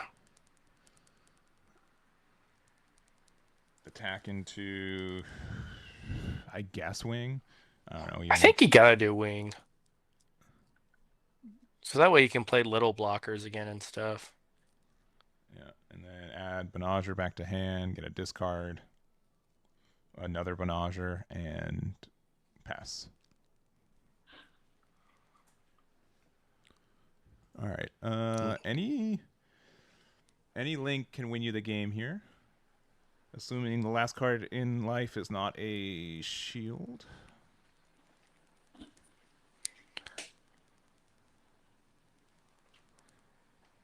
Wrong link. Yeah. The amount of time I'm like, man, I've got only Death Scythe and only heroes. Like, it happens way too often. See, we're gonna play the base anyways. We could have played that last turn and saved the resource. Yeah, that's fair. We found a third base. It was the base. That's so sad. All right, hit into shields into Hawk of Endymion. Now you just play the wing 0. I think we just play out a wing 0, right? So you got to do something. Yeah. All right. Yep. So now, yeah, I mean, High Maneuver is such a great card.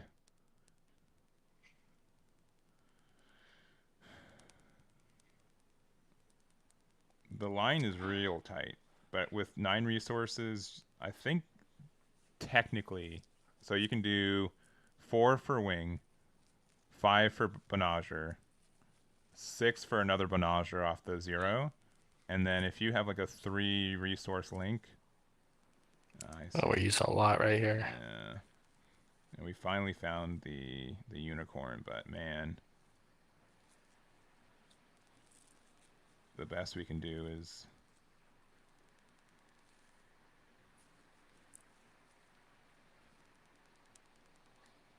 think Taking it back. Yeah. Okay.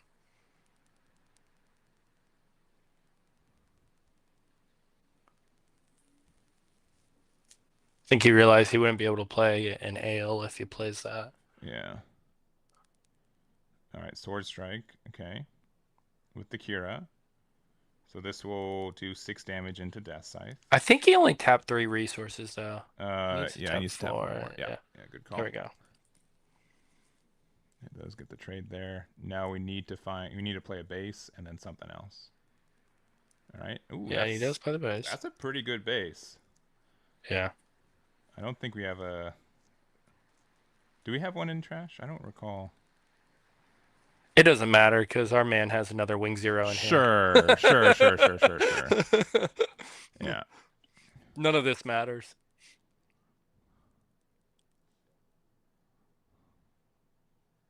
Now we see the value. Yeah. They're just like, please don't have another one.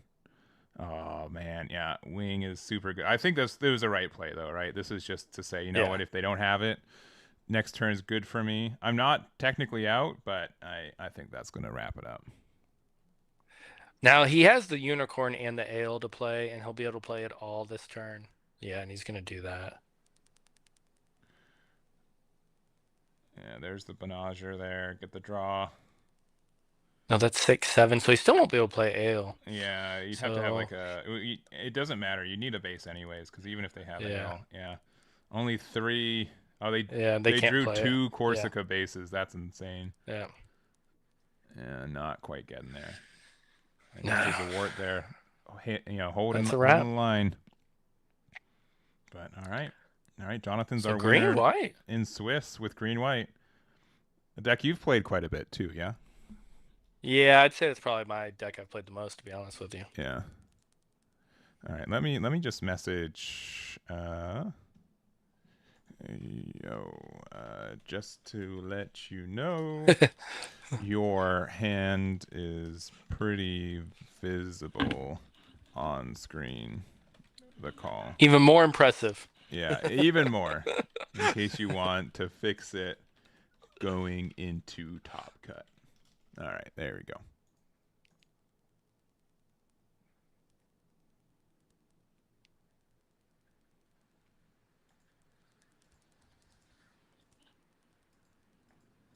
That's a good game, though. Yeah, it was a really good. That's one of our better games I think we've seen today. So that was a really good way, I think, to lead into the Top Cut. Yeah. And even with Top Cut, right? Like that matchup seemed winnable by both sides, right? So potentially you're going to have a rematch going into that next one, and that is that. So let's see. We got a couple tables of X1s, I think, fighting for that top 8 spot. Okay. Let's see. Well, I'm watching. Okay, this should be okay. So we have a blue red ping 8-1 or 6-1 right now. So that makes me feel good. Hey, that was my pick too. Yeah, so I'm happy I'm not completely off base, and we'll see that there. Let's jump to table 5. Table 5. I'm not sure. I'm pretty sure both players are X1, but we will see that in a moment. All right. Playing out the. Looks like green-white versus blue-white. Yeah, I don't think we've seen either of these players yet, so definitely on the grinding up the blue, the X1 bubble if so.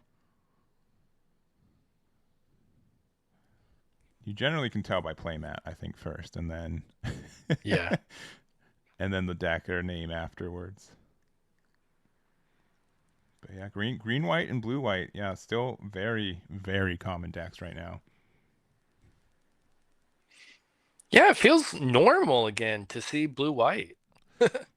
So I don't know what it is. I don't know if it's either like accessibility or like with webcam. Webcam, I see way more people playing blue-white in webcam compared to seeing it in person. Real life? I feel like in person I see a lot more people on aggressive decks. But for L Strike, just confirming that I bought 2 star decks. That's right. I've got the full 4. Wing Zero would be cool here. Yeah. Just to say the blocker keyword doesn't matter. Yeah, yeah. I mean, Wing Zero would. I mean, you'd have to attack. We'd want to attack with our Sword Strike first. But then they would likely just block with their blocker that has less than 3 health. And then these others just hold the line. Yeah. All right. Discarding the Sword Strike off that.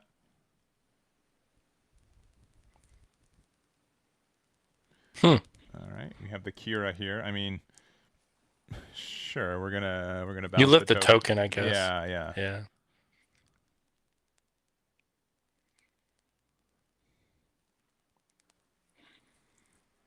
If we had Wing Zero, I guess I'd play that first though, right? Because they could have blocked with. Yeah, they didn't get it. They have no hand. Oh, okay. That makes that way more clear. Yeah. Oh, with no hand. Okay, deciding to block with that one. Interesting. Just valuing the 5 AP right now. And yeah, all right. Let me just yep. Yeah, 8 resources. I think that's right. All right. Show of Resolve, draw 2. Man, they really crushed with the alt arts. They so really good. did. I have Show of Resolve alt art has been circling my shopping cart for a while now. Yeah. I'm like, this card's never gonna be bad, right? I can No. I can get a certainly couple of not. those. Overflowing the same thing. Like, luckily I got those new type challenge ones. Those ones will save me for a while. Ooh, we're gonna use the Benager there to bounce back to Death Scythe. Love to see that. We're gonna play another token. And okay, play Sword Strike. I think that's a wrap. Yeah, even if we top deck Wing Zero, right? Like, there will be 2 bodies on board still. Yeah.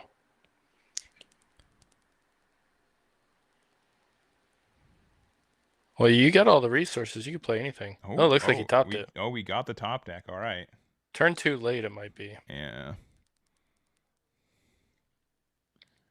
Yeah. If I had like a pilot to put under the Sword Strike, I would have done it. But I don't know. That being like literally their top deck card, not as likely. All right. Is it a base? It is not a base. It's a Kira, and that will be it. All right. And that is, I believe that's Daniel. Let me see. Oh, my thing's way off. Round 7 on this tab, not round 1. But yeah, on table 5, that was Daniel Luker, being able to get I think X1 finish, so should be in there. But all right. That was a pretty good round though to finish out. Yeah, Swiss. Yeah, I think that we saw a lot of. I know what one blue red will be in there.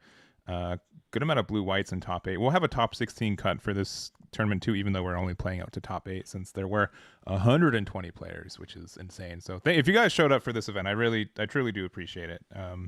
It's really cool to see triple digits and people really excited to play this game. And I've been really enjoying like making content for it. I know Garrett, you're in the same boat in that way too. Oh yeah.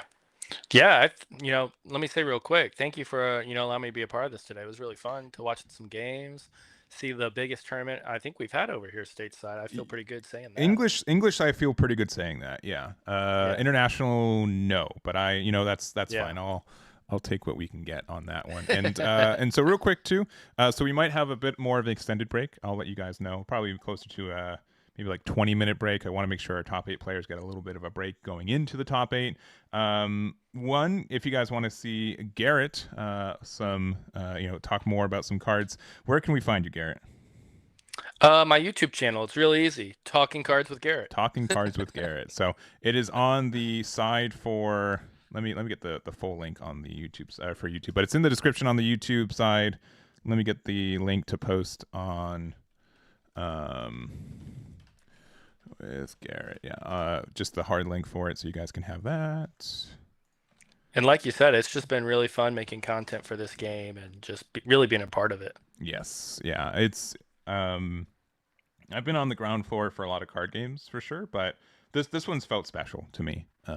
Yeah. And it's been you've seen the same thing. Like people, I'm going to assume this, but people say, "Oh yeah, Garrett, I'm playing your exact 50. Your exact 50 Yeah. is the one, right?" Like, Yeah. when I was at Gen Con, I'm like, "All right, are you playing Garrett's build or Caleb's build?" Right? Like those were. Yeah. Right. It's really cool to see that influence and to see people, be able to find success with what we've been doing too. So I've been really happy to see that as well. Yeah, it's been super fun. I always say like set one of a card game is just so fun. That first year is just great because everyone's like trying to figure it out. Yeah, and I'll be this might be recency bias too, but I think this is the best set one meta that I've really had in a card game.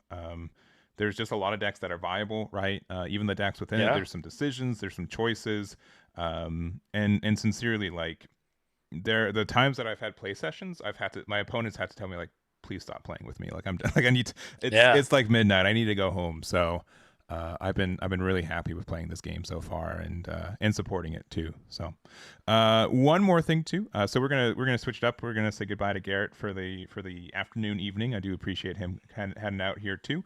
If you guys haven't checked out EXP Share Collectibles, I really appreciate their support. They helped me source some boxes and prizing for this event too. Top 16, we're going to get some coupons for their online store, and they're really good at outsourcing, resources, Dawn cards from other regions, which are playable for now, Gundam and One Piece. So if there's a resource or Dawn that you don't have here, they have a great selection there. So make sure to check that out if you haven't already. And there also will be, they just messaged me. It's not going to be on the stream, but be on a lookout on my YouTube too.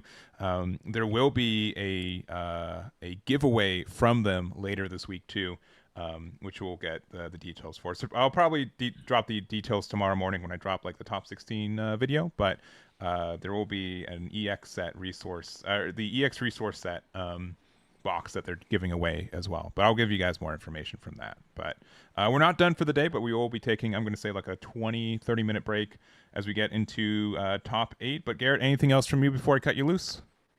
No, I hope you guys have a great top cut. I'll be watching. Yes, great. Well, awesome. Thank you very much. Do appreciate it. We're going to have Risu step down from judging, going to help us out for commentary to wrap it up today.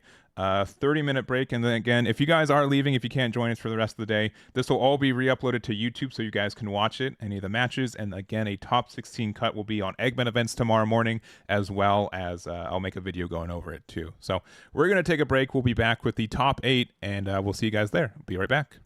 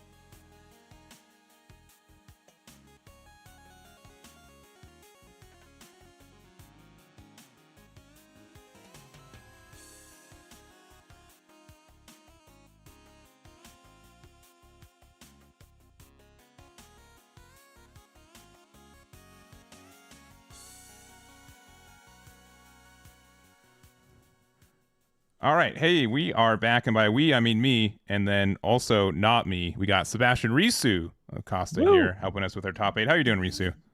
I'm doing good. I'm doing good. It's been a really eventful tournament. Very Yeah. fun. Very exciting. Yeah. This is the biggest tournament. At least this is the biggest grassroots tournament. I don't know if Bandai was able to successfully try to get 128, 26 done. I know we just came short of that after some no shows, but Yeah. it is kind of exciting. Congrats to you. Congrats to eggmanevents.com. Yeah. To achieve this. Happy to This be is here. this- Wait, what did you say? I was gonna say, is this the biggest event you've run? No. Or tried to run? No, I've done over 200 for One Piece a couple times. So Ooh, wow. definitely my largest Gundam event though for what Mhm. it's worth. So but yeah, I think we are good to go. Best of 3 60 minutes here, and just to make sure that people are on the same page. Let me see. Let me see on the pairings thing. All right. Here, actually, give me 1 second. Let me make sure that we get the right thing for it.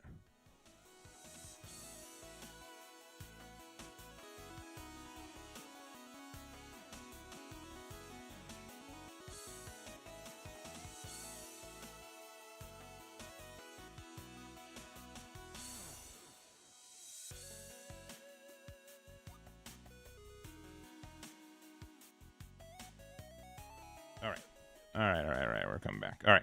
So it is going to be best of 3 60 minutes. And then also, if you are the higher seed, you get to go first or second, depending on what you decide what you want. And we've got quite a few. I'm going to see. Let's go to table 2. Yeah, table 2 is where we're going to go to. So let's jump on over there. All right. And we'll rotate here. And on the left, make sure I get these names right for you guys. Oh, I'm sorry. I'm supposed to be muted. My apologies. There you go. I'm gone. All right. Let's see. We are at round 8, which is our top 8. And we've got Edwin versus Jump. So let me get these for you guys. We've got Jump on the left here. Might be Jumo, and they put Jump on there. I'm going to put Jumo just because it's the one on Discord. Yeah, and then we've got Edwin on the right.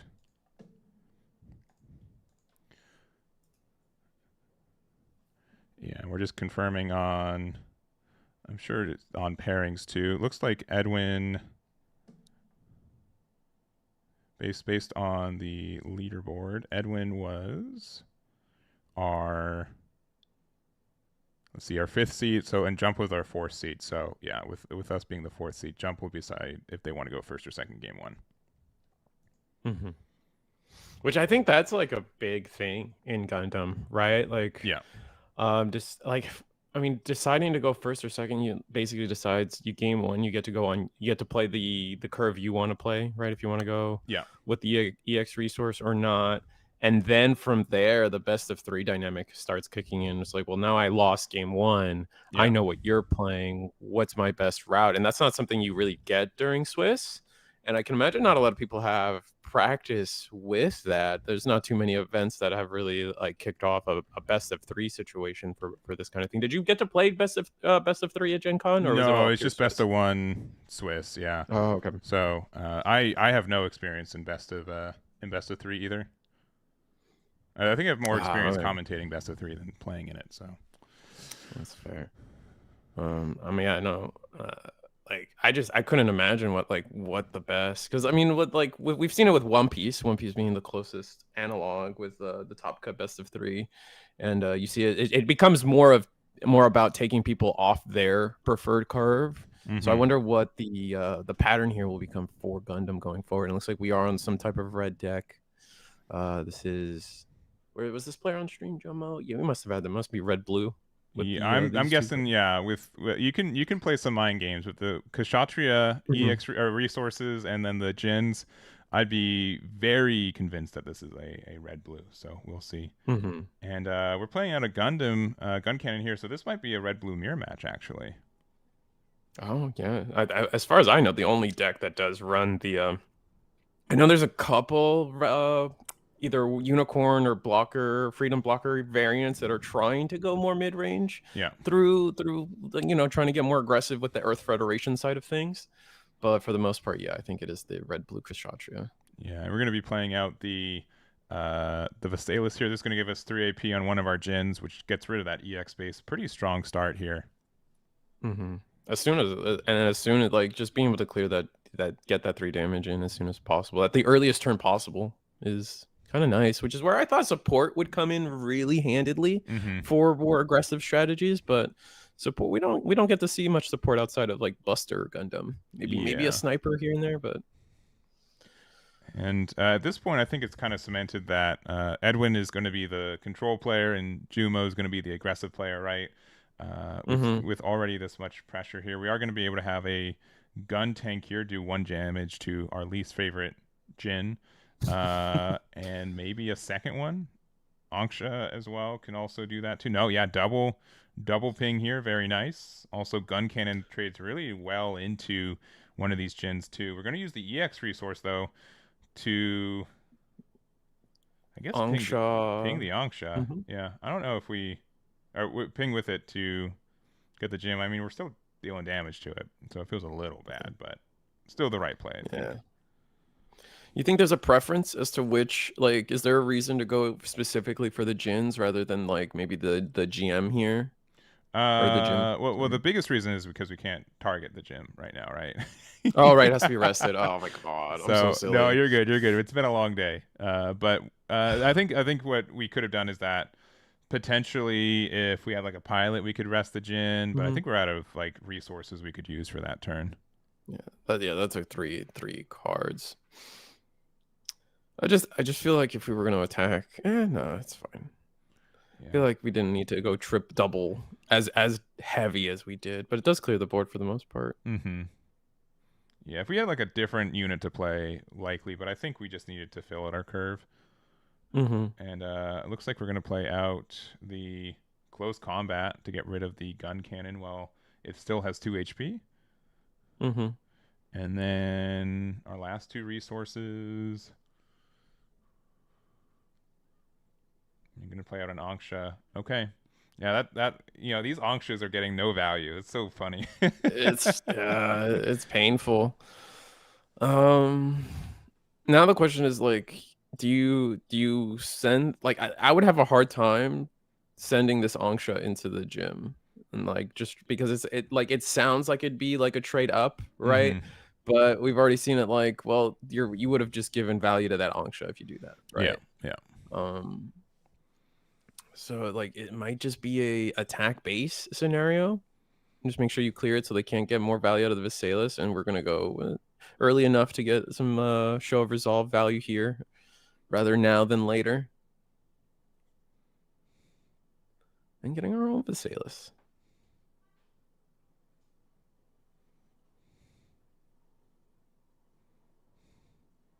We're trying to make that decision now.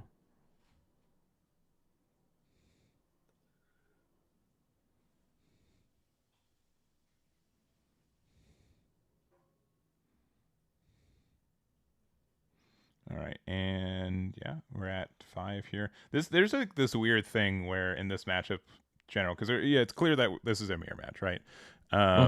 Where one of us have to, as mentioned, one of us has to be more controlly, right? We can control each other's boards because we get all this like incremental damage if done correctly, but deciding like, oh, I can be aggressive here, or I should be defensive here. Our hand sizes are still really large despite using all our resources every turn. But looks like we're gonna go. Base helps with that, but I mean we got Jumbo here is ahead on the bait, like the shield race, and now the base damage race. Like this last turn we attacked it to the GM or the gym and left our gun tank standing. I feel like as we go into these later turns, we're gonna start getting into the Kshatriya red package where things are just gonna take damage regardless of whether they're standing or rested. And then we're gonna lose the value out of these gyms, and we see Battle of Bases come down. Unfortunately, though, we've got 3 unused resources this turn, which is Unfortunate. Oh, if we had that like kind of reads to me like a pilot pile hand. That'd be pretty bad. But if we had pilot pile, then it would have been worth using 1 to clear the Visalis. Yeah, because I think like we could have done best combo. I think right now, if we had like level 5 Kshatriya and Marita, we would be able to get rid of the Angsha and one of these gun cannons and clear the base. But you know, we don't. The consistency is not here with this deck all the time, right? And I mean, we're seeing that as like this. Our King Necro Knight has pretty much only seen their red engine. Yeah, we're going into RX-78, swing with the link pair Amuro. Definitely into the Angsha. Like, just get used to that repair now. Now the gun cannons gun tanks, excuse me, can try start clearing Visalis. Yeah, it just feels bad though, because like it's either we get rid of this and we do 4 damage to a 5 HP base, or you know, alternatively we could have put them down to 3 shields and say, hey, you have to clear my board now. But I guess you know, we do have the Visalis boost, so we can go 2 and 3, right? Leaving it at 1 HP is not awful. Yeah. Oh wait, no. This clears. I'm sorry. Yeah. Oh, but they don't recognize it. Here, let me make sure they know.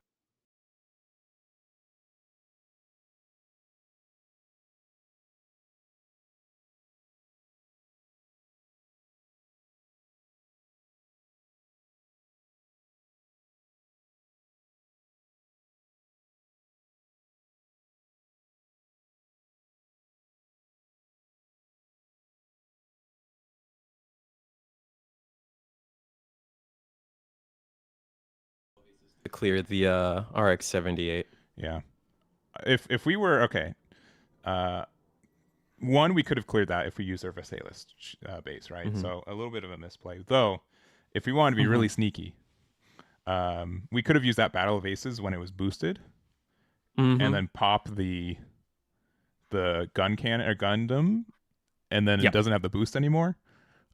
So it would have been the 2 damage. If played correctly, that base would have 4 damage on it either way. But it is, you know, I think it's 2 minor misplays that still got to the same conclusion. Yeah.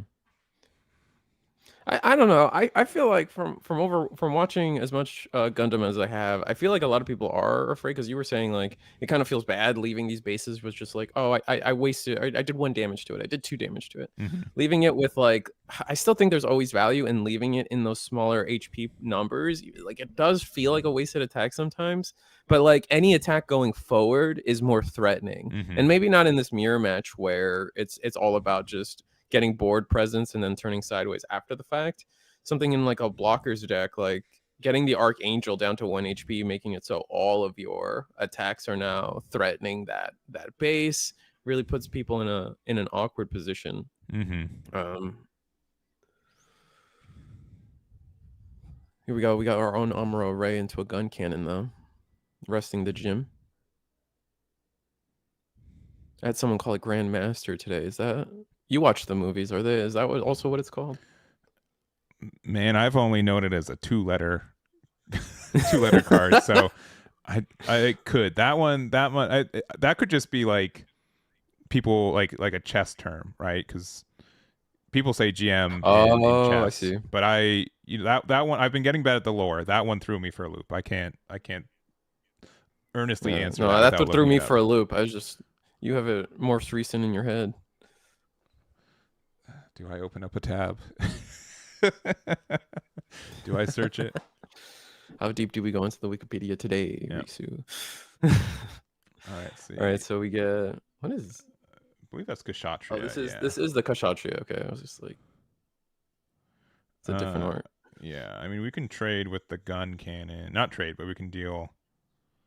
No, we're just going to get rid of the. I don't know about this. Ping 1. And then Visalis to clear gun cannon. Okay, we have another battle bases. Okay, that makes more sense now. Yeah. I think the only other thing is that the attack order probably matters, because if we hit another base, then we feel bad. All right, but no, we're good. We are good. Really pretty card.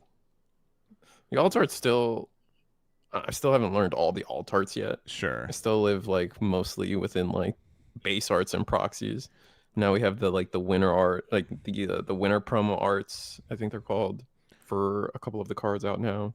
The Kshatriya one for sure is a little bit tough if you don't know it exists, because it's kind of just a blur of green. But yeah, no, I agree.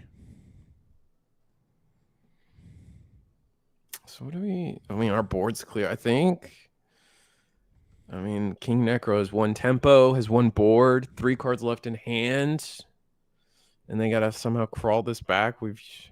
I mean, granted, most of our hand we know is kind of not great from King Necro, off the fact that there was that one turn where they didn't advance board at all, so it must be just flooded with pilots and like these Battle of Aces, and they're top decking units as much as they can. That would be a good guess. Yeah, I think the tricky thing too is that there's always like the decision of like, do I use my pilots when it's just a pair, right? When is the correct point where just like the +2/+1 is enough for me to want to use it? And where do you feel that comes in as someone who's played this deck? The thing is that like pilots are the easiest card for us to draw, even though we're not playing as many. I think my current build plays 10.5 because I'm playing like 1 thoroughly damage for like a cheese card. So it's a lot easier to find them later than finding units later. So if there's a way to protect your units a little bit harder, it's generally the case. So if I can get to an HP number that makes it really difficult for my opponent to interact with, I'll usually use a pilot. Right. Yeah, that's kind of the gambit I go with as well. It's just like if you do see yourself overflowing with pilots, you might as well get the hand value, the stat value in some way out of it. Yeah. Sometimes it can kind of feel erroneous, like, oh, they paired a RX-78 and they're gonna heal that 2 damage anyway from a pilot, but now they still got extra damage on their unit. So yeah, all right, I think it still matters. We're gonna trade with this. I'll be honest, I'd be really tempted just to hit them down to 0 shields though, right? Because we could do that. Giving them an Amuro, kind of scary. Jin for 2. Give well, that could have been a nice funny, nasty pair, but 1 card in hand, passing over 1 shield for Jumo. This might be it. This might be a game. Might be game 2 4 already. cards in hand. You would need.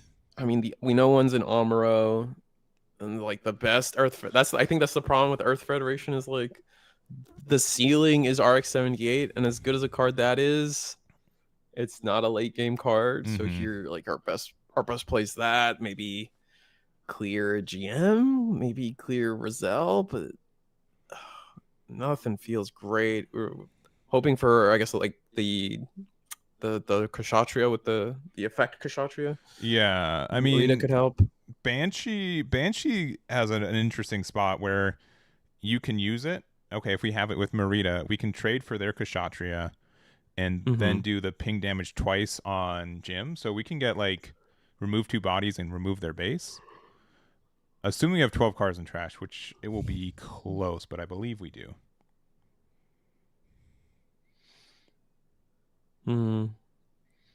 Yeah, but getting first strike, yeah, we'll do 7 damage there. 1, 2, first strike. Yeah, 3, 4, 5, 6, 7, 8, 9, 10, 11, 12. Was it Xaxes? Yeah, it's we got 13 cards in there. Oh wow. Yeah. And we do have a when attacking effect, which does do 1 damage to something. So I'm gonna guess Jin because we get it again. You guess Jin or you guess you mean Rizal? Jim, oh no, sorry, Rizal's 3. Jim. Yeah. Rizal, if we if we could have done 1 more damage, definitely the Rizal, because then we could get a clean board clear. But yeah, at this point we just have to do the Jim damage.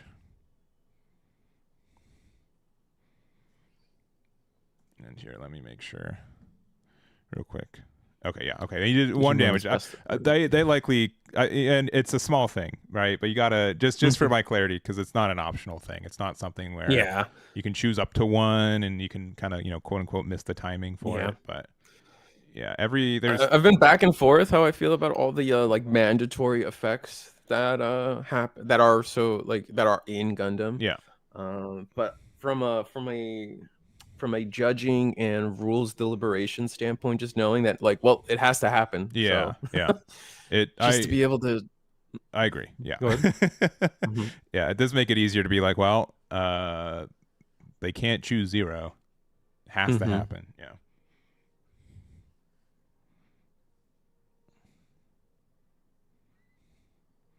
All right. It's a Rizal. All right, 2 cards. We got the link.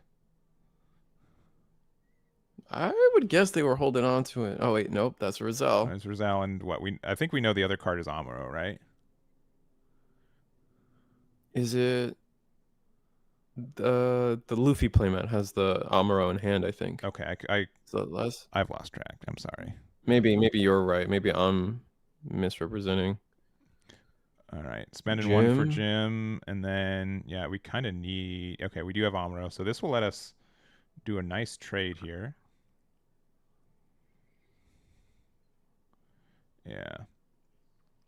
And then yeah, it's Rizal 4 damage on our RX-78, and then you just clear board, right? Just go full, and this is now still not lethal, unfortunately. Yeah, but at least we're somewhere. If they get any link, it's there. If they play a unit and there's not, okay, never mind. We got super lethal. Yeah, that's gonna end that first game. All right, so mirror match. You just lost. You're probably on a very similar build as to each other. What would you have chosen? First or second? I kind of like going first with this deck if I know that I'm not playing against something like Wing. Okay, why? But so the reasons are, 1, I play Corsica base, which is great on curve going first. Right, and we haven't seen that from either player, so yeah, I think that's really good. And then also, 1, you're technically above on card advantage because you draw going first, and then being able, if you end up just high rolling for it, double 2-drop 1, double 1-drops on 2, very, very nice. So I think it can go get ahead of a lot of the damage. I see that. Yeah, and I think if you answering a Gundam with another Gundam is really good. There are a lot of you kind of are a little bit better being a little bit more reactive sometimes. I don't know. I don't think it's. I'd have to see like the game over like 1,000 games or something. But if one is strictly better, I don't know about it. I think it's pretty. It's not about better. It's about what you would have done. Yeah. Yeah, but I generally I don't mind going first with my builds. That's for sure. It doesn't feel as bad as like other decks where I'm like, man, not being able to play Ilford on 2 just wrecks me. Yeah. So basically, you're going first unless it's Wing, because Wing you're afraid of like them getting the correct type of ramp going, and then just getting disgusting. I see that. Yeah, I think that's fair, but I haven't played a lot in the last week, and this meta is fast. Things change. Like a week can make a big difference. Like, I mean, I know a lot of people are going to be looking towards this tournament in terms of what's doing well in a month from now when everyone's going to the first regionals out in Dallas at Cardfest, right? And we do have our new type challenges coming up too, which has some pretty good prizing. So, yeah, these are going to be some pretty big results for a lot of people. I mean, but like even like off the note of you, like we went from like the first release events, blue white was such a was the dominant color. Then into that we went into immediately following that green white was potentially the best deck, and then you, Ben, and Daniel took Gen Con by storm. I think you guys all won with red blue, which really really put it on the map for a lot of people after that. For sure. So like the one we both arrived to, like, you can even see like our deck builds are different, right? We both arrived to this deck is good independently. I know that Daniel and Ben, they definitely work more together. They work with Garrett too. So but yeah, it definitely was a case where I'm like, man, red blue can be aggressive, and if your opponent's not expecting a lot. The other thing is that on Thursday I played Wing. My goal was to play Wing Thursday, and then a different deck every day, and then on Saturday I forgot the deck I was going to play in my hotel, so I defaulted back to red blue. But so I ended up playing it twice. But But yeah, day 2, I played for like 3 hours Thursday to Friday. Said, you know what, this red blue deck's not too bad, and it ended up working out. That's pretty exciting. Let's see. Yeah, no, like the meta's like, again, the meta is like crazy changing. I think like now recent, like then like the next deck after red blue, after you guys and your success was we're seeing some success from green. Is it green blue? The one, I think everyone calls it the 1 year war. Yeah, I don't. So deck. I could be wrong. I don't think that deck did well today. I'll be honest. I'll have to double check. Not today. I don't think it did well today. At all. Yeah. and honestly, like, I think that deck can be good. I'm not trying to say. Like Garrett and I are both saying, like, why would you play green blue when you can play blue red? I think they're pretty similar, and blue red's a little bit more consistent. Mm-hmm. And over 7 rounds, right? I feel like you're going to lose 1 or 2 games just automatically due to just how inconsistent that can be sometimes. Right. And that inconsistency, to be clear, is the fact that like that deck really revolves on finding char. Yeah, if you cannot really find char, it hurts a lot. Yeah, because like the difference deck, between seeing it for 4 rounds compared to seeing it for 5 rounds is huge, right? Mm-hmm. So that's my own personal opinion on it. I don't think people should stop playing that deck, but I would be. That's your concern. That's the thing keeping you off the deck. I would be highly. Mm-hmm. I'd have to be really sure about it if I would to take that at an event that's anything more than 4 rounds. Right. No, I think a lot of people would agree with that notion and that take. I think, but there's also a lot of char super fans out there. Sure, like, yeah. I'm not going to tell you to like drop people are going to play that deck. Yeah. If you like char, don't let me stop you. After watching G-Quux, I've definitely my what is it, the like meter for char has gone up for me. Like he's earned like an additional affection point. Like Eggman will remember this. Yeah. So it's listen, I understand why he's had to be killed off like a dozen times. But looks like Juno chose to go second in this, or Jumo, after losing, chooses to go second here. And getting the Phasaelus early. I think what won the game for King Necro was really getting the shield lead early. Like, sure, we were like a little behind, but we were able to pull it back. But getting the shield lead early so we could put ourselves into that one position where like a simple Banshee Marita gets us there. Yeah. I also think that we had gun cannon into double gun tank. That was a really strong way to answer the board that was presented. So it really slowed down Jumo from being able to get those like incremental 2 or 3 attacks. Sure, don't love to see those there. And I'm going to some local card shops this week. If I see Show Resolve at a decent price, you might see some extra flashy versions from me. It's been it's crazy. Wait, but there's the new ones. Were you able to sleuth your way into getting the premium Bandai product? So that's First Contact. That's a different card, right? No, is it not Show Resolve? Maybe I'm wrong. I'm wrong. It's the Wing Gundam, right? No. Because I did the same thing you did. I was like, oh, I saw the girl in the dress. Surely it's First Contact because that's the card with her on it. But I'm pretty sure it's. Oh, I gotta look it up. Maybe I'm wrong. If I'm wrong, it's win-win. Either I'm right or I'm happy to be wrong. Like it's. So that's a yes. You did get that product. I did get that product. Yeah. I guess I'll know in April if I'm happy or super happy. I saved Eggman a couple bucks in August for his April. I don't know about that. Listen, if the card is calling my name, right? Oh, that's fair. You know what? Fine. I gotta look it up now. All right, we do have the Battle of Aces though, getting rid of the Gundam, and yeah, passing the turn, we get that repair one. Yeah, and I think this has happened a couple times, and I'm 99% sure repair happens after the action step, so you are able to do damage before the repair happens. Yeah, that would make sense to me. Let's see. I think that is, yeah. Okay, cool. Then I only need to get 3 copies of of the alt art. Yeah. I don't know what it like. It's so crazy how many arts for some cards. There's already 4 arts for some cards in this game, right? It's set 1. Yeah. It's a little weird for me. But I'm like, man, if I gotta have 1 of each art in my deck. Then I gotta show that I have no favorites.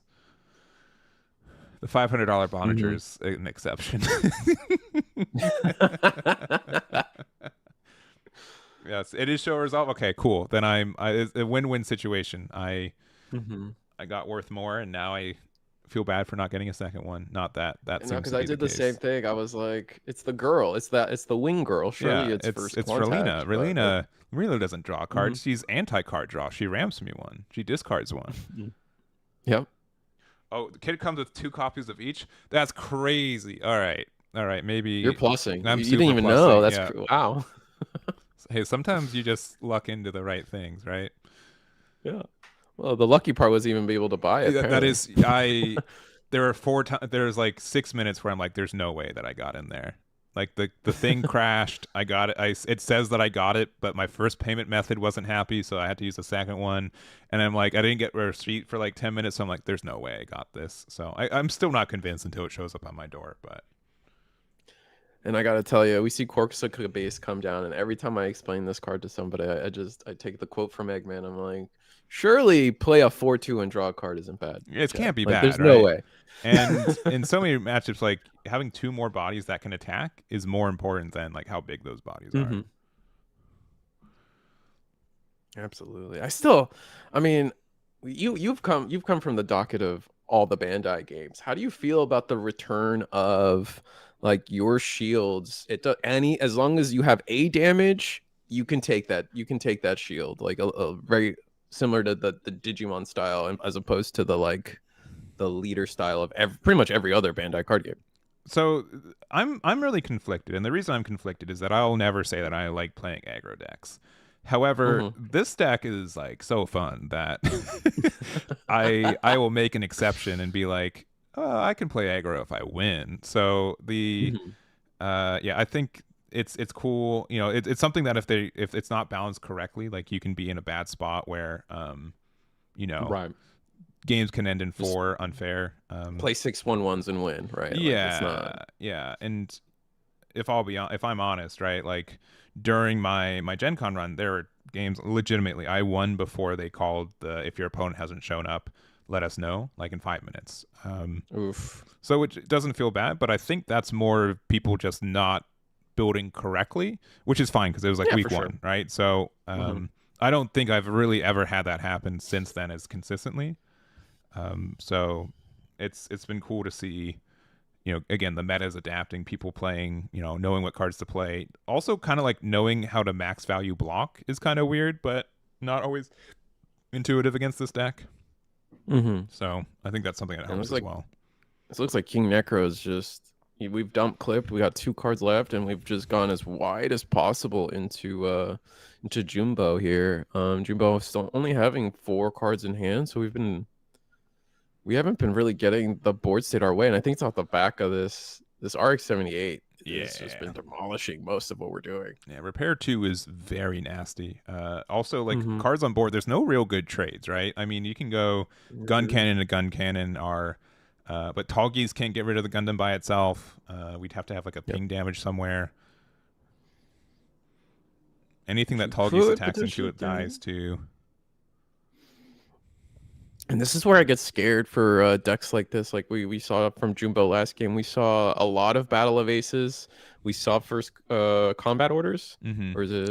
We saw combat orders, and these command heavy styles definitely can run into the issue of just like, well, I drew all my commands, no units, I got nothing to do this turn other than hope, and it's just where these decks kind of struggle. I don't think we've seen a show get resolved this from them either. Just not getting the hand where we want it to be. Yeah, because I think that's why like I've been playing Thoroughly Damaged at a couple copies. Okay. One, because it does link with Gun Cannon.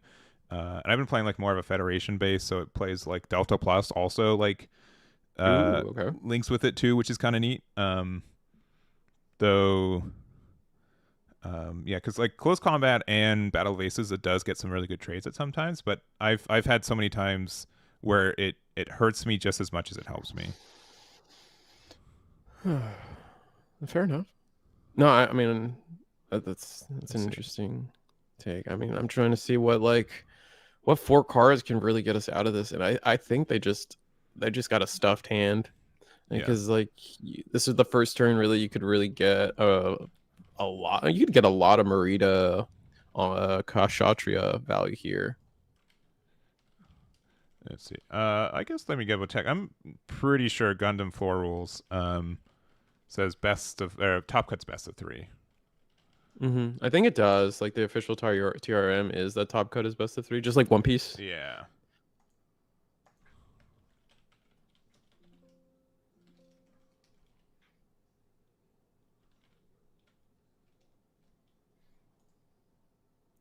Oh, we do have the Kshatriya into the Merida.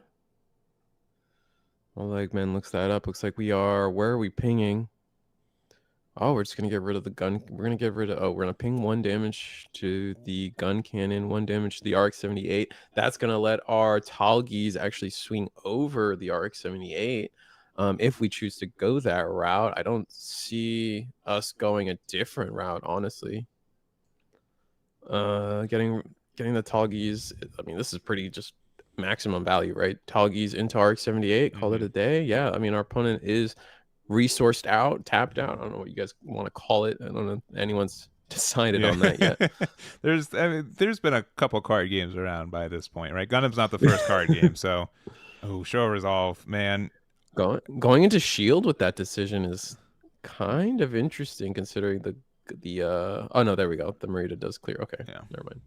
Also, real quick, so according to the TRM, I'm going to read this. For professional level events, tournament organizers should use a best of 1 game match during qualifying rounds and best of 3 match during Top Cut. So officially, this is a professional event, I guess. That's what we've by deciding to do best of 3 in Top Cut, I've decided that this is a professional event.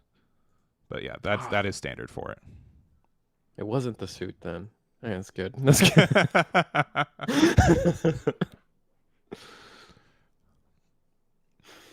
All right, Kshatriya, or no, sorry, Angsha into Amuro. Amuro's nice. That's gonna catch us up. Yeah, potentially. So these are like these weird spots. Oh, we have 4 shields. I thought we had. Yeah, we do have 4 shields. I do love the jumbo dice telling us though. That does help. Well, the only if I could criticize, there could have been a better dice color. Sure. Yeah, I mean that's fine. You could have something a little more contrast, like the Eggman Summer Days. Oh, sure, yeah. But unfortunately, there's only the orange standard size for those, so that's on me. Oh, another Merida here. We could do. All right, Jin. Merida, get a Jin. Gun cannon. Oh, okay. Dumping clip. Yeah, I think we're just gonna be a trade. We don't trade there. We just do. Oh, sorry. Yes. Yeah, and then 1 damage to their Kshatriya, and then pass from there. Right. This is where the rulings get kind of awkward because technically you could choose the gun cannon and also swing into the gun cannon. Yeah, right. So I'm at this point. I'm not. It's up to them if they did that. Right. But it's kind of like I have the same issue with Sulieta. Yeah. Right, because you could technically choose an unrested resources. Oh, sure. Yeah, because it just says 1 resource. So, yeah. All right. Well, yeah, at that point, official... yeah, I won't step into that point because it's at one point you're kind of telling them what you're doing or not too, right? Yeah. I don't know. It's hard. I don't know what the proper ruling or way to handle that as a spectator. If I was a judge and I was sitting at the table, I'd say I'll make sure. Let me message them.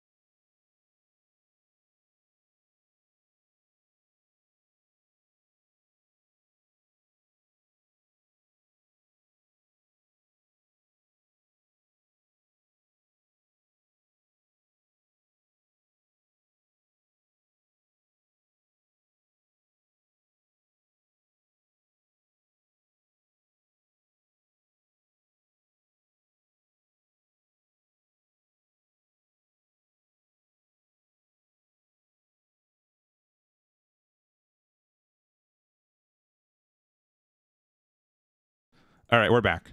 Allegedly, they used the Marita effect on the gun cannon, so we're good. No damage on their Kshatriya. Because Marita can only choose level, right? It's level less than or equal, then, right?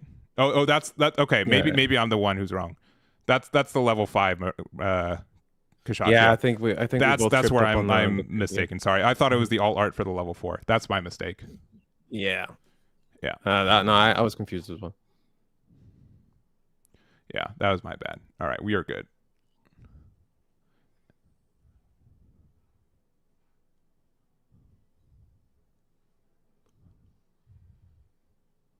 All right, so we've got what, 2 shields I think for Jumo here.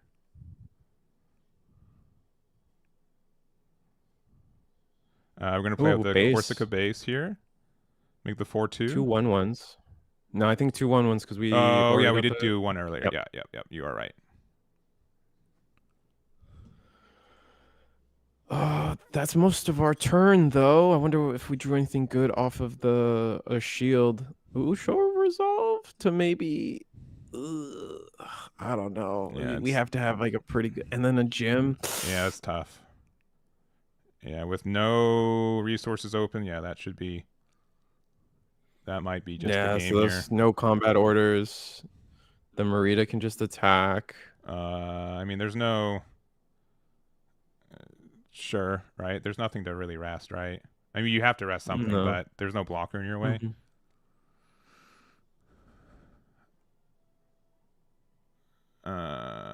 Yeah, I mean, you can rest one of the tokens, but you're still gonna like. I don't know, we're gonna attack 5 into base. Ping damage to the active token if you remember, and then yeah, just go for game. Yeah, we got there. Yeah, there it is. All right.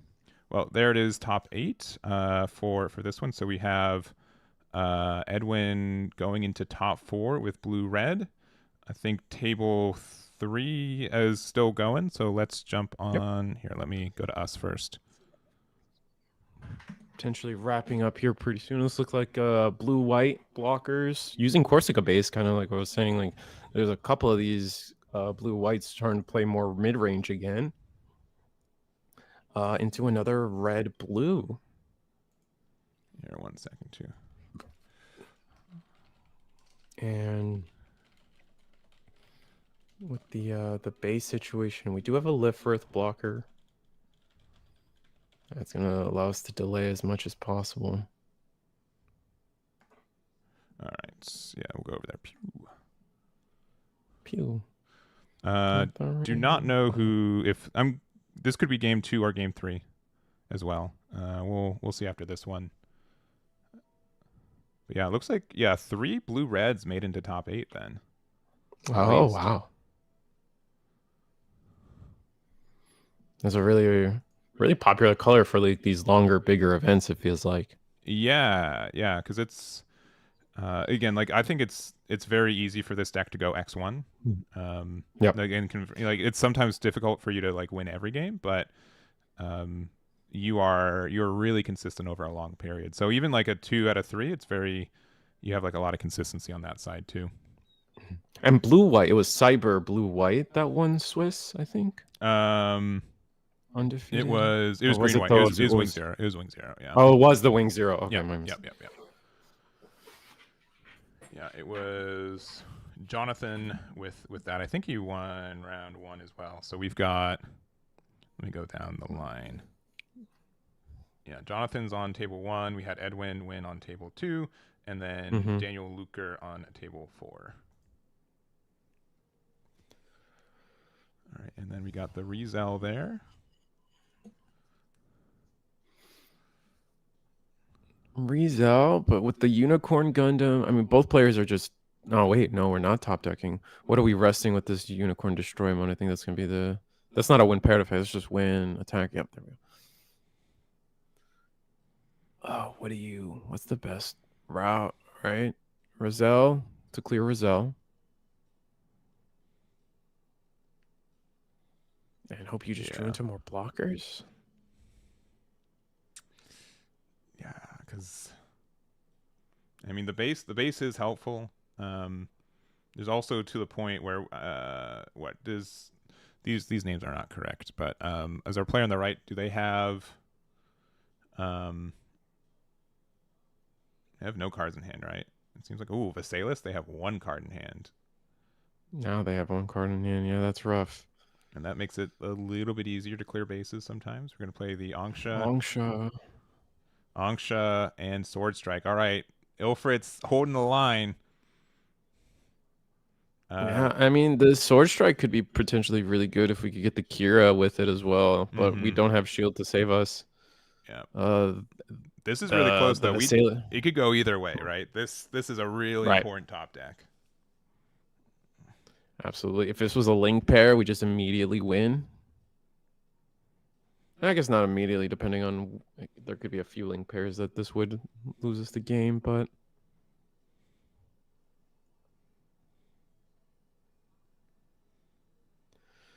what do we do?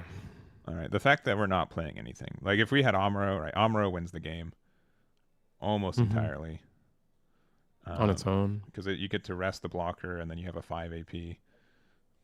Yep.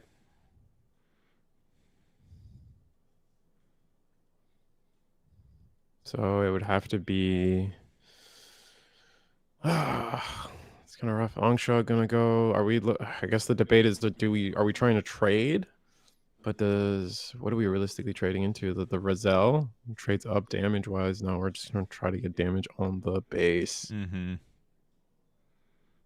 Which I don't think is a bad play. I think it's your only two choices are the Razel or the base. Yeah, but at this point, right? Yeah, probably block with Ilfrit, right? Oh, we're getting rid of it. Okay. Are thinking about it. There's no cards in hand for our left player. Taking it. 1 damage wins the game. And that's why it's better to block there, right? You'd rather tank the bigger hit. It still allows you to keep the live width, and then the gun tank is only 1 damage, which would still allow your base to live. So you'd get to eat an extra attack there. Yeah, I likely would have blocked the 3 damage one, but it's tough. It's really, really tough. I don't know. It's if you think that there's a chance for you to Amuro, probably. I guess make sure that the shield takes at least 1 hit. The base takes at least 1 hit, right? Right, because then if it is Amuro, then you just lose. Yeah. No, taking the first hit, is the right play. I guess for me, like, if they're attacking at all, they don't have Amuro in this situation. For sure, yeah. At some point, you just have to be like, well, okay, we did 1 extra damage to the Ilfrit. And then I don't think there's anything we can really do. Okay, 1 extra damage to the Rizal. Okay. Sure. In case there's like some close combat shenanigans, that's fair. I feel like this is kind of too much though. Sword Strike. No, that's when paired or when linked rather. Clear the base and send the rest sideways. Yeah. No reason. Oh, Marita. Oh, Marita. So late. Maybe helped us win that game. Yeah. How do you feel about this? Like, I feel like we've seen it a few times now where like we get into these end game scenarios and players still have, 4 to 5 shields just off of. Yeah, it's really weird, right? Like at some points you're like, are there points where I could have taken more damage, right? Or, I was too aggressive with turning my card sideways. But now we're in a weird spot too, where we know that the card in their hand is Marita. So there are a lot of cards that can top deck. If we hit a base on either one of these cards, we win the game because they don't have a way, unless there's a pilot in there, to deal with a 5 AP. So like there's some real decisions here. And just like the idea of like denying your opponent any of the potential like pilots in the shield area, I feel like is huge. Yeah, because you're like, all right, what's more likely? One, I can trade with board and make it so unless they find like literally top deck Kshatriya, I think the issue that is like blue red just has so much additional card draw that can exist though that we are trading for board. Wow. That, I mean, maybe we just have good blockers in hand. Yeah, if we have like maybe like another blocker, but if we top deck Banshee, right? Oh man. Oh no. That is tough. Should we have just gone for? Oh, I feel like if that's how we ended the turn, we just go for game. Okay. We got the wrong pair. Oh, so close. Dang. And the cards Amuro and Amuro. Okay. Oh, it would have been an Amuro. Oh, yeah, it would have been an Amuro too. Yeah. So we would have won on board. It'd have to be like Amuro into like a base. I'd have to do the numbers. There's a chance that you know either way is a chance for losing. I think, right? If there was a base at last life or any of the 2 life, you would have lost. And then if there was, we're playing blue red with the Atherin package. Very interesting. Oh, I'd love how do you feel about that? Have you tested that at all? Never seen it. I'm looking forward to going over that top 8 deck. But that's gonna be exciting. Based on them shuffling up here, let me confirm with them real quick.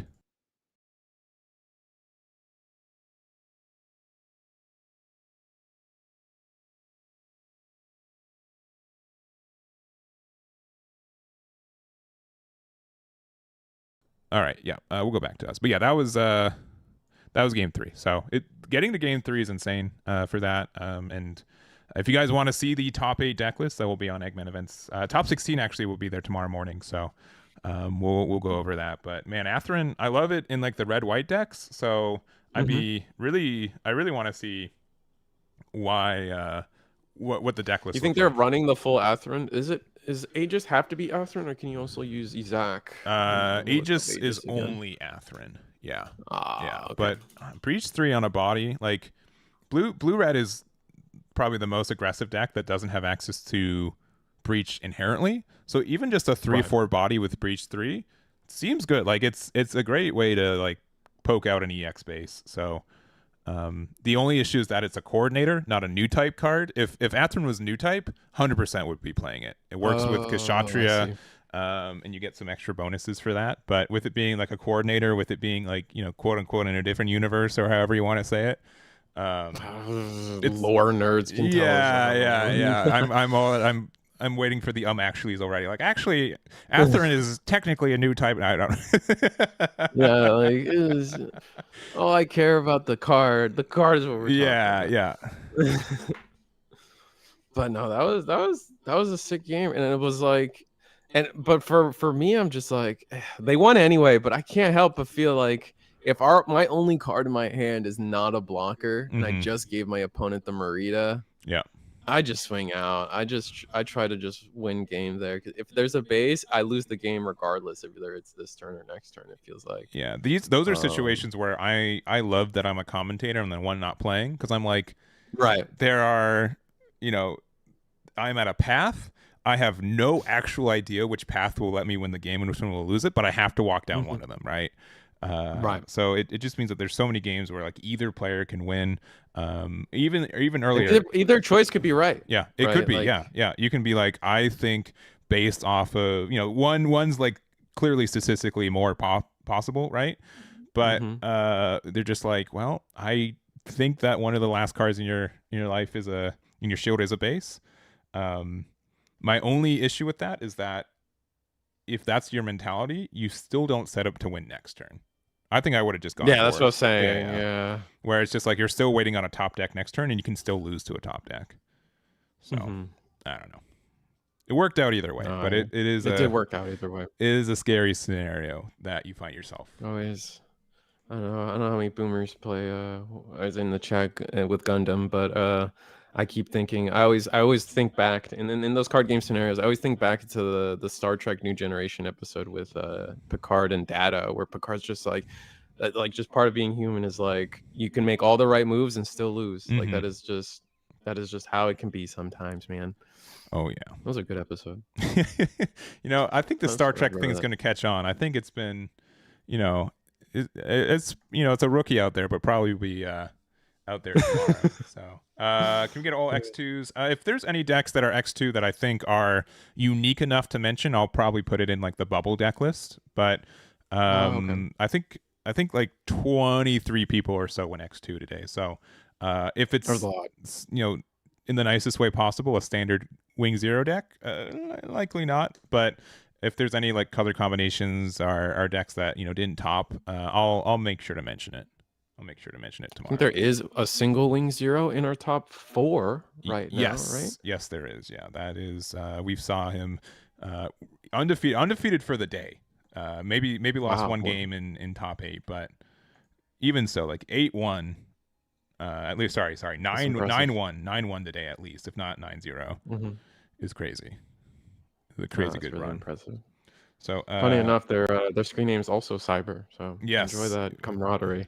yeah, but they're not playing the Cyber, so it's it's maybe the mind games, right? When you're lower again. Yeah. How long you been here? At some point we start.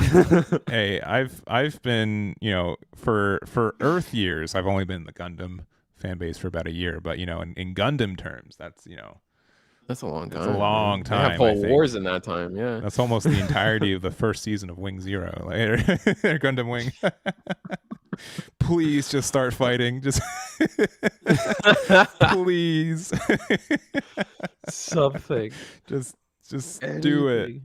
But you're just poking it with a stick. Yeah, exactly. Like, but it's unpeaceful to fight. Like, yeah, but we'll go. But it's a show. Yeah, you're the fighting robot show. Like, which I know they're not robots. All right, it's a joke. Okay, I know it's not robots, but boyo, these robots sure do like talking about the times. Anyways, all right, we're here. Too funny. We've got on the left, we've got Jonathan with the you guys don't know what it is. I'm gonna hide it. Could be anything. And then on the right, we've got Edwin with the could be anything. We definitely didn't watch this match last round. No, did not. All right, and let me actually update the timer because it's ticking. And we've got 57. So we have. Are we still resolving overflowing affection? I think we are. Yeah, I believe. Our second one, Jonathan. Because we. Yes. Yeah. I was talking with Garrett earlier. If I had a nickel every time overflowing affection resolved, I'm like, man, I would be. I had a nickel for every time I confused overflowing affection and show of resolve. Oh, sure. Oh, yeah. You could get the alt art versions of it for sure. Oh yeah. Mm-hmm. All right. So yeah, we're in top 4. I think it's pretty clear now that Jonathan's likely playing Wing with the cards that we've dropped. And you know what? It's not too crazy. I think it's pretty clear that Edwin is playing a red and blue deck. Could be anything, but right. I think Cyber New Type is pretty clear. So being able to use the Visalis, get that 3 damage, get rid of the EX base. And so good. So good. I still like all the I think that's probably my favorite part of deck building so far is just like, all right, but just you look at your pile of 50 cards and then you end the thing and you just ask yourself okay, but how quickly can I get rid of an EX base? Right? What is your EX base removal strategy? Yeah. And it's just finding that in your deck is endlessly amusing to me. All right. We've got a stupidly good defensive turn from Jonathan, a 6 HP base, and the there is a way around it. Yeah. And if we have Gundam and Amuro, I saw the 3 tap. I'm like, surely this is the time. No, because we drew it into it. We're gonna see it next turn. Oh yeah. Discarding the desert base is interesting to me. With a deck, when you're up against a pretty aggressive. I think at this point you would have known you lost your EX base to Visalis and then blue cards. You surely know that they're going to be on some red, blue, ping strategy. Typically, this, it's hard to not assume that. Yeah. But discard a desert base seems kind of rough. Even just the good card draw it could potentially be, right? Yeah, I mean, we just did discard. We played 1 already, right? So likely we had 2 plus copies in hand, but. There are so many times where well, they hit me down to 0. Never mind, I have 6 HP again. That's what I was gonna say, right? It would have been even if your hand's kind of a second base still helps you. I don't know. Yeah, I mean, maybe the rest of our hand is just gas. Maybe we're probably gonna see maybe a Health Scythe duo potentially, or although I do feel like people are moving away from. No, I can't say that. I feel like I haven't seen a duo Health Scythe link pair in a minute, but. Yeah, but I mean, we'll likely. There's a normal Hell if you're Scythe. playing like the regular Hell Scythe, you're definitely playing Duo in your deck, right? That's you would have clear. But man, another Ilfrit. It's just that ramp is so good. This is, I normally go into green-white matches like, oh, I think I can, this is generally in my favor. If this happens though, like after like, oh, I have a Salis with Jim, got rid of their EX base early, like I've got the pressure. Double Ilfrit and Desert Base is enough to make me cry. Like that is so much, like, ways to prevent me from going in. Like it's crazy. And then like it kind of like what are you thinking in the scenario? It's like you got your gun tanks. Like, do you want to? I mean, you just no. Never mind. The Lifrith's just block for free. No, I take that back. Next turn, Amuro Gundam still gets you there. You attack 6. If they block it, you can still Visalis +1 on a Rizal. Get rid of it too. Right.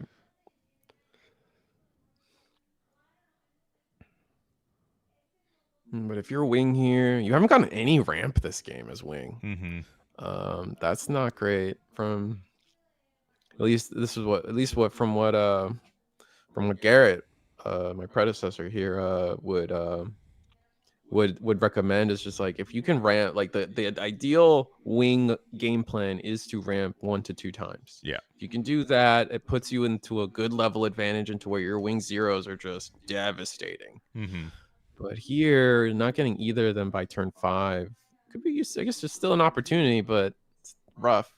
Oh, 4 resources down for Ale. Ale Strike, another blocker, and then again, just like this 6 HP base is just irremovable. And I think it's like I don't think we have Kira, but thinking about, you know what, we can put Hero here, take your Rizal back.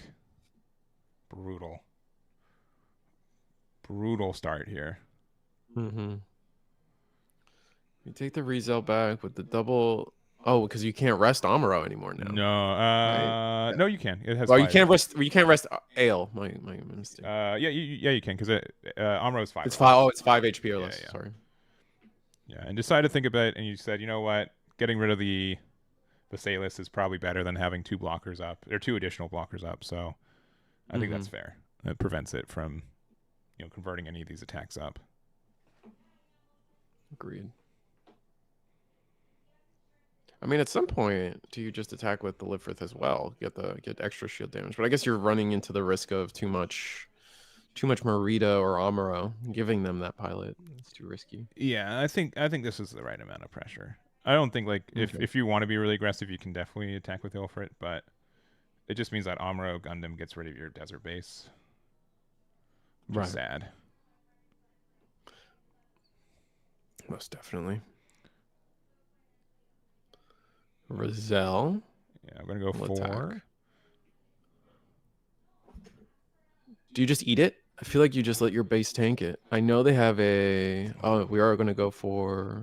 All right, this is. Okay. I think this is a little bit of bait now, because this at 1 HP just means that there's so many ways to now interact with it. Yeah. Yeah, there's gun tank. There it is. Yeah, there it goes. That's what I was thinking. Like maybe we do just let that one through. It's only 4 damage. Our base stays at 2. Lifrith can block the GM, and then the gun tank would attack into Lifrith, but like still not be enough to clear the base. So you pretty much got the same thing done, if not better. Yeah. Now it's like, do you want to like boost the GM? If they block with Ilfrit, you can trade again.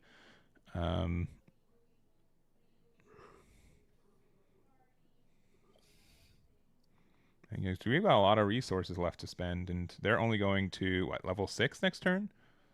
Yeah. So wings still at least a turn away. Yeah. Yeah. Not seeing the bird mode or first contact or a duo pair. Although I hear first contact is most definitely like while I feel like duo duo has been hit or miss. I think a lot of people are starting to hate first contact as a card like in their green white decks. Yeah, I won't run it. Got you. Yeah, I think it's better to just like stabilize earlier than get to wing faster, if that makes sense. All right, 1 damage. Oh, doing the 1 damage there. To close Battle of Aces. Yeah, Battle of Aces. Okay. Interesting. Yeah. Okay. At this point, like I have to think we're just kind of encumbered by commands. Yeah, it keeps looking that way, but then they keep pulling it through. Oh, well, I guess that was a mirror match. Mm-hmm. And you have to get rid of Death Scythe early because it does have Repair 1. Mm-hmm. All right. We still have this. We still have this desert base. Looks like we have a Zwart in hand. You saw that? Yeah. Yeah. And then quite the grip too. Yeah, it's been. This is definitely a game where I'm like, thank goodness there's 2 games after this potentially because they had such a great start. Yeah, they're seeing. Oh, they got the ramp. They got the ramp, so that does mean that Wing 0 can come down next turn, but oh, looks like we're immediately using it though. Wow. Okay. A Death Scythe. Okay. That's I think that's fine, right? Because I don't. Yeah, we're at 5 shields. Like there are so many games where I'm like I've already won when they're at 6 resources. That this is such. I guess my heart is still like I'm looking at those 3 units on the board that all have less than 3 HP, and I'm like, man, if I could just 3 for 1 my opponent. Deal with them too, right? It's not the same case. Yeah, it's fair. Getting the Hell Scythe down now is kind of nice because then this one is generic, right? This one you can put any of the boys under and get the first strike, or does it have to be duo? Yeah, the activate or the 1 pair is any Operation Meteor pilot, which that's level 4 or higher, which I think is every Operation Meteor pilot that exists right now, anyways. But yeah, I think so. We have the vanilla Kshatriya and the Merida here, so this could pressure the base in one of these units. Where would you send the ping? Where would you send the Merida ping? Oh man, probably one of the Ilfrits. And like we could like Visalis, but then I would just immediately block with the damaged Ilfrit, right? Yeah, that's what I would do. Where's this Visalis going? Oh, onto the Kshatriya, and then yeah, like you said, we ping. And where is the ping going? Oh, we're resolving the ping first. Okay. Yeah. Cool. Actually, then at that point, like it sounds silly. You just do it to the wing, right? Because you know that. No, you can't. Yeah, you can't do that one. Yeah, because it's not the level. Because yeah, if I pinged an Ilfrit, they're just gonna block with that Ilfrit. Oh. Okay. Oh no. Yeah, I would have pinged. Okay. Okay. I liked your logic. I think you were cooking with that. I think wing would have probably been the best target there because now you're subject to another battle of aces. Yeah, and they might not know how the sequencing works. I'm actually here real quick. Let me just talk real quick.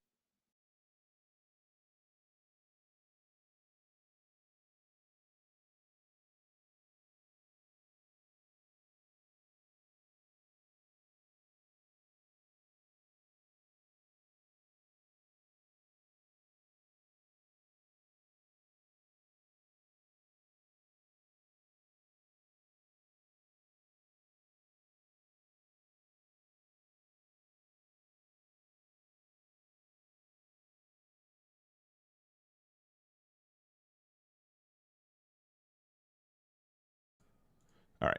Yeah. Yeah, I think it just a minor misstep there, but it is you don't declare the blocks until the when attacking effects have happened. Mm-hmm.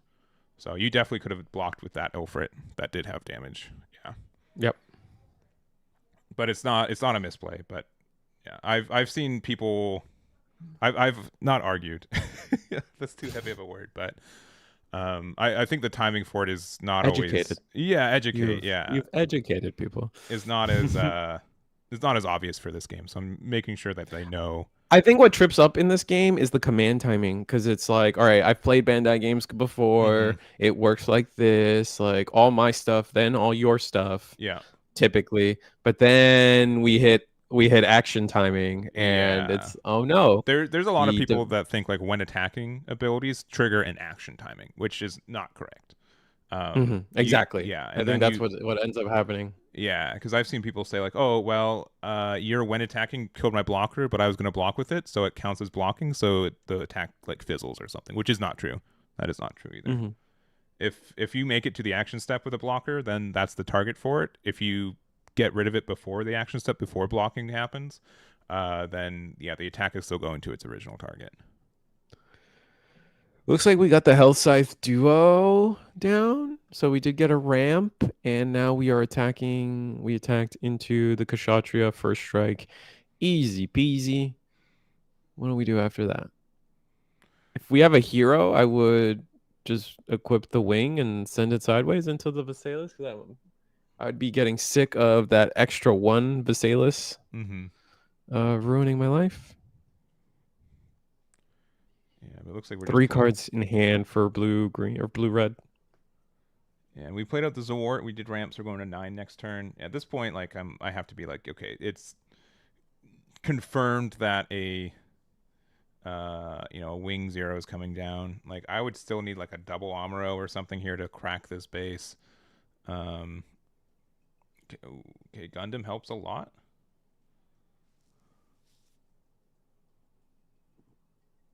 But still Amuro. I don't think they have the Amuro though. He's missing, man. Even if you did have the Amuro, what are we looking at? Just we can do double sixes. 5 units into shield. Yeah, we can do double sixes with Rizal and okay. Merida. I see. So this card can't attack, but everything gets the +1, so that's good. Nice. Yeah. But 2 blockers still, yeah. Jim into base. Yeah. I think you take it, personally.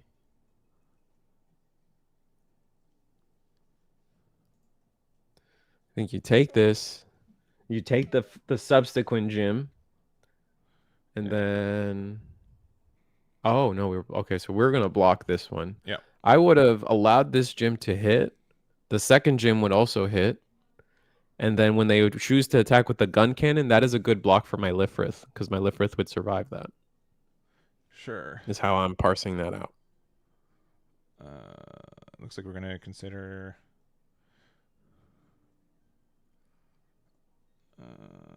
I mean, without the Visalis boost, right? Because we can do double 3s and also yeah, this I guess yeah, this one we're doing 2 damage to Death Strike. Interesting. Yeah, that is interesting. Putting our foot maybe honestly, now that I think about it, maybe the previous attack was also into the Death Scythe. Instead of base, and that's why we blocked with the Lifrith. Yeah, this is going to be 4 into okay. Yeah, so this is going to let us at least remove the Death Scythe. Yeah, because this is going to Zawart here. And then we can still attack Rizal in the Death Scythe. Yeah, this at least makes like if they play Wing 0 feel terrible, right? I feel like I would have wanted. Oh no, we did block. I feel like I would have wanted to block the Rizal. Does the how much damage is it? How much health does Health Scythe have? It has 6. No. Yeah, it has 6. So needed. It was 3s. It was all 3s. Yeah. Yeah. All right, another Death Scythe. And another duo here. So this will attack into shields. Get rid of that. Visalis again. And then, yeah, 2 there. Hitting into a gun tank. And then passing there. All right. We can finally remove this desert base that's been here for 20 minutes. But is it the play? Yeah. Yeah, I don't know, because I feel like Corcus we just can't get a break for bases for a red blue player. No, they're just continuing to play them. The RX-78 will at least wait. The RX-78 doesn't clear the. No, it's 6 AP. Oh yeah, I think it keeps. Yeah. It gives itself the +1 as well, which is where I trip. All right. Yeah, I think we got attack 6.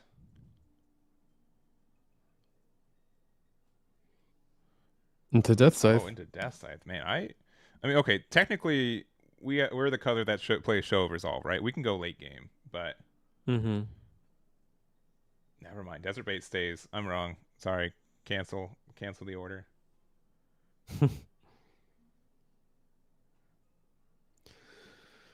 We have Talgies down, at least we're showing some aggression, but the tokens have a level, or are they treated as level 0? Oh, let me double check that. Tokens count as level 0, yeah. So okay, so it's if we play Wing 0, we get rid of Gun Cannon and Talgies. Good. And now RX-78. It's a 4 HP, so it's he's living. Right. And he gets to repair 2 and then just lose to another. Duo, hero. Dang. No pilot. We have a duo in hand. Yeah. I know it sounds insane. There's a chance we don't find our Wing Zeros either, so Wing itself is fine, but yeah, that ain't no Wing 0. Sending those heroes to the bottom must feel awful. Mm-hmm. We know that their entire hand now too, unfortunately. Yeah, and I have let him know that it's showing, and he's like, oh, this is the best I can do. So, but you know, passing here gives, I would say, a little bit hope to Edwin, our blue-red player. Now, what's curious to me is they're really trying to like they have an Archangel in hand. Is it almost worth it to just let the Archangel rip, say goodbye to the Desert Base finally, just to get that Desert Base has been so nice to us, though. He's been so kind, right? That's true.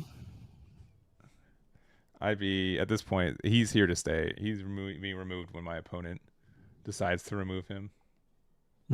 When my opponent finally succeeds in this is in this 5 damage. Yeah. Oh wait, no, that never mind. Yeah, I'm good. silly. We're good. All right, 3. When we hit, striker back. No we are just way. not losing this game. We're just that good. So good. We're just that good. Oh my god. Even if we had like the aggressive start, just being like, well, yeah, striker pack when I'm playing ping is like the saddest. I'll be just like, man, I get like you. It's a base for free, right? Like sometimes it can weirdly give my opponent lethal. Like just a disgusting card. Yeah, like we're dead if we're dead if we see if our opponent has a link pair, we're dead, just straight up. Yeah, for real. I mean, as long as a link pair that's 5 AP, because no, Wing Gundam can attack into anything and do breach 5. Yeah, it's such a weird quirk. It is very weird, especially when every other breach is like smaller than the original unit. Yeah, in terms of AP. Yeah. All right, we're gonna start off with Wing Gundam. Yep. Into RX-78. Taking 3 damage. I like that choice. That's probably the best choice. Yeah, that card's obnoxious. And the fact that it lives against Wing 0, right? Because also, if we top deck Wing 0 here, we can clear the entire board. Yeah. The way we were playing, we either drew the Wing 0 or we drew the link pair. Let me see. I know they have duo in hand. There it is. Never mind. Yeah. That's game. Yeah, and since I just said it, like hitting that striker pack not only meant that you didn't lose, but it let you go for game last turn or this turn to get there. So, I kind of hope it's the last card that lets you play a unit off a burst, but I know it ain't. I know it's just the first one. We've lived Bandai. Yeah. Like the saving grace for us right now in Gundam is that there's not a yellow to reveal. That's true. Yeah. As in, yellow in One Piece is just a color that says, it turns losing situations into I won, my bad. So, but yeah, I can definitely see it more of that. Like, you already have to be careful about like not giving our opponents pilots to go for game or like, you know, resources from that. But just the straight up unit on board is a different type of tough. Yeah. So Jonathan's up 1-0. We've got 35 minutes. Sincerely, we can still. We can crank out 2 games in that if one of the decks is, you know, blue-red. I mean, in Gun, like, wait, we didn't really see like a Kshatriya or even a Banshee from red-blue. We didn't see Amuro. Yeah, I would say, if I was being honest, there's a point for Edwin where the consideration could have been just to like get to game 2. Scoop. Yeah. I guess in our defense, I would say that Wing Zero, or in the defense, Wing Zero wasn't show, like we kind of saw their hand, right? They didn't have Wing Zero, which would have been the complete like end game ender, right? If you get 3 for 1 in that scenario, it's just kind of over. Yeah. So saving us from that, like maybe we have a chance to pull it through, but yeah, we'll see. Now I think Jonathan decided to go first in this first matchup. If I not in game 1, right? Because I think Edwin went second previously, and Jonathan should be our top seed. So yeah, Cyber should be the first seed. So they chose to go first. And honestly, I think funny enough, depending on the matchup, maybe they just didn't know what they were playing against, which is possible. But there's definitely a situation, like I feel like green white does like going first. Essentially what everyone's always told me is the extra real resource here, is one really second. nice. 1 second.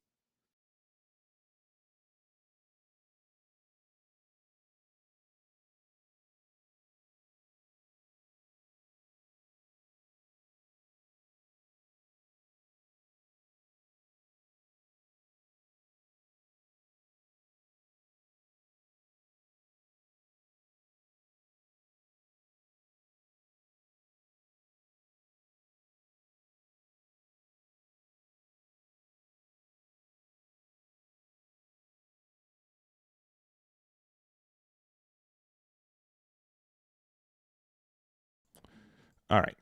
So we are there. We're going into game number 2 here. And we'll see what this looks like. Yeah, going second for Edwin here.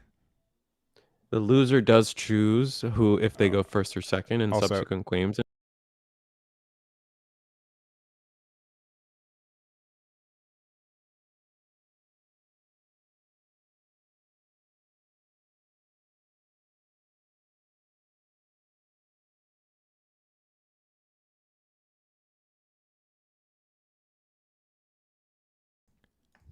This is the one thing that I hate being a nitpicker about, but it's the order of your shows does matter. Yeah. It's the same for like One Piece and like another Bandai card Digimon, games. One Piece, top card of your Fusion World. Yeah, should be the bottom shield. So it's, but I totally understand where you're like, well, I'm just gonna grab 6 and move it over. But yeah. No, it is one of those like lame things to be nitpicky about for sure. But every Bandai card game except Masters, it's this one way. Yeah. And this is treated as a premier level event. So like you just do it right. It's in the rule book. Yeah. There's no debate. Yeah, for sure.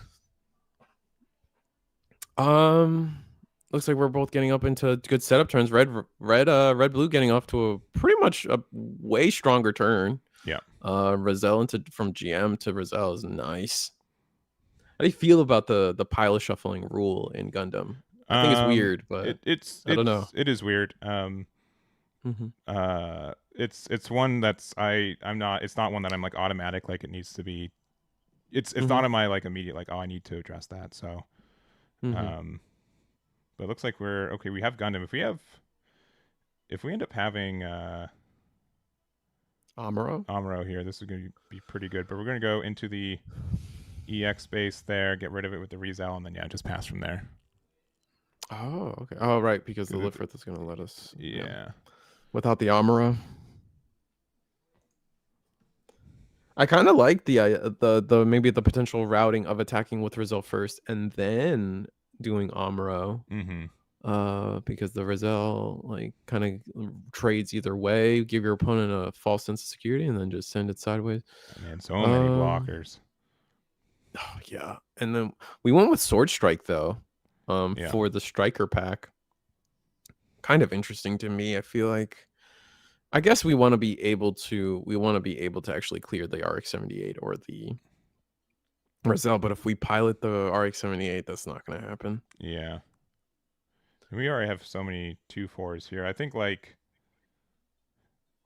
get punished if they're, because you're going to level 5. If Kshatriya's online, if you like Marita into Kshatriya, you can definitely remove that, which is pretty painful.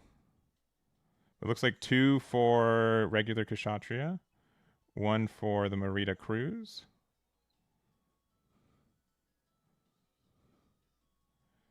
And yeah, I think so. I think we're thinking about doing the 3. No, we're gonna do the 5 here, doing 1 damage to one of these. Oh, into there. I like that sword strike, but then I would just block immediately. Yeah, right. They made the mistake last game, so I wouldn't want them to make the mistake now. And yeah, we are going to block. Yeah, so 4 damage on Kshatriya, but still alive, so a little rough. Gonna do 4 Rizal. with Rizal into a wing 0. 0. Yeah, I think the other thing too is that you want to block with your blocker immediately, because if you hit another striker pack, you want to be able to get that blocker again. Oh, we are going to block with the RX-78. Pretty smart time to do it. Although we have a gun tank though. Big punish. We have a gun tank. The repair happens anyway. Yeah. It's kind of. Yeah, just the repair happens. Yeah. I don't know. I don't know if I'd block there or not. It's a weird spot for sure.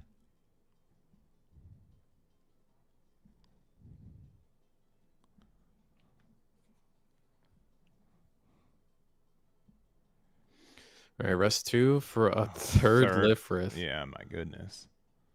Well, this like looks nice in the sense of like a defensive wall going forward. This just isn't what Wing 0 wants to be doing, right? Like fundamentally, like so like it could look obnoxious, but I feel like if you're blue-red, if this is all they're resolving, like we're kind of happy just off the fact that we could potentially, and yeah, we're gonna see the Battle of Aces. Yeah, this is really nice here. So you do have to use an EX resource for it, but it does mean that our Kshatriya is staying on board. Slowing down your opponent, I think that's almost worth a trade. Yeah, we're going to trade with Kshatriya. Yeah, because we're just like, you know what? I was going to defend this attack anyways, make sure they don't have like this incremental ping damage here. And then no 4th Ilfrit. All right. Darn.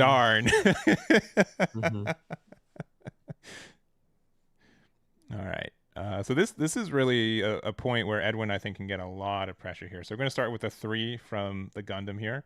Might be a little bit of a bait of like, oh, I could block here, but then I could ping the damage, which may or may not happen. So yeah, another 2 damage on the Gundam that can just heal. Yeah, these blocks just feel too free. I'd rather leave the Lifrith up to like... Yeah, just like keep the like wall off the Jim. This could also be Anksha here. Oof, Anksha would be bad. Ooh, another Gundam. RX-78 with Amuro, finally? No. Now we got to decide, are we going to clear? Yeah, let's do 2 into shields, likely. Yep. Wing. Yeah, and this is why I was kind of against blocking with the Lifrith. At least you would have blocked in a striker pack. Okay. Striker pack. Brutal.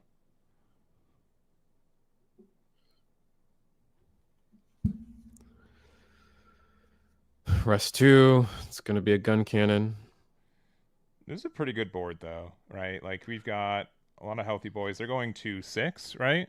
Because this will get we're not worried about 0. Yeah, 0's not coming. Like, Death Scythe can do, like, a good trade, but honestly, like, they haven't played any overflowings, or they haven't had any pilots from their shields, so having the pilot unit combination's a bit tough to ask for sometimes.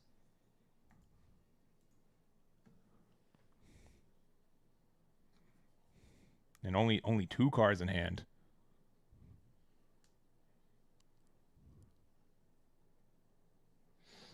Yeah, I mean, if we can like we're so close to being able to crest the peak here. We're gonna attack into the gym.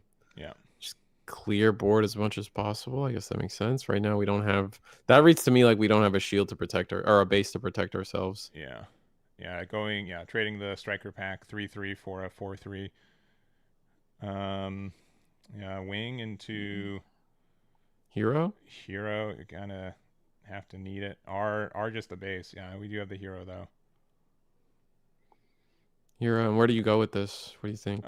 One of the Gundams for sure. Yeah. All right. Rested because you can, or sideways? Yeah, rested because I can. Yeah, active because I can. Yeah, for sure. Gotta make sure I use my abilities so I can. Yeah. 100%. There's the breach. And damage. only now clearing the first EX base. It's so tough. And they're only at 6, so they can't even play Wing 0 next turn if they wanted to, which is huge. It has to be like a. Maybe, I don't want to be the commentator's curse, but yeah, first contact at a shields could change that though. That's our only hope. Yeah, I think the 3 best... cards in hand though. Yeah. And the Wing Gundam is threatening just more of our board. Yeah, I think we have to go. Oh, there's a World 0 stabilizes or Wing stabilizes. Angsha. Okay, 3 HP left for our Wing, which means that Battle of Aces could get rid of this. We might see it, but that's gonna be the rest of our hand. Ooh, okay. Okay, Corpus of Base. Yeah, love this.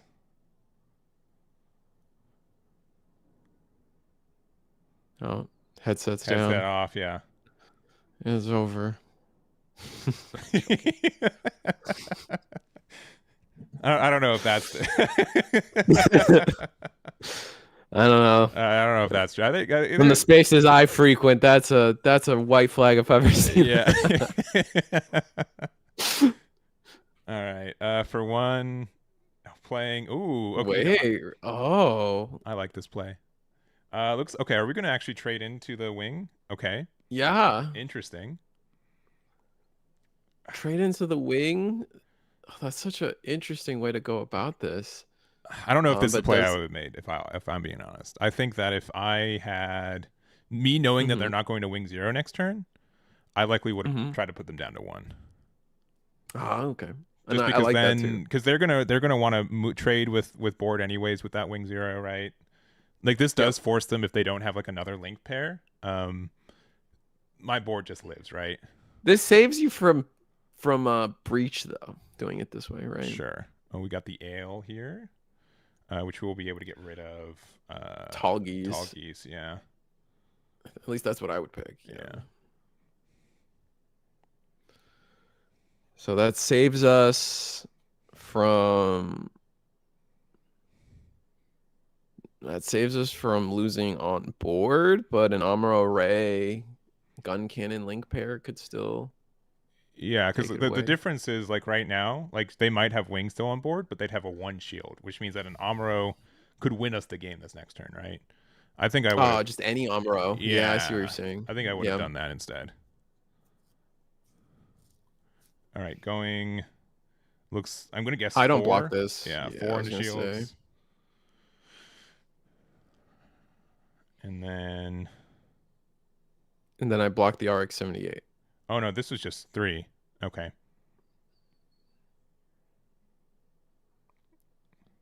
Yeah, this is also just 3. But this I block for sure. Yeah, RX is too good of a card. Yeah. Oh, what do we? It's not damaged yet. Okay, I mean you do it afterwards. Yeah, but sure. Yeah. I won't step. Yeah, it has to be damaged, but whatever. Yeah, because action step afterwards. Yeah, and then like if you really want to get into the nitty gritty of it, technically he can't even resolve the Battle of Aces until something's damaged. So we weren't there. I'm going to choose to believe that they said, all right, block with that, and then he says, cool, main step afterwards. I'm going to Battle of Aces. So that's fine. Yeah.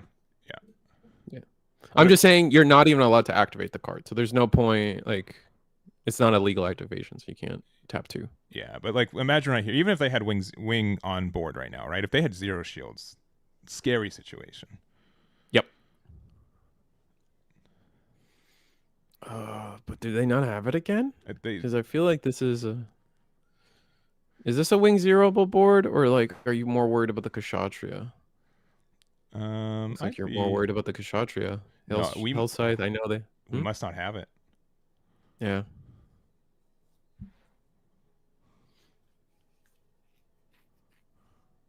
Okay, using the duo here. So we That's will be able to trade with the Anksha.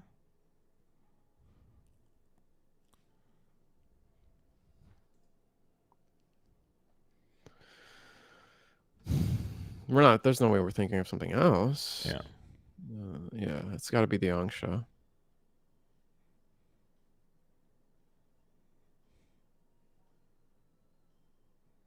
Yeah. And then,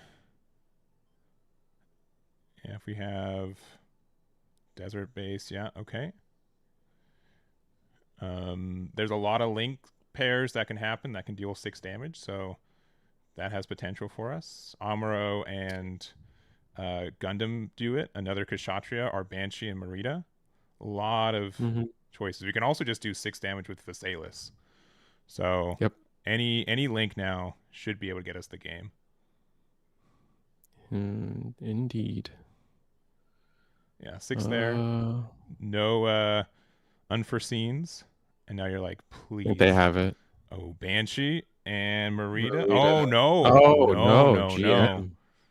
Oh, man. Okay, pass them back. We're still in a comfy spot, though, I feel, as the red-blue. Maybe there's a route that, like, green-white. Yeah, I'd be somewhat tempted to not attack with Kshatriya, because if they have another desert base, right, then they can just trade for free. Though it's also like the I don't know. It's tough. This is a tough spot. Yeah, because then the Visalis, you might not have that going into next turn. Yeah, but also at the same, if I find Marita, I just win the game, right? Like just they'd have to like establish a base and 2 blockers, and we've seen like what 4 Ilfrits already. Ooh, Ale is good. Ale can put Banshee back to hand. We're gonna do 6 damage to Kshatriya. Yeah, Kshatriya. So we take 5.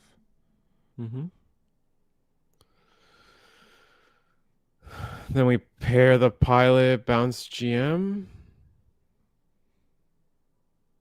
Oh yeah, we got That's the nice. base. Okay. Another hell size. Oh, but we don't have a pilot. All right, if this is Marita. Yeah, the Visalis once again really. What's the card? Oh, it could be so. Oh, it's the Amuro. Amuro, yeah, that's gonna get the rest on the Ale. Yeah, that's it. Boost on the Banshee, and then unless there's an unforeseen incident here, yeah. And little Jimmy makes the difference. Little Jimmy, that's crazy. All right, that's 1-1. We've got 15 minutes. We got game 3. Let's get to it.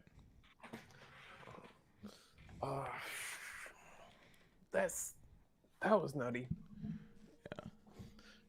And we had another Visalis in there. Bases for Amuro, base for Rizal. Yeah, a lot of stuff. That's an intense shield area. We just that beginning where we saw triple Lifrith. It sounds crazy. It sounds good, but really, when it's not your game plan, right? 1 second.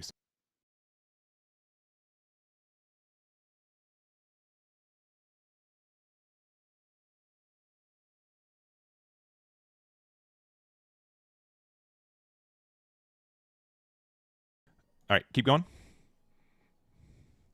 No, I lost it. We're gone. Oh, when like the triple Lifrith, right? When you see that come down, and like you're like, oh, that's so disgusting, so much defense. It's like, but when it's not part of your game plan, when it's like your game plan is to try to ramp, get into the Wing Zero. We didn't even see a single Wing Zero back-to-back games, right? Yeah. We're just not getting what we want done. Agreed. And so we're just going to be interesting to see. Like we will have, we'll have 10 minutes overtime if this gets there. It is not unlikely for Red Blue to win in 15 minutes. I'll be honest, or lose. But we'll have to confirm on the end of time procedures for this. Looks like Edwin's not going to keep their current hand, and we're going to. Yeah, neither player going to keep their current hand.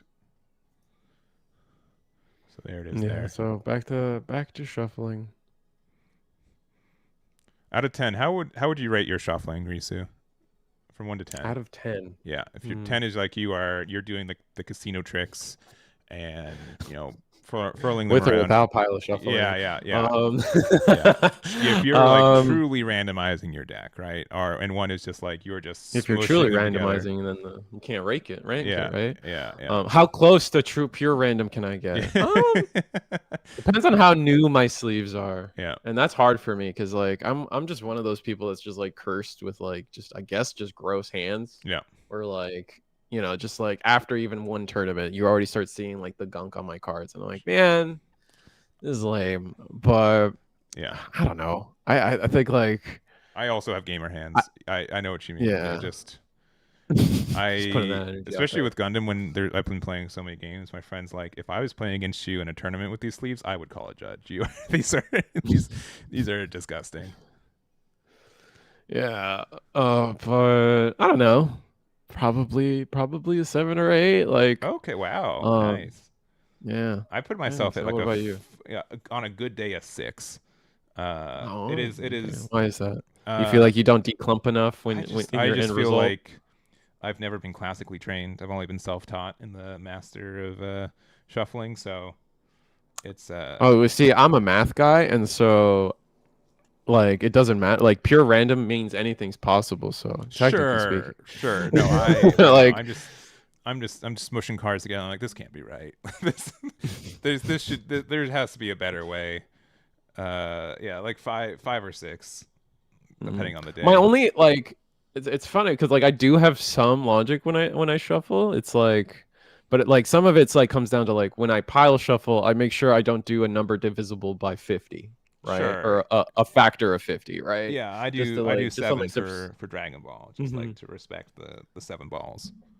Yeah, for sure. But for just normal standard shuffling, I keep going until like it's one of those stare down moments with my opponent. It's just like, is this too long? What do you think? All right, so we end up burning the EX to rest the wing here, and then we're just gonna get rid of the EX base and then decide if we want to trade with wing or just do the extra damage. And we are trading. Like going to wing, and then just makes too much sense, especially after repair. And I think we chose to go first. Yeah, we did choose to go first, but we did get that early ramp from the Wing 0 deck. Yeah. So that could be where we're at in terms of like. We got the extra ramp. We're now level 5, so we've caught up on levels and forced our opponent to use the EX. So now we'll be ahead on level advantage for the rest of the game. So that could be pretty much everything we need. We see. I don't know. They do have a hero in hand, so no link pair this turn. But I mean, they might not have drawn into like Lifriths and bases to like curb aggression. I will say, if I see Amuro and Gundam on curve, my win rate skyrockets. That card is disgusting combination. Super good, especially against wing. It just answers a lot of their problems. But yeah, this being at 6 here, really good. If I have another way to rest their Ulfrit though and get rid of that base, like Dunzo, it's so good. And we're gonna use the search. Yeah. I don't think we're going to... There's no way we use the... Man, we are really revealing our everything. Yeah. In public and everything. That's crazy. I'm also going to say, going into finals, especially since... I don't think this is fault. Whoever's going into finals, they're watching this game, right? I'm going to give both players the deck list of the other player just so they know. I think that's fair. Yeah. I think... There is some debate. Like, I mean, we can go into the conversation of like, should all top cuts be open deck list? My opinion is yes. I think like it's too easy to if you think about it, you're in person. You can look to your left and right. You know who's around you, especially at the top tables. It gets really like you become friends with the people in the top bracket, right? You're all on the same high until you pair into each other, and then you're mortal enemies. Yeah. And then like on top of that, if you got friends watching, like scouting, that's a real thing at tournaments. Like let's be honest, just call it quits. Don't give anybody an extra advantage. Just Yeah. Open deck list for the top, top cut and call it a day. Yeah. So that's where I stand with it. Yeah, and this is still like a learning opportunity for me too on this, but I'm definitely going to be just like, you know what, I'm going to for clearly like the other game's been over for a while, so I think it's just fair for both players in finals that both players know what they're facing against at this point. No, absolutely.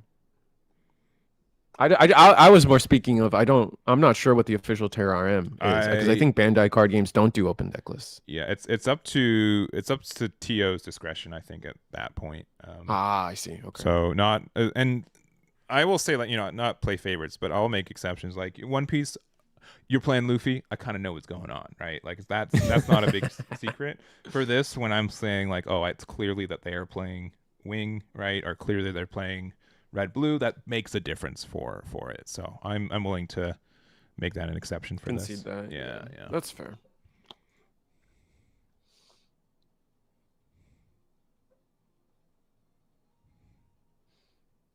Because they're all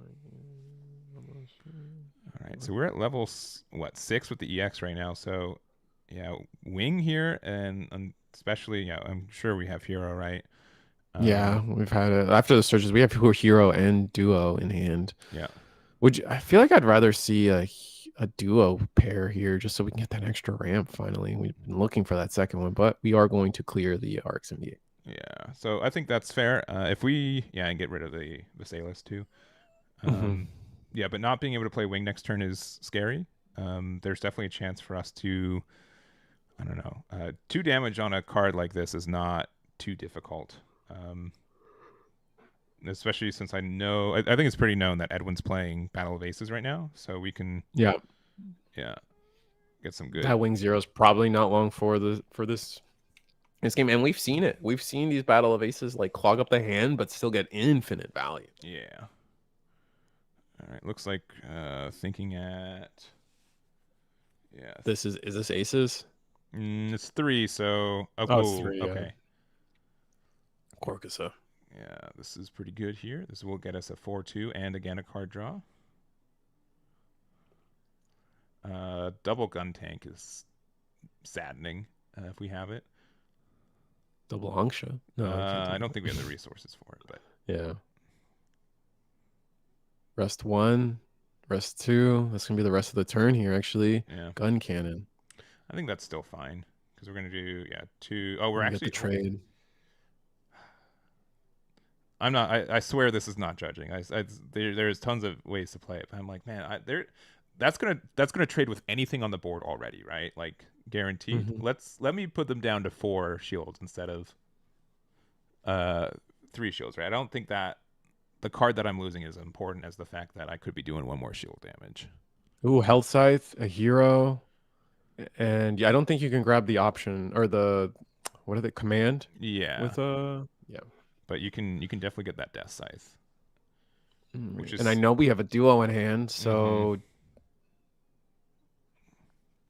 Death Scythe, Duo. We just can't find our Wing Zeros today. I don't think they have a Wing Zero in hand.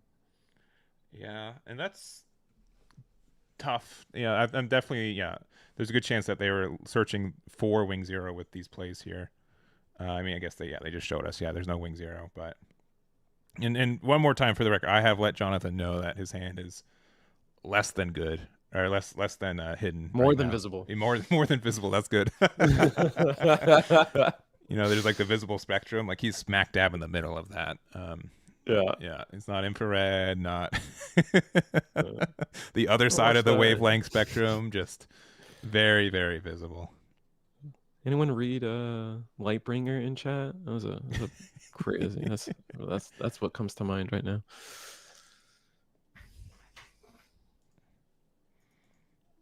All right. We're gonna go. Yeah, we're gonna start with 4 to shields. Do you just block this? Nah, because I know that they're gonna. They have so much ping damage. They're just baiting me to block here. Okay, fair enough. Yeah, we haven't seen a Battle of Aces yet, and there's still 6 cards in this hand. Yeah. But like Marita with a Kshatriya can also do that. Like there's a lot of good plays like that. Now do you block the gun cannon then? At this point, I'm gonna just have to hope that I probably, It's tough because if they play Wing Zero, you lose your ale already, right? It's. Do you think that do I have Wing Zero in hand? If I have Wing Zero in hand, I probably don't, because I know that they're just losing both bodies anyways. But in the case like this, where I think it's nearly public knowledge that there's not a wing in hand, yeah, I think the block makes sense.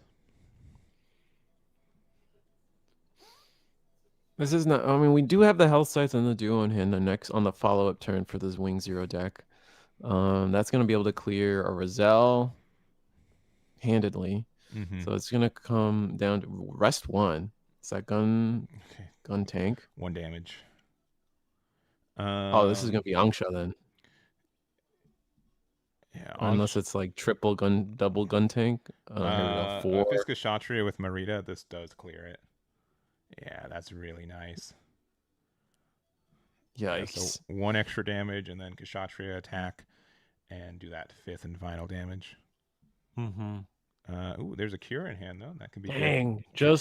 Just after we used our ale, we get the Kira. That's fair. Yeah. All right. I'm not going to say it's like wing or bust, but Wing Zero would be very nice here. Wing Zero would be absolutely wonderful. Yeah. Though I think I did peep. They did add a L to hand, so that could still be good. Yep. What are you going to do? Bounce the Roselle? Probably. Yeah, we could bounce the Roselle and then trade with the Kshatriya. Currently a 6/5. Yep. Yeah, there goes the Roselle. Now it'll be a 4/5. Which we survive. No, sorry. The Kshatriya is a 7/5. So. It'd still be a trade. Yeah. Ugh. But I think I think we have to take it. 4 cards in hand. And we know one's Roselle. Yeah. The 5 cards in hand. Yeah. Yeah, get the trade there. And then I don't think, as opposed to the game 2, and I don't think we've seen a single Ilfred, so that would be quite not good this here. game. But seen a lot of the green side of things. Yeah. Another wing just to get a body on board.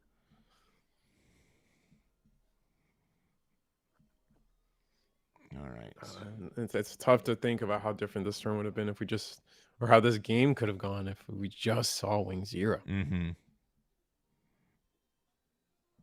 All right, 5 in hand. Yeah, easy first attack. Easy. Yeah, overflowing. I'm sure we would have loved to draw that and cycle some more. Yeah, it would have been wonderful.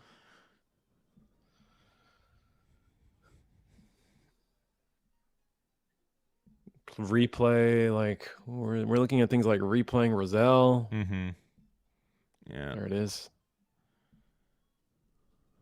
Still plays into Wing Zero. I mean, we could still easily top deck, and we know they have the hero in hand and duo. Ooh.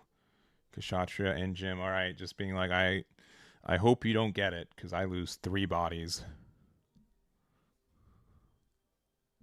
And I think you kind of have to, like at this point.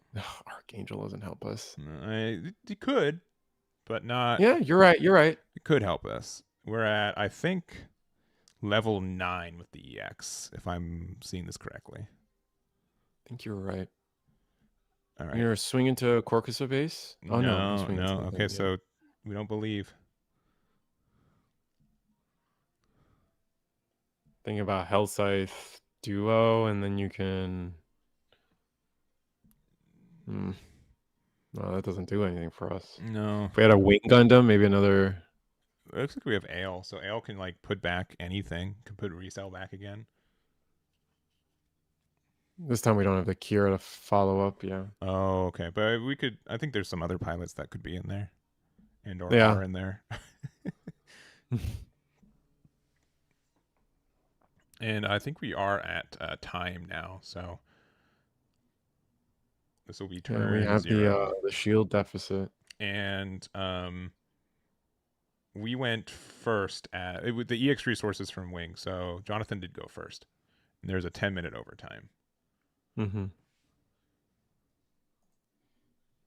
Which, for those not following, the time rules are actually slightly different from most other Bandai card games and even other games like Yu-Gi-Oh, where when the time is called, if you're the player, instead of 0, 1, 2, 3, if the player on the play is when turn is called, you have 3 turns to play. Mm-hmm. And if you are the going second player, and the time is called, you have 2 turns to play left in overtime. So instead of 0, 1, 2, 3 every time, there are situations where 0, 1, 2 is the end of your overtime procedures. Yeah, I think and you're playing the base there too.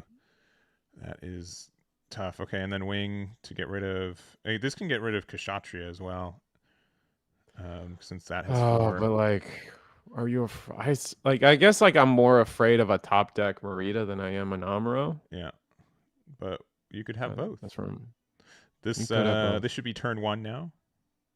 Mm-hmm. And it goes life, cards in deck, and then double game loss. There's the show resolve. Which actually, how does that operate for a best of 3? They just same. Oh wait, we're in game 3, so it's the same as the other. So, we're going 4 into base. Can that be right? I mean, I guess we're just like, okay, they're gonna play wing 0 next turn. I mean, you're just playing for time, right? You're just going for attacks. Yeah.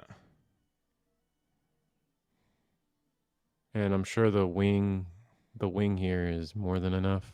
Yeah. The other thing too is that like if you do this, then there's like a chance that like wing 0 gets rid of your own L strike if you do 2 damage to it. So at this point, yeah, just probably play out Kshatriya pass. And 1 for Marita. Oh, okay. There we go. That clears wing. Yeah. Which I think is very important. And then you swing one more time, and I think you clutch game here. Because your opponent can't clear enough shields. Yeah.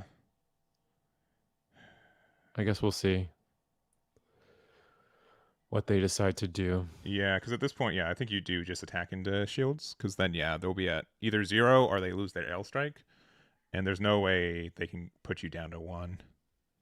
Mm-hmm.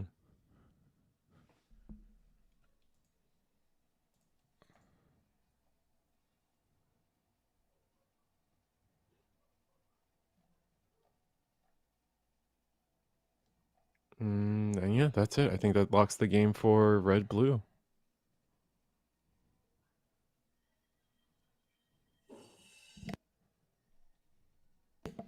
We're gonna go. Even wing 0 doesn't. Nothing saves us unless we have.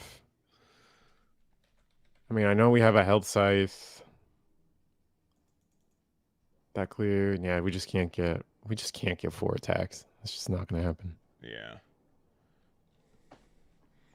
Yeah, draw 2. Overflowing affection. Yeah.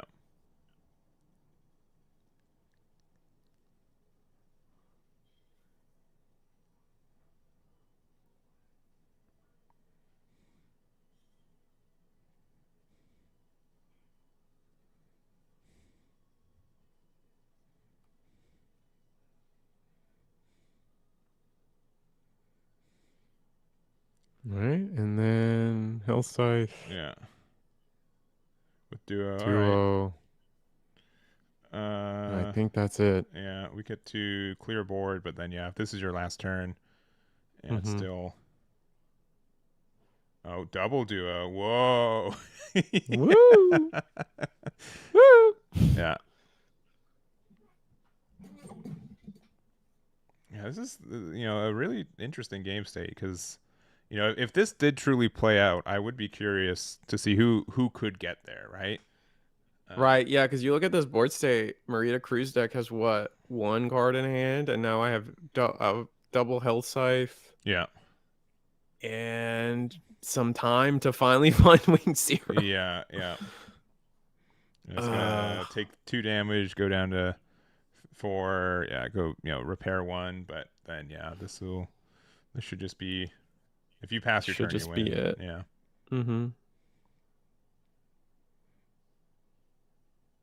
All right, 8, and 9.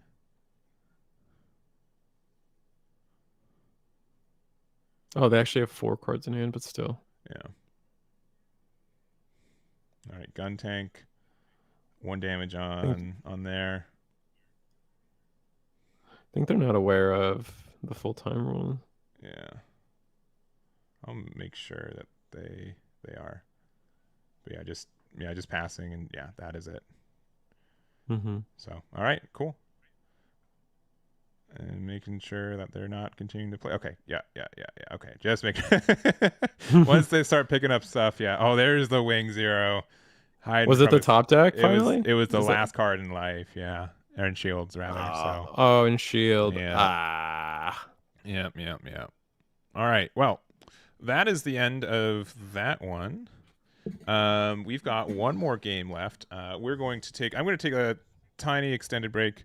I'm going to put 6 minutes on there. I'm going to let both players know that they can. I'll show each other their deck list, just because, again, if you're the person waiting for finals, you saw probably 30 minutes of that game.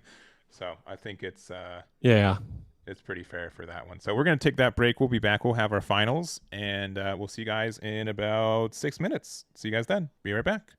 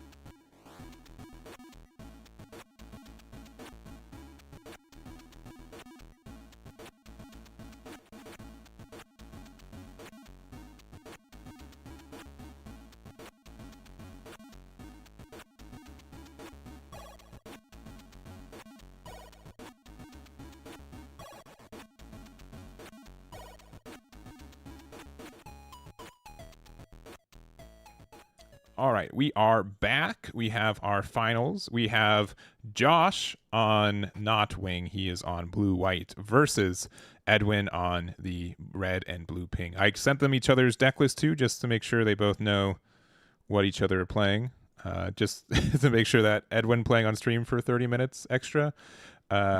Just keeping it even on that side. This is also untimed, and winner gets 2 boxes of GD01. That's a risky proposition. Untimed. Untimed. Oof. I know. Listen, I know one of the decks is ping. All right, so I. All right. You're right. Okay, that's fair. There's some horror stories about untimed finals, untimed top cut. Honestly, sure. Top cut is as asking for trouble. Finals. Both these players have earned the right to be able to play out their entire games. So I would love to give that to them. So. But yeah, we did have 120 players today. This is the finals here. And Risu, who do you think is going to win this one? I gotta go. I don't know. I gotta my heart wants to say blue white, but that is always contingent to me on them seeing freedom. Yeah, give me 1 second too.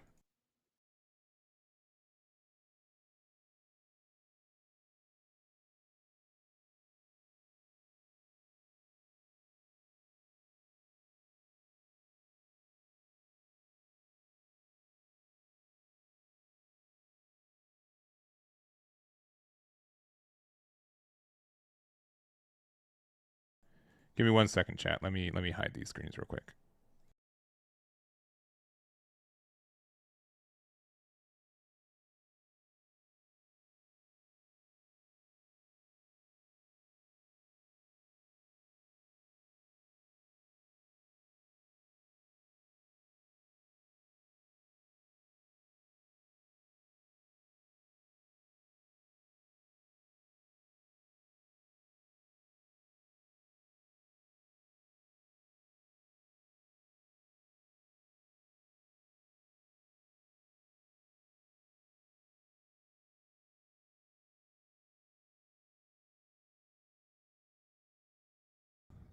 All right, just making sure they knew. Just making sure they knew who had the higher seed going into it. So we had Josh. Josh ended up 2nd seed here, so he will be able to choose to go 2nd here, and then Edwin gets to go 1st. Which again, as a red blue deck, there's a lot of situations where that's my preferred time to go. Yeah. No sound? Oh no. No, we're back. We're back. Yeah. I muted myself just to talk to the players. Yeah. Makes sense. Yeah. What do you think's gonna win? Honestly, I will contest that. Blue and white is our hardest matchup. When it comes to being a ping deck. So they end up generally sometimes you do get to just be a blue deck and kind of get more resources. So even if they are being slow and defensive, they run out of resources first. Banshee is a really good end game, and blue white blocker just does grind us out. It just it comes off to me as you gotta see we saw with the Wing Zero deck. There were so many times where it's just if you saw your masterpiece, I guess your end game situation, you could have won, and I guess that's what you're hoping for with red blue a little bit, is not that just being able to be faster than your opponent's end game, and if you can do that, you're usually going to win that game. Yeah, and one thing too, I really do like adding these gems to blue white.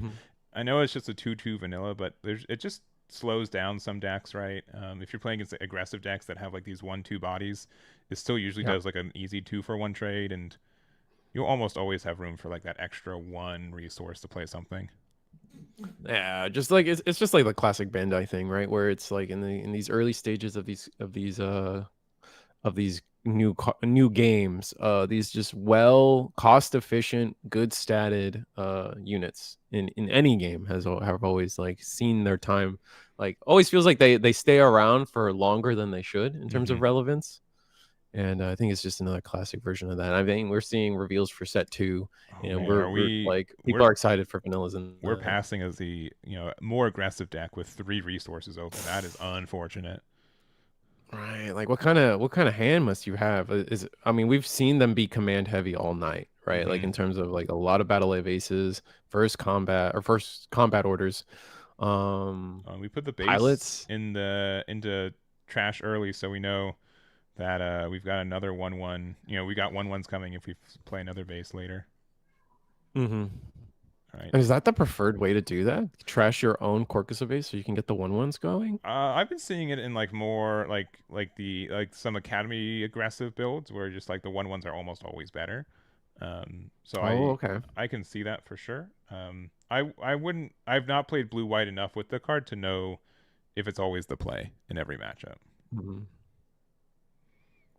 All right, and we got Gundam with Amuro. Yeah, we got the good boy start. This will likely trade into the Ilfrit. Yeah, take 2 damage, and then you'll heal 2 damage, and then it's likely worth to just do 3 damage at their base, even though they can trade back pretty easily. I think so. Clear the EX base. Get them to use because I think they like you kind of noted, discarding the Corcus base kind of gives away for me. I guess it's so expensive though, but we'll see. Mm-hmm. We trade into the GM. They probably have a base in hand. Oh, they're gonna get the unicorn down. Oh, and the Benager. Mm-hmm. Wait, could they? Is unicorn? No, unicorn's 5. Could they have done that? Am I missing something? No. They should be at 4. I think they're at 4 resources. Okay, I think I'm just one's hiding. Sure. Yeah. Mm-hmm. They discard a Hawk of Endymion to allow themselves to bring back the Benager links to hand, clearing the RX-78 and keeping. I feel like I would have attacked with this GM. Unless this is this a new GM? Like what are we? I mean, I guess what? Like maybe if they have like double gun tank, we feel bad, but double gun tank into my GM. I'm pretty happy personally. Yeah, but we're also playing for the late game. Oh my god! Oh my goodness! What is? I can't believe we had nothing to play on 3 resources and then we turned to this. Like that's insane. That's gotta be. I maybe we just didn't want to play into anything potentially. I guess that's. I wonder how this. You just played that card, yeah? Yeah. Right? Yeah. Yep. They got it fixed. Yeah, pass from there.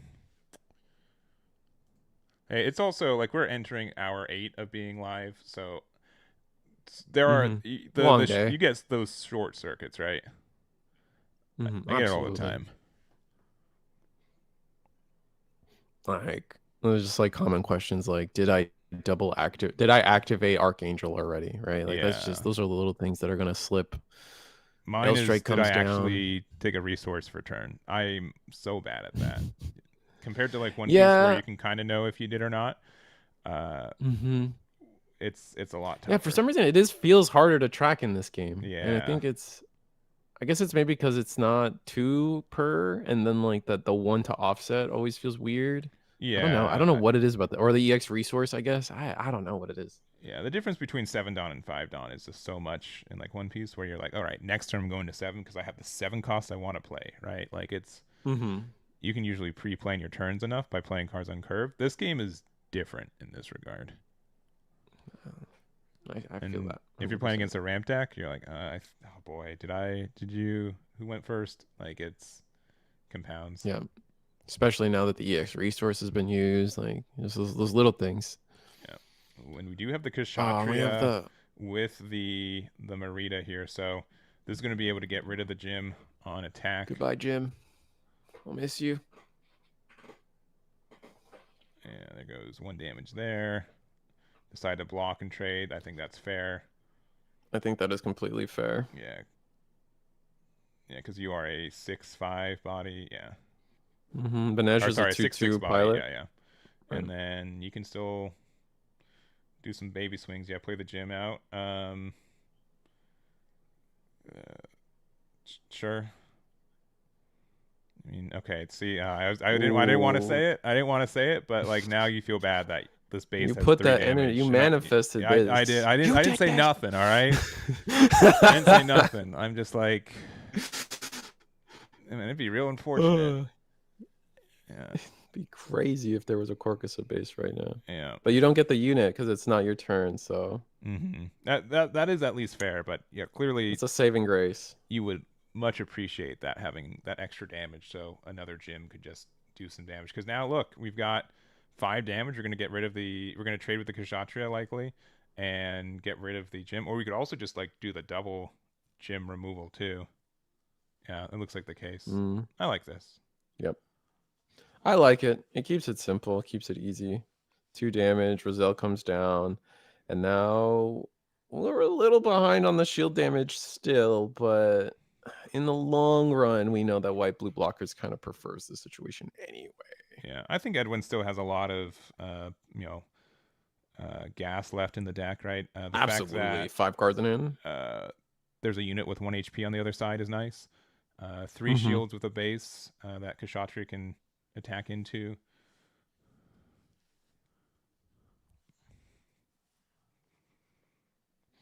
All right, just confirming HP counts on shield and the unit, but then we are going to rest 2. There's the Angsha. Get rid of the Sword Strike. Good thing there.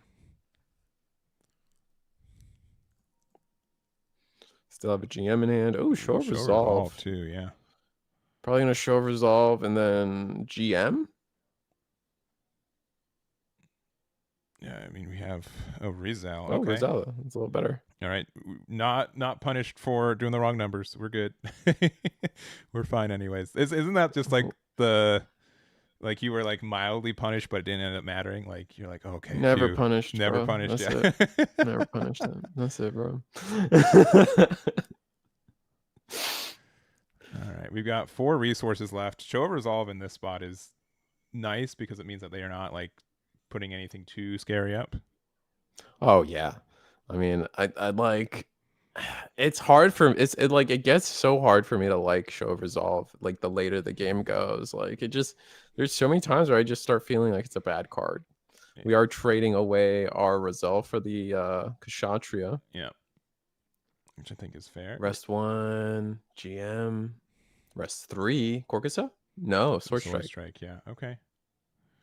I think Sword Strike has been good at like slowing down the tempo of the game, at least, right? Being able to say, well, these gyms aren't doing these incidental 1 damages as much. I get some good trades here. It's been I like the adaptation in the deck in the last couple weeks with it.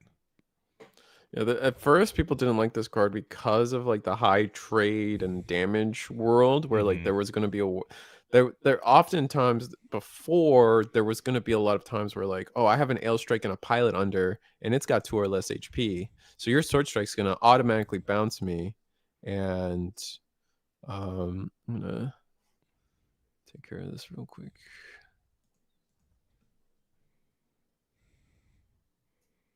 Yeah, sorry.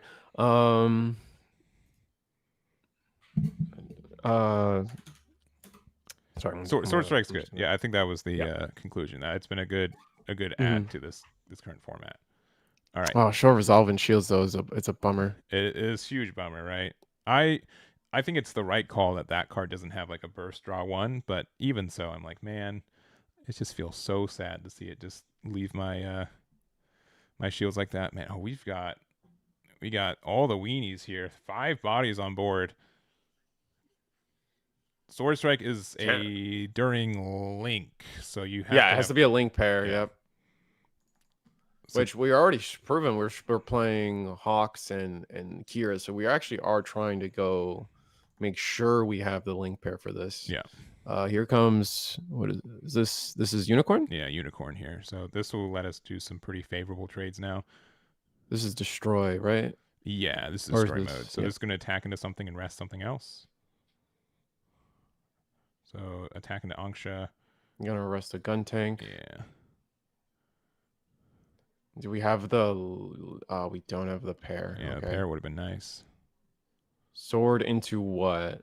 Gun tank or?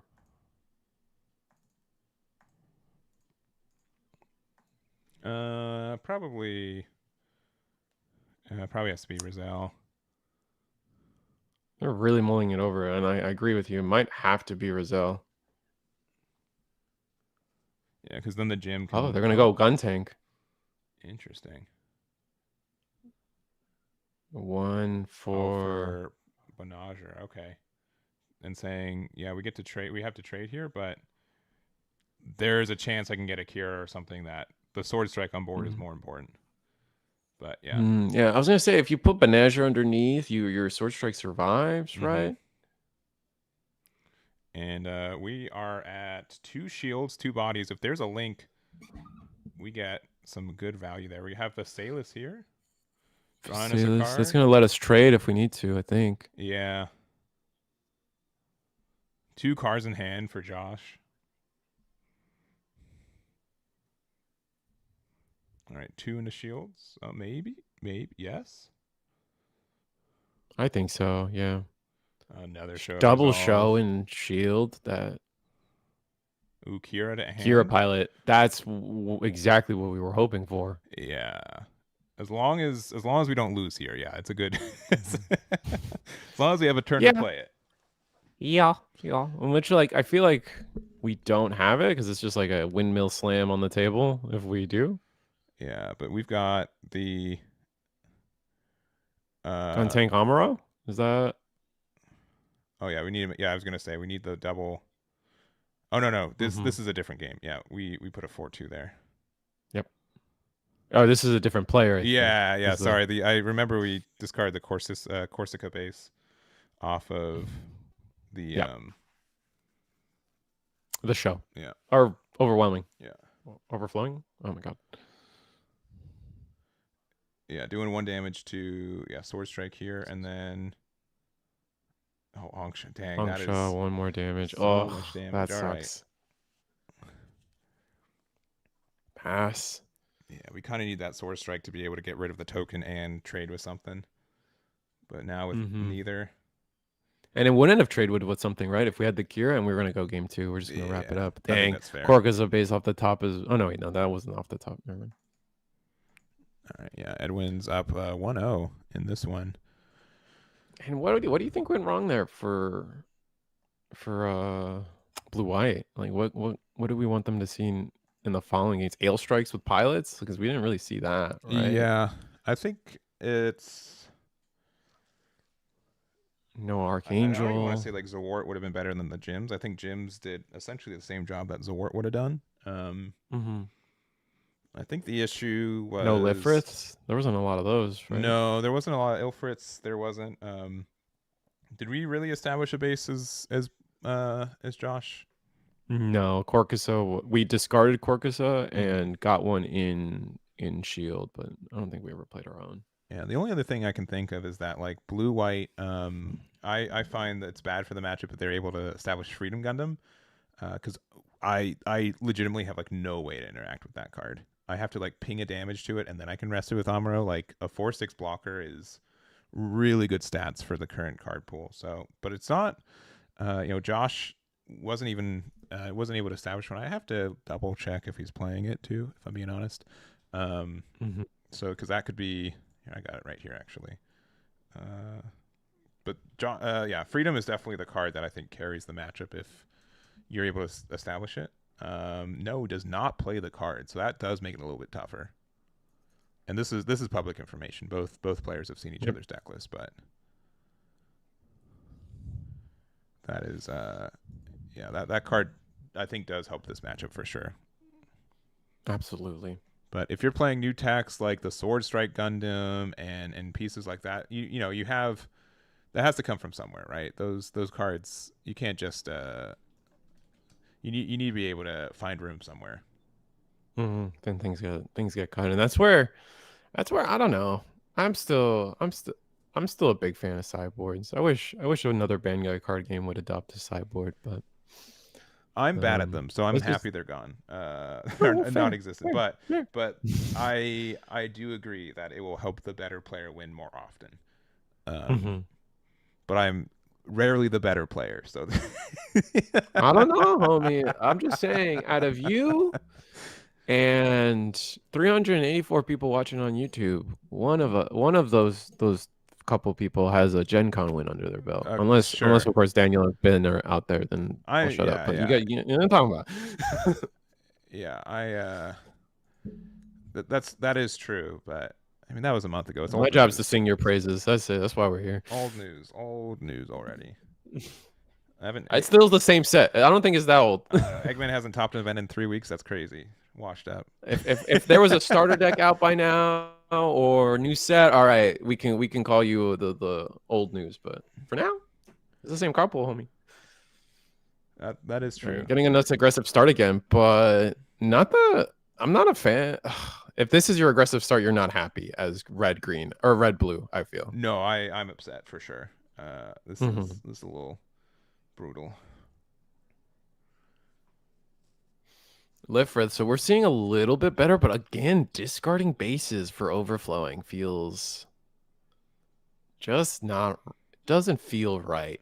Yeah, and kind of the issue is, in my opinion, is that if they're going to be able to swing 5 damage and clear the base consistently on the first hit, bases really don't do that much, right? Right. That's why like the 6 HP bases out behind like an Ilfrit was really good in our top 4 match. And yeah, I think we'll continue to do well throughout this format too. But man, if we've got Gundam with Amuro, I'm telling you, win rate skyrockets whenever I'm able to do this. This is such a good play. This feels so is disgusting. Brutal. Yeah. So now we get to trade with Ilfrit and not take any damage essentially. And then okay, so here's the only thing that I would change differently. I would go Rizel into base first. I'd try to knock down the bases, because if they end up having an EX base or a base out of shields, I'd rather my Gundam trade that. Right. But because we can pivot into getting rid of the Ilfrit at any time we want, but not punished on this one, and we do get a repair too. Yeah, I mean, I agree with you. I think it's a general rule of thumb that most people should try to follow, right? It's similar to early One Piece, where it was like you wanted to attack into health or into life before playing your characters, right? The classic, like, I don't want to get my play Gum Gatling or Gun was it pistol, right?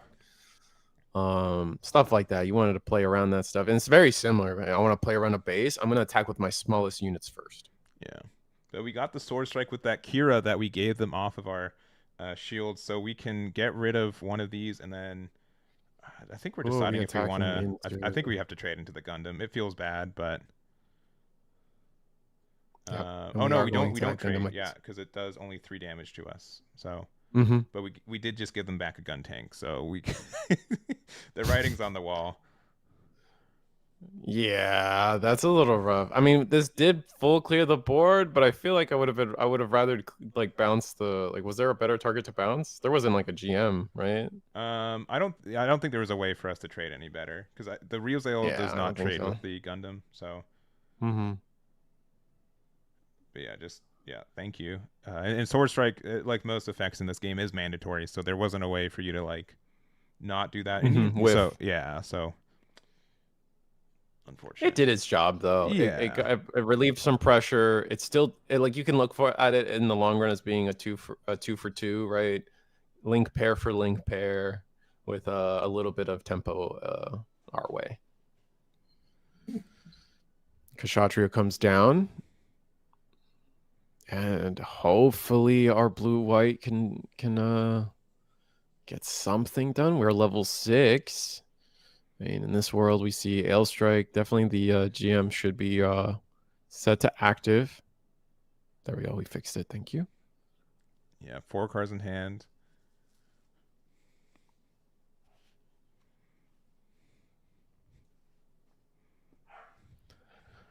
But okay, Unicorn. If we have Benager links, it can get real nasty. Ooh, we do with the. I mean, that just means we get aggressive and we draw some cards. I don't think it's crazy good. Yeah, if we had like one more resource, and we could have like winged into, and we still are able to get rid of play the wing, but we just won't have the resources to attach the Benager. Getting rid of the Rizel in hand. Discarding a Rizel due to the on destroy effect of.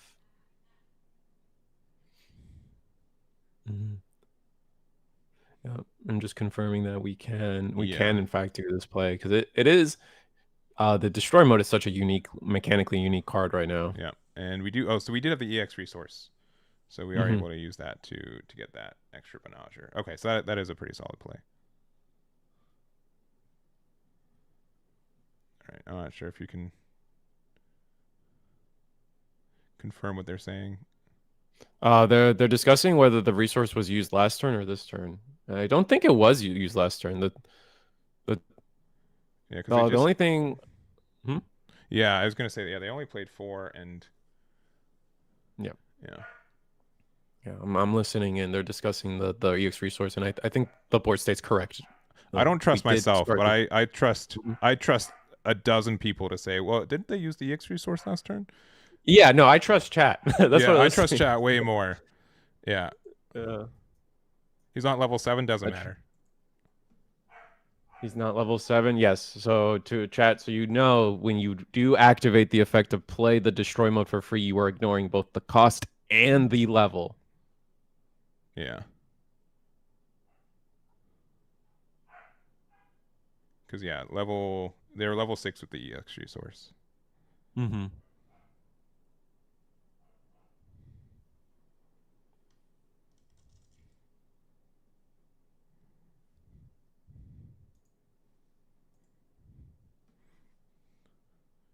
All right. We're starting the damage. 5 HP. Marita here. Oh, 2 HP. We could trade 2 into damage. this. It feels bad though. Okay, we're going for a trade, but this is where blue-white wants to be, I think, right? Yeah. Like, we just got so many draws off of Menager. Really fixed up our hand going into level 6 again. Rest 3. Nice. That's going to be our Talgies, I think. I don't think there's one in trash.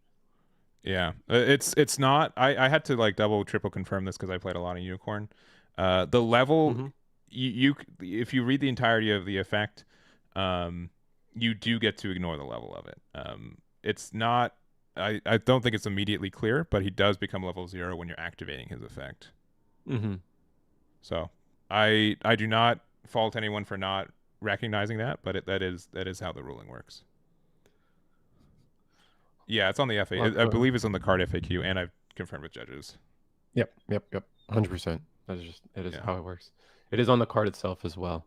When is the podcast? Well, brother, I'm maybe well behaved today, but if you go to the Eagles Nest webcam show every week, that's basically a podcast because we don't talk about the game half the time. I'm gonna be honest. All my base behavior tonight. He overflowed to pitch Corsica game 1. I don't believe he's done it in this game. Yeah, I don't think he's done it this game. Yeah. He discarded this game. He discarded a white base. Yeah, it was a white base. Yeah, no, that's true. Yeah, which is funny that it's the opposite, but yeah.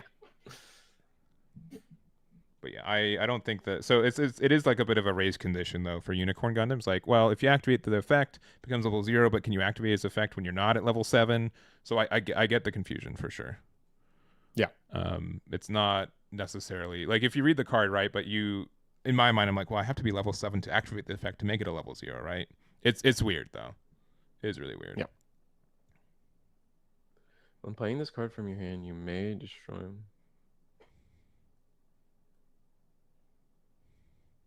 When playing this card, I think that like I understand, Chet, that is the confusion. It says when playing it, but like we said, we've confirmed with judges, we've confirmed with plenty of people, so it is in fact how it works.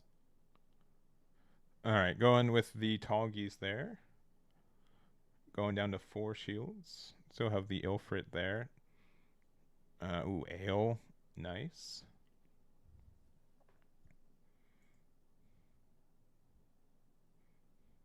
Yeah, it says to treat it as a level 0, but it says like when you play it. So you're like, well, can I play this card to make it a level 0 when it's a level 7 when I want to try to play it? You know, like I get it.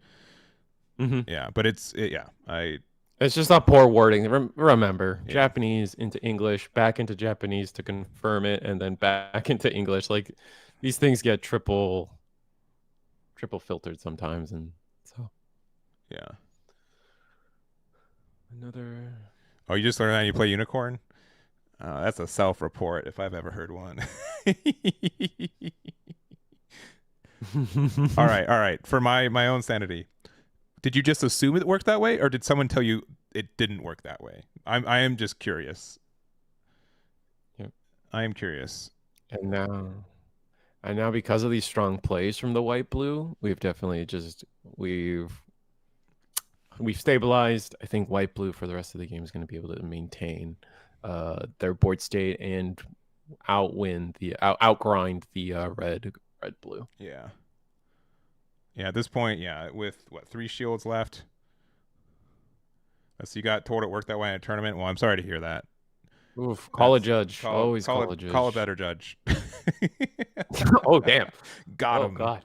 No, I listen, as someone who dropped an FAQ video on like the release weekend, I have answered so many questions on how linking and impairing works, and like, well, my judge at my local said this. I'm like, I'm sorry, your judge was understandably wrong about a new game that just came out, but I'm really trying. I think another thing too is one of the things that trips me up personally is like the switch from I want to say the switch from beta to full release, where like linking and pairing were like way more defined. Like I think the big one for me is like Benazir is now like a win link instead of win pair, blah blah blah blah blah blah blah blah blah, and it still trips me up. All right. Well, we were able to play the Kshatriya, get rid of the AL here. Attack into base, clear the base, but Battle of Aces to get the Talgies. Ugh, that's not efficient. But I assume we feel like we had to do it back into the base, but we're just gonna block that. Yeah, another Battle of Aces potentially. No, just gonna take the one. Honestly, I would have attacked there and then. I don't know. I don't know what card's scarier too. Yeah. So Roselle doesn't immediately trade into the Kshatriya. Yeah, the previous, when paired, if this is a link, that was a little. I can say there's just like, do we want another keyword for specifically linking? And someone decided yes. All right, we do have the Hawk of Endymion. This is just gonna go, straight 5 into Kshatriya.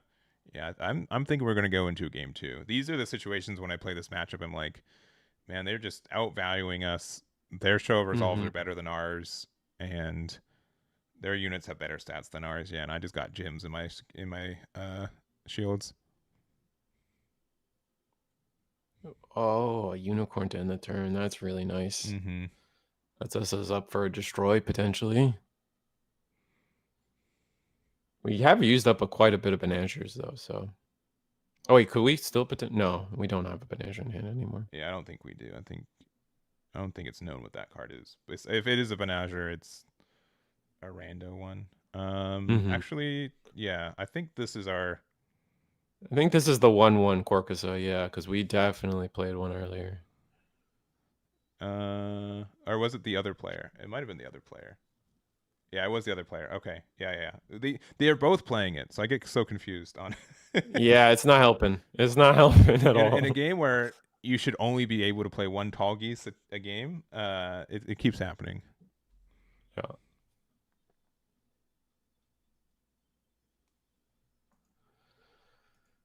All right, so the infamous play a 4/2 draw card. Not bad. Love it. This is actually kind of nice too. There's no 5 attack on the other side. 3 shields left from blue white as well, for those that can't see it fully. Yeah, and if there is a chance to go for game, like you can just Battle of Aces there, Elfrit too if you have it.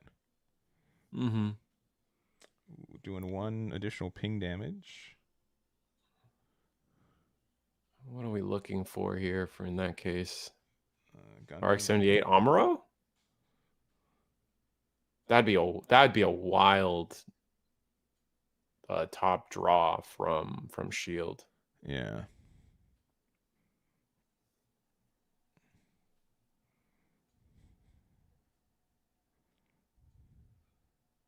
Okay, no Amuro. Resting 2 for the Battle of Aces. Clear the. Oh, that's a little inefficient. Battle of Aces does 3, right? Oh, right. Yeah, I could have sent one of those to the Roselles. I would have considered, like, I mean, what I guess their fear is if they have a +2, if they put a Benager there, you can't get valid aces, so you got to do it early. But yeah, double 4s, swinging though, base twice. That's sad. That is. I think we could stabilize though. I think that's like Lifrith, Unicorn. Yeah. Ooh, no. All right. All right. Is it top deck Benager? Top deck Benager doesn't win us the game, but it lets us trade and do things to this board that are quite rough. Yeah. So. Sorry, Amuro. Oh yeah, Amuro would be nice, right? We get to start doing some good trades. We've got 1 life left though.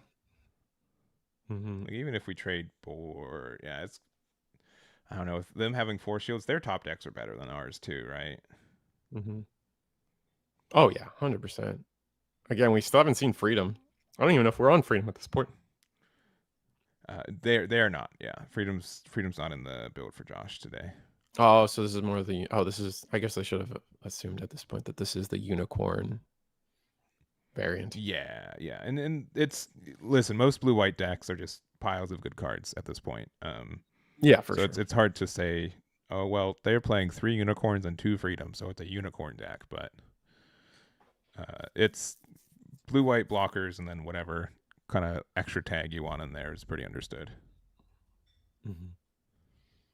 Question here is, we attack. I'm not sure where the attack's going yet, but this is just a Lifrith block, right? Oh, gonna let the destroy. Yeah.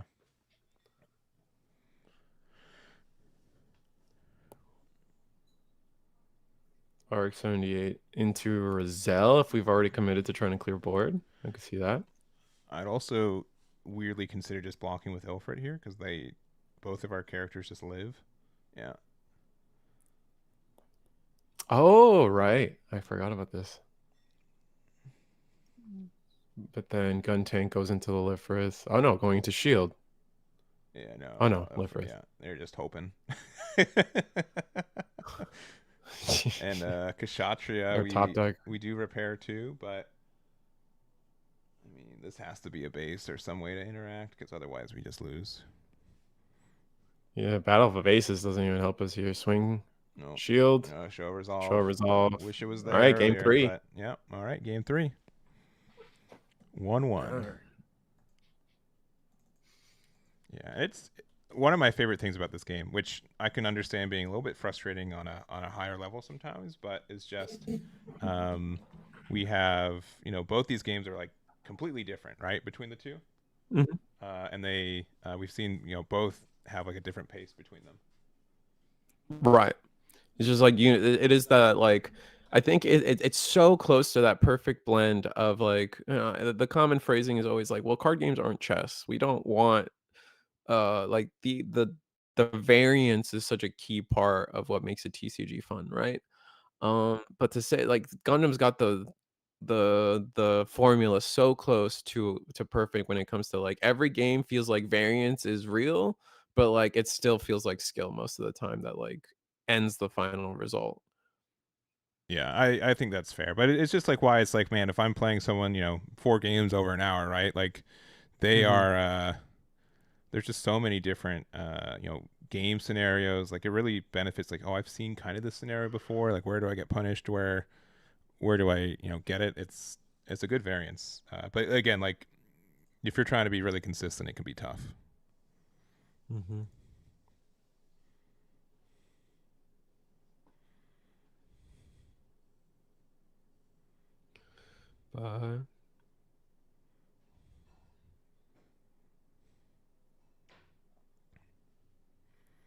All right, and looks like we're good to start. Asking about cutting. Yeah, just figuring out they chose to go first, or the red blue chose to go first here, and just getting ready to start into our finals, guys. This is game 3. Game 3. This is probably the most exciting. This is how you want every tournament to end, right? Game 3 in very, like. Well, let's see if red blue goes uncontested and blows it out. But yes. All right, fair. All right, you got me. Yeah, you're right. I was just speaking on that variance. No, you're good. You're good. I think it's great. I'm happy to see game 3 on this one, and yeah, it's gonna be a close one for sure.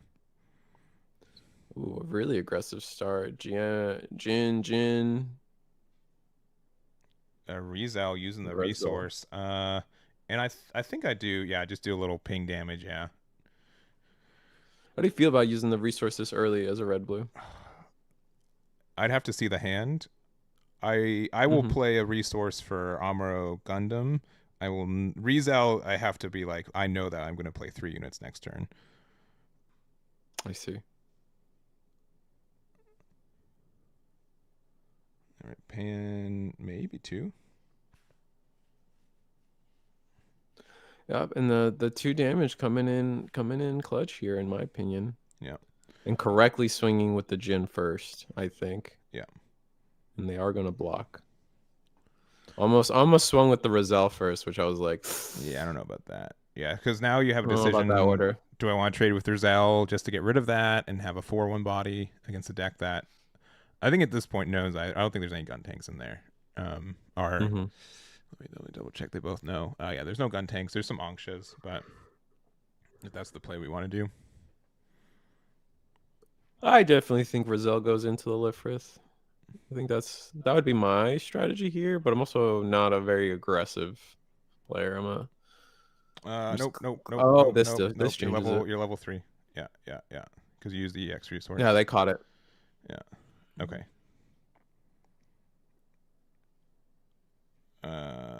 Gotcha.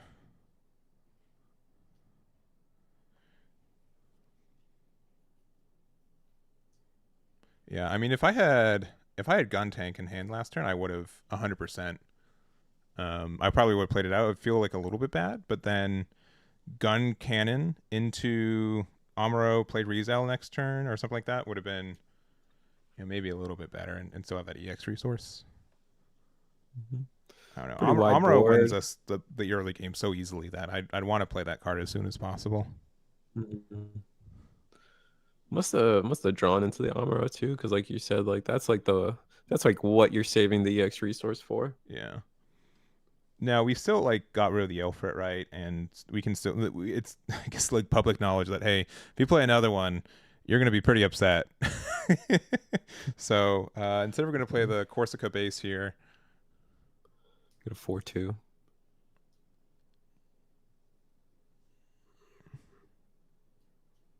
And there he is. That tall goose, and then a gym and pass. Yeah, I really do like adding these gyms. I think it's clear at this point. They took out Zords to put gyms in the deck, and I fully agree at this point. I think it's a good add. Just better overall. Gets the same job done. You just don't have the option to block sometimes. Yeah. All right. There we go. Rest the Talgies? We get to rest both. Oh, right. Here, real quick.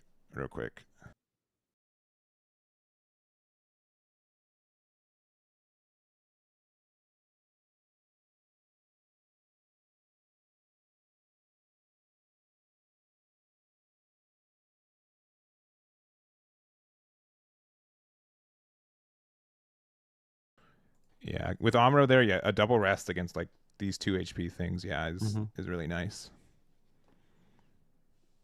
The thing is that I don't know, I would have put the Amuro on the Rizal just to get rid of the base. I think that's more important than the double rest. Yeah.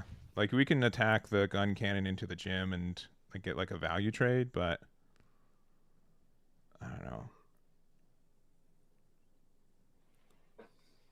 We'll see.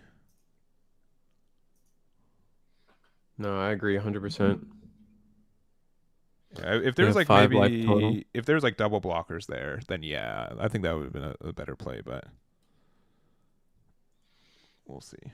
All right, Jin into the Talgies. Gun cannon in a base or gym. Yeah. And then I guess we can do 4 and 1, get rid of the base. Yeah.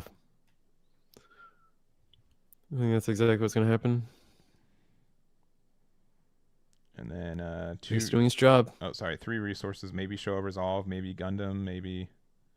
Oh, our own version of Corsica base. Yeah, generate our own 4-2 body. Yeah, very nice.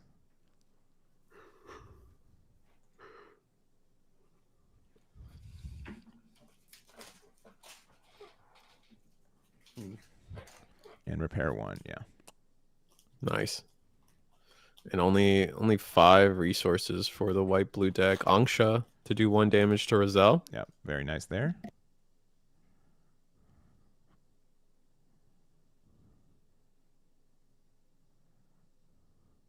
Ooh, nice Lifrith, and then probably pass from here unless we have another GM. Yeah, that's why it feels there's definitely a huge chance that there's like another Amro in our hand too. Yeah, but not having the RX-78 combo. Yeah, not having the Amro for like a better like trade here for Ilfrit feels a bit bad.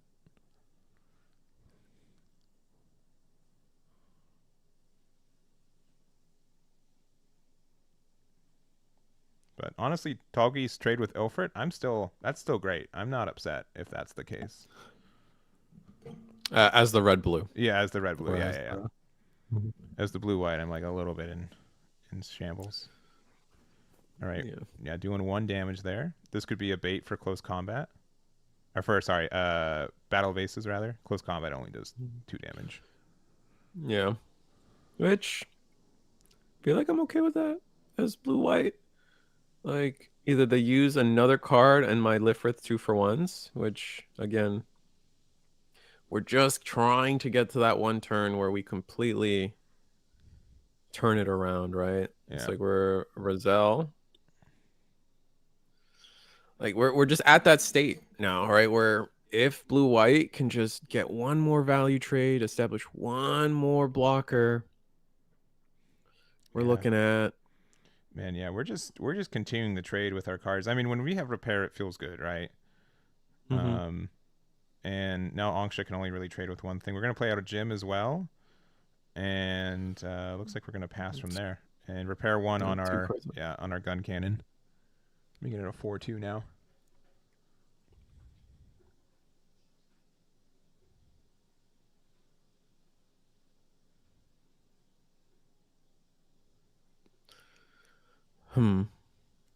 Level 6 now. So this is basically where blue white needs to start. Yeah, and if we have the unicorn combo, we can go pretty good here. So attack here. Yeah, I'm gonna just assume they have it by how quick they're moving. We can clear 3 cards on board now. If we have if we sequence it correctly. Red blue players are screaming at you manifesting that. That is wild. Hey, I'm a red blue player, but I'm a Unicorn Gundam fan first, all right? Oh, okay. Well, I can't disrespect the Unicorn Gundam. He's the savior of the universal century, man. God. All right. It made me learn about fine art. That's the big thing I took away from Gundam Unicorn. All right, we're going to go into the Toggies, take 4 damage. We're going to rest either the Rizal or the Jim. It's not clear which one's better. They're going to rest the GM. Yeah, we're going to say, you know what? We need you to have another gun tank. Because otherwise we get like a really good value trade here.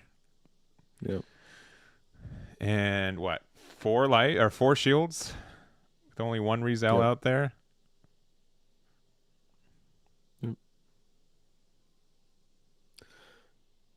I know sarcasm doesn't read well. I was also commenting on the guy saying he was bad. Yeah, no, you guys got to respect that it is difficult to catch sarcasm and across text for sure. I get in trouble with that all the time, and even like I've got a pretty dry wit, so if people don't know me, it can definitely be taken a different way.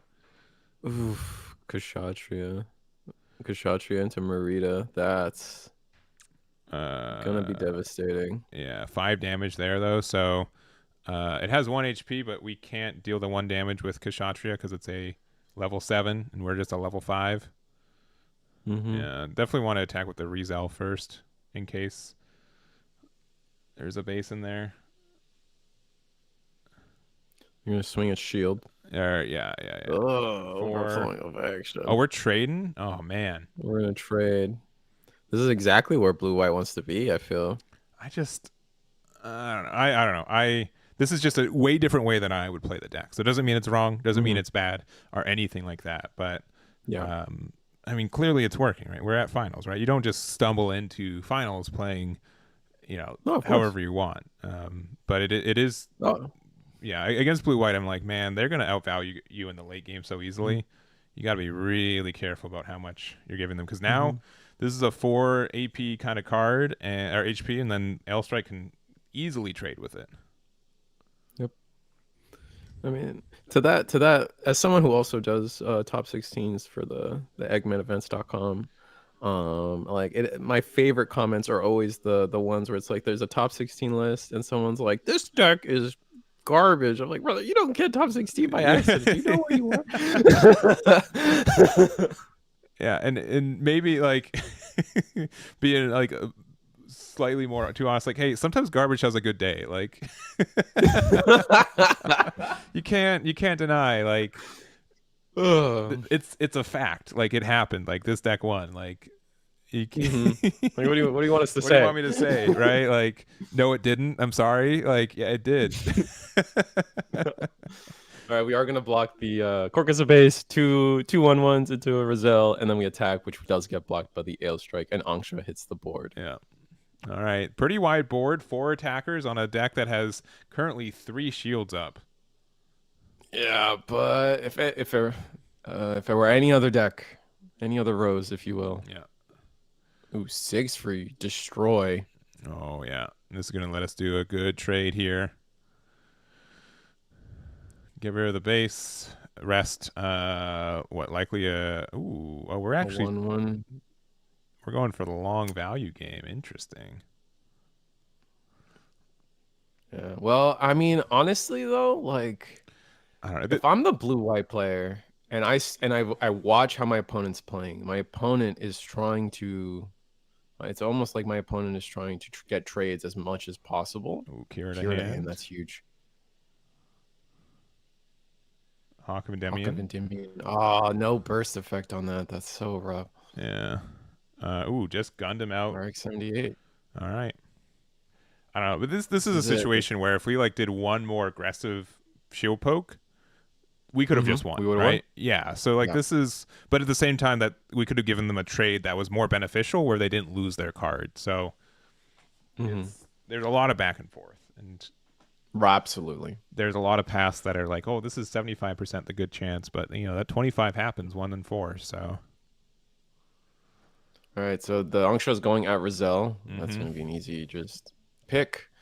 Now the question is, do you go into Angsha or do you go 1/1? I think you go into Angsha and then you hope that Kira has an Ale Strike in hand to go with it. All right, the Angsha goes and rest the Gundam. What do we got? Ooh, that is close enough. That's perfect off Akira. Yeah, that's pretty good. So this is going to be able to bounce the token back. This is going to do 5 damage and only receive 1. Only 1. Yep. Let me confirm. Oh, and the Ale Strike. Oh, baby. That is money. Oh, they fixed it. Okay, cool. All right. Where is my show resolve into Marita and you can't. Oh, this is. You can't play that. Don't hard play. Yeah, you can't you can't do this. You gotta wait for Amino in hand because otherwise the wing is just going to right. Yeah, Kshatriya there. Yeah, I think you have to hold the Gundam in hand and hope they don't have another shielder base. Okay, they're gonna trade. No, it's just 1 damage, baby. That Kira's doing so much work. So good. Yep. Another unicorn. Tell me you have Banazher again. I don't think you need to, but no, you're right. This is better. Another Ale Strike. All right. Last turn we had a chance to win. I think we've lost that chance. Well, yeah, that's run away from us.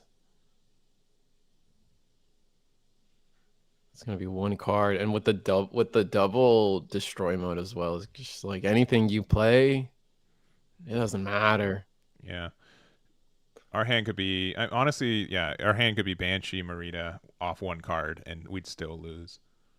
Mm-hmm. Yeah, I on it, yeah. It's with Unicorn out, yeah, you want to be able to have Amuro in hand because you're like, oh, they only have one blocker. Amuro gets rid of the L strike and give me a chance, and you know, Amuro with a burst, they have to hit into shields a little bit. So, oh, yeah, well, Banshee. That's half of Banshee Marita, but that's You just turn everything sideways now, right? Yeah. No. Or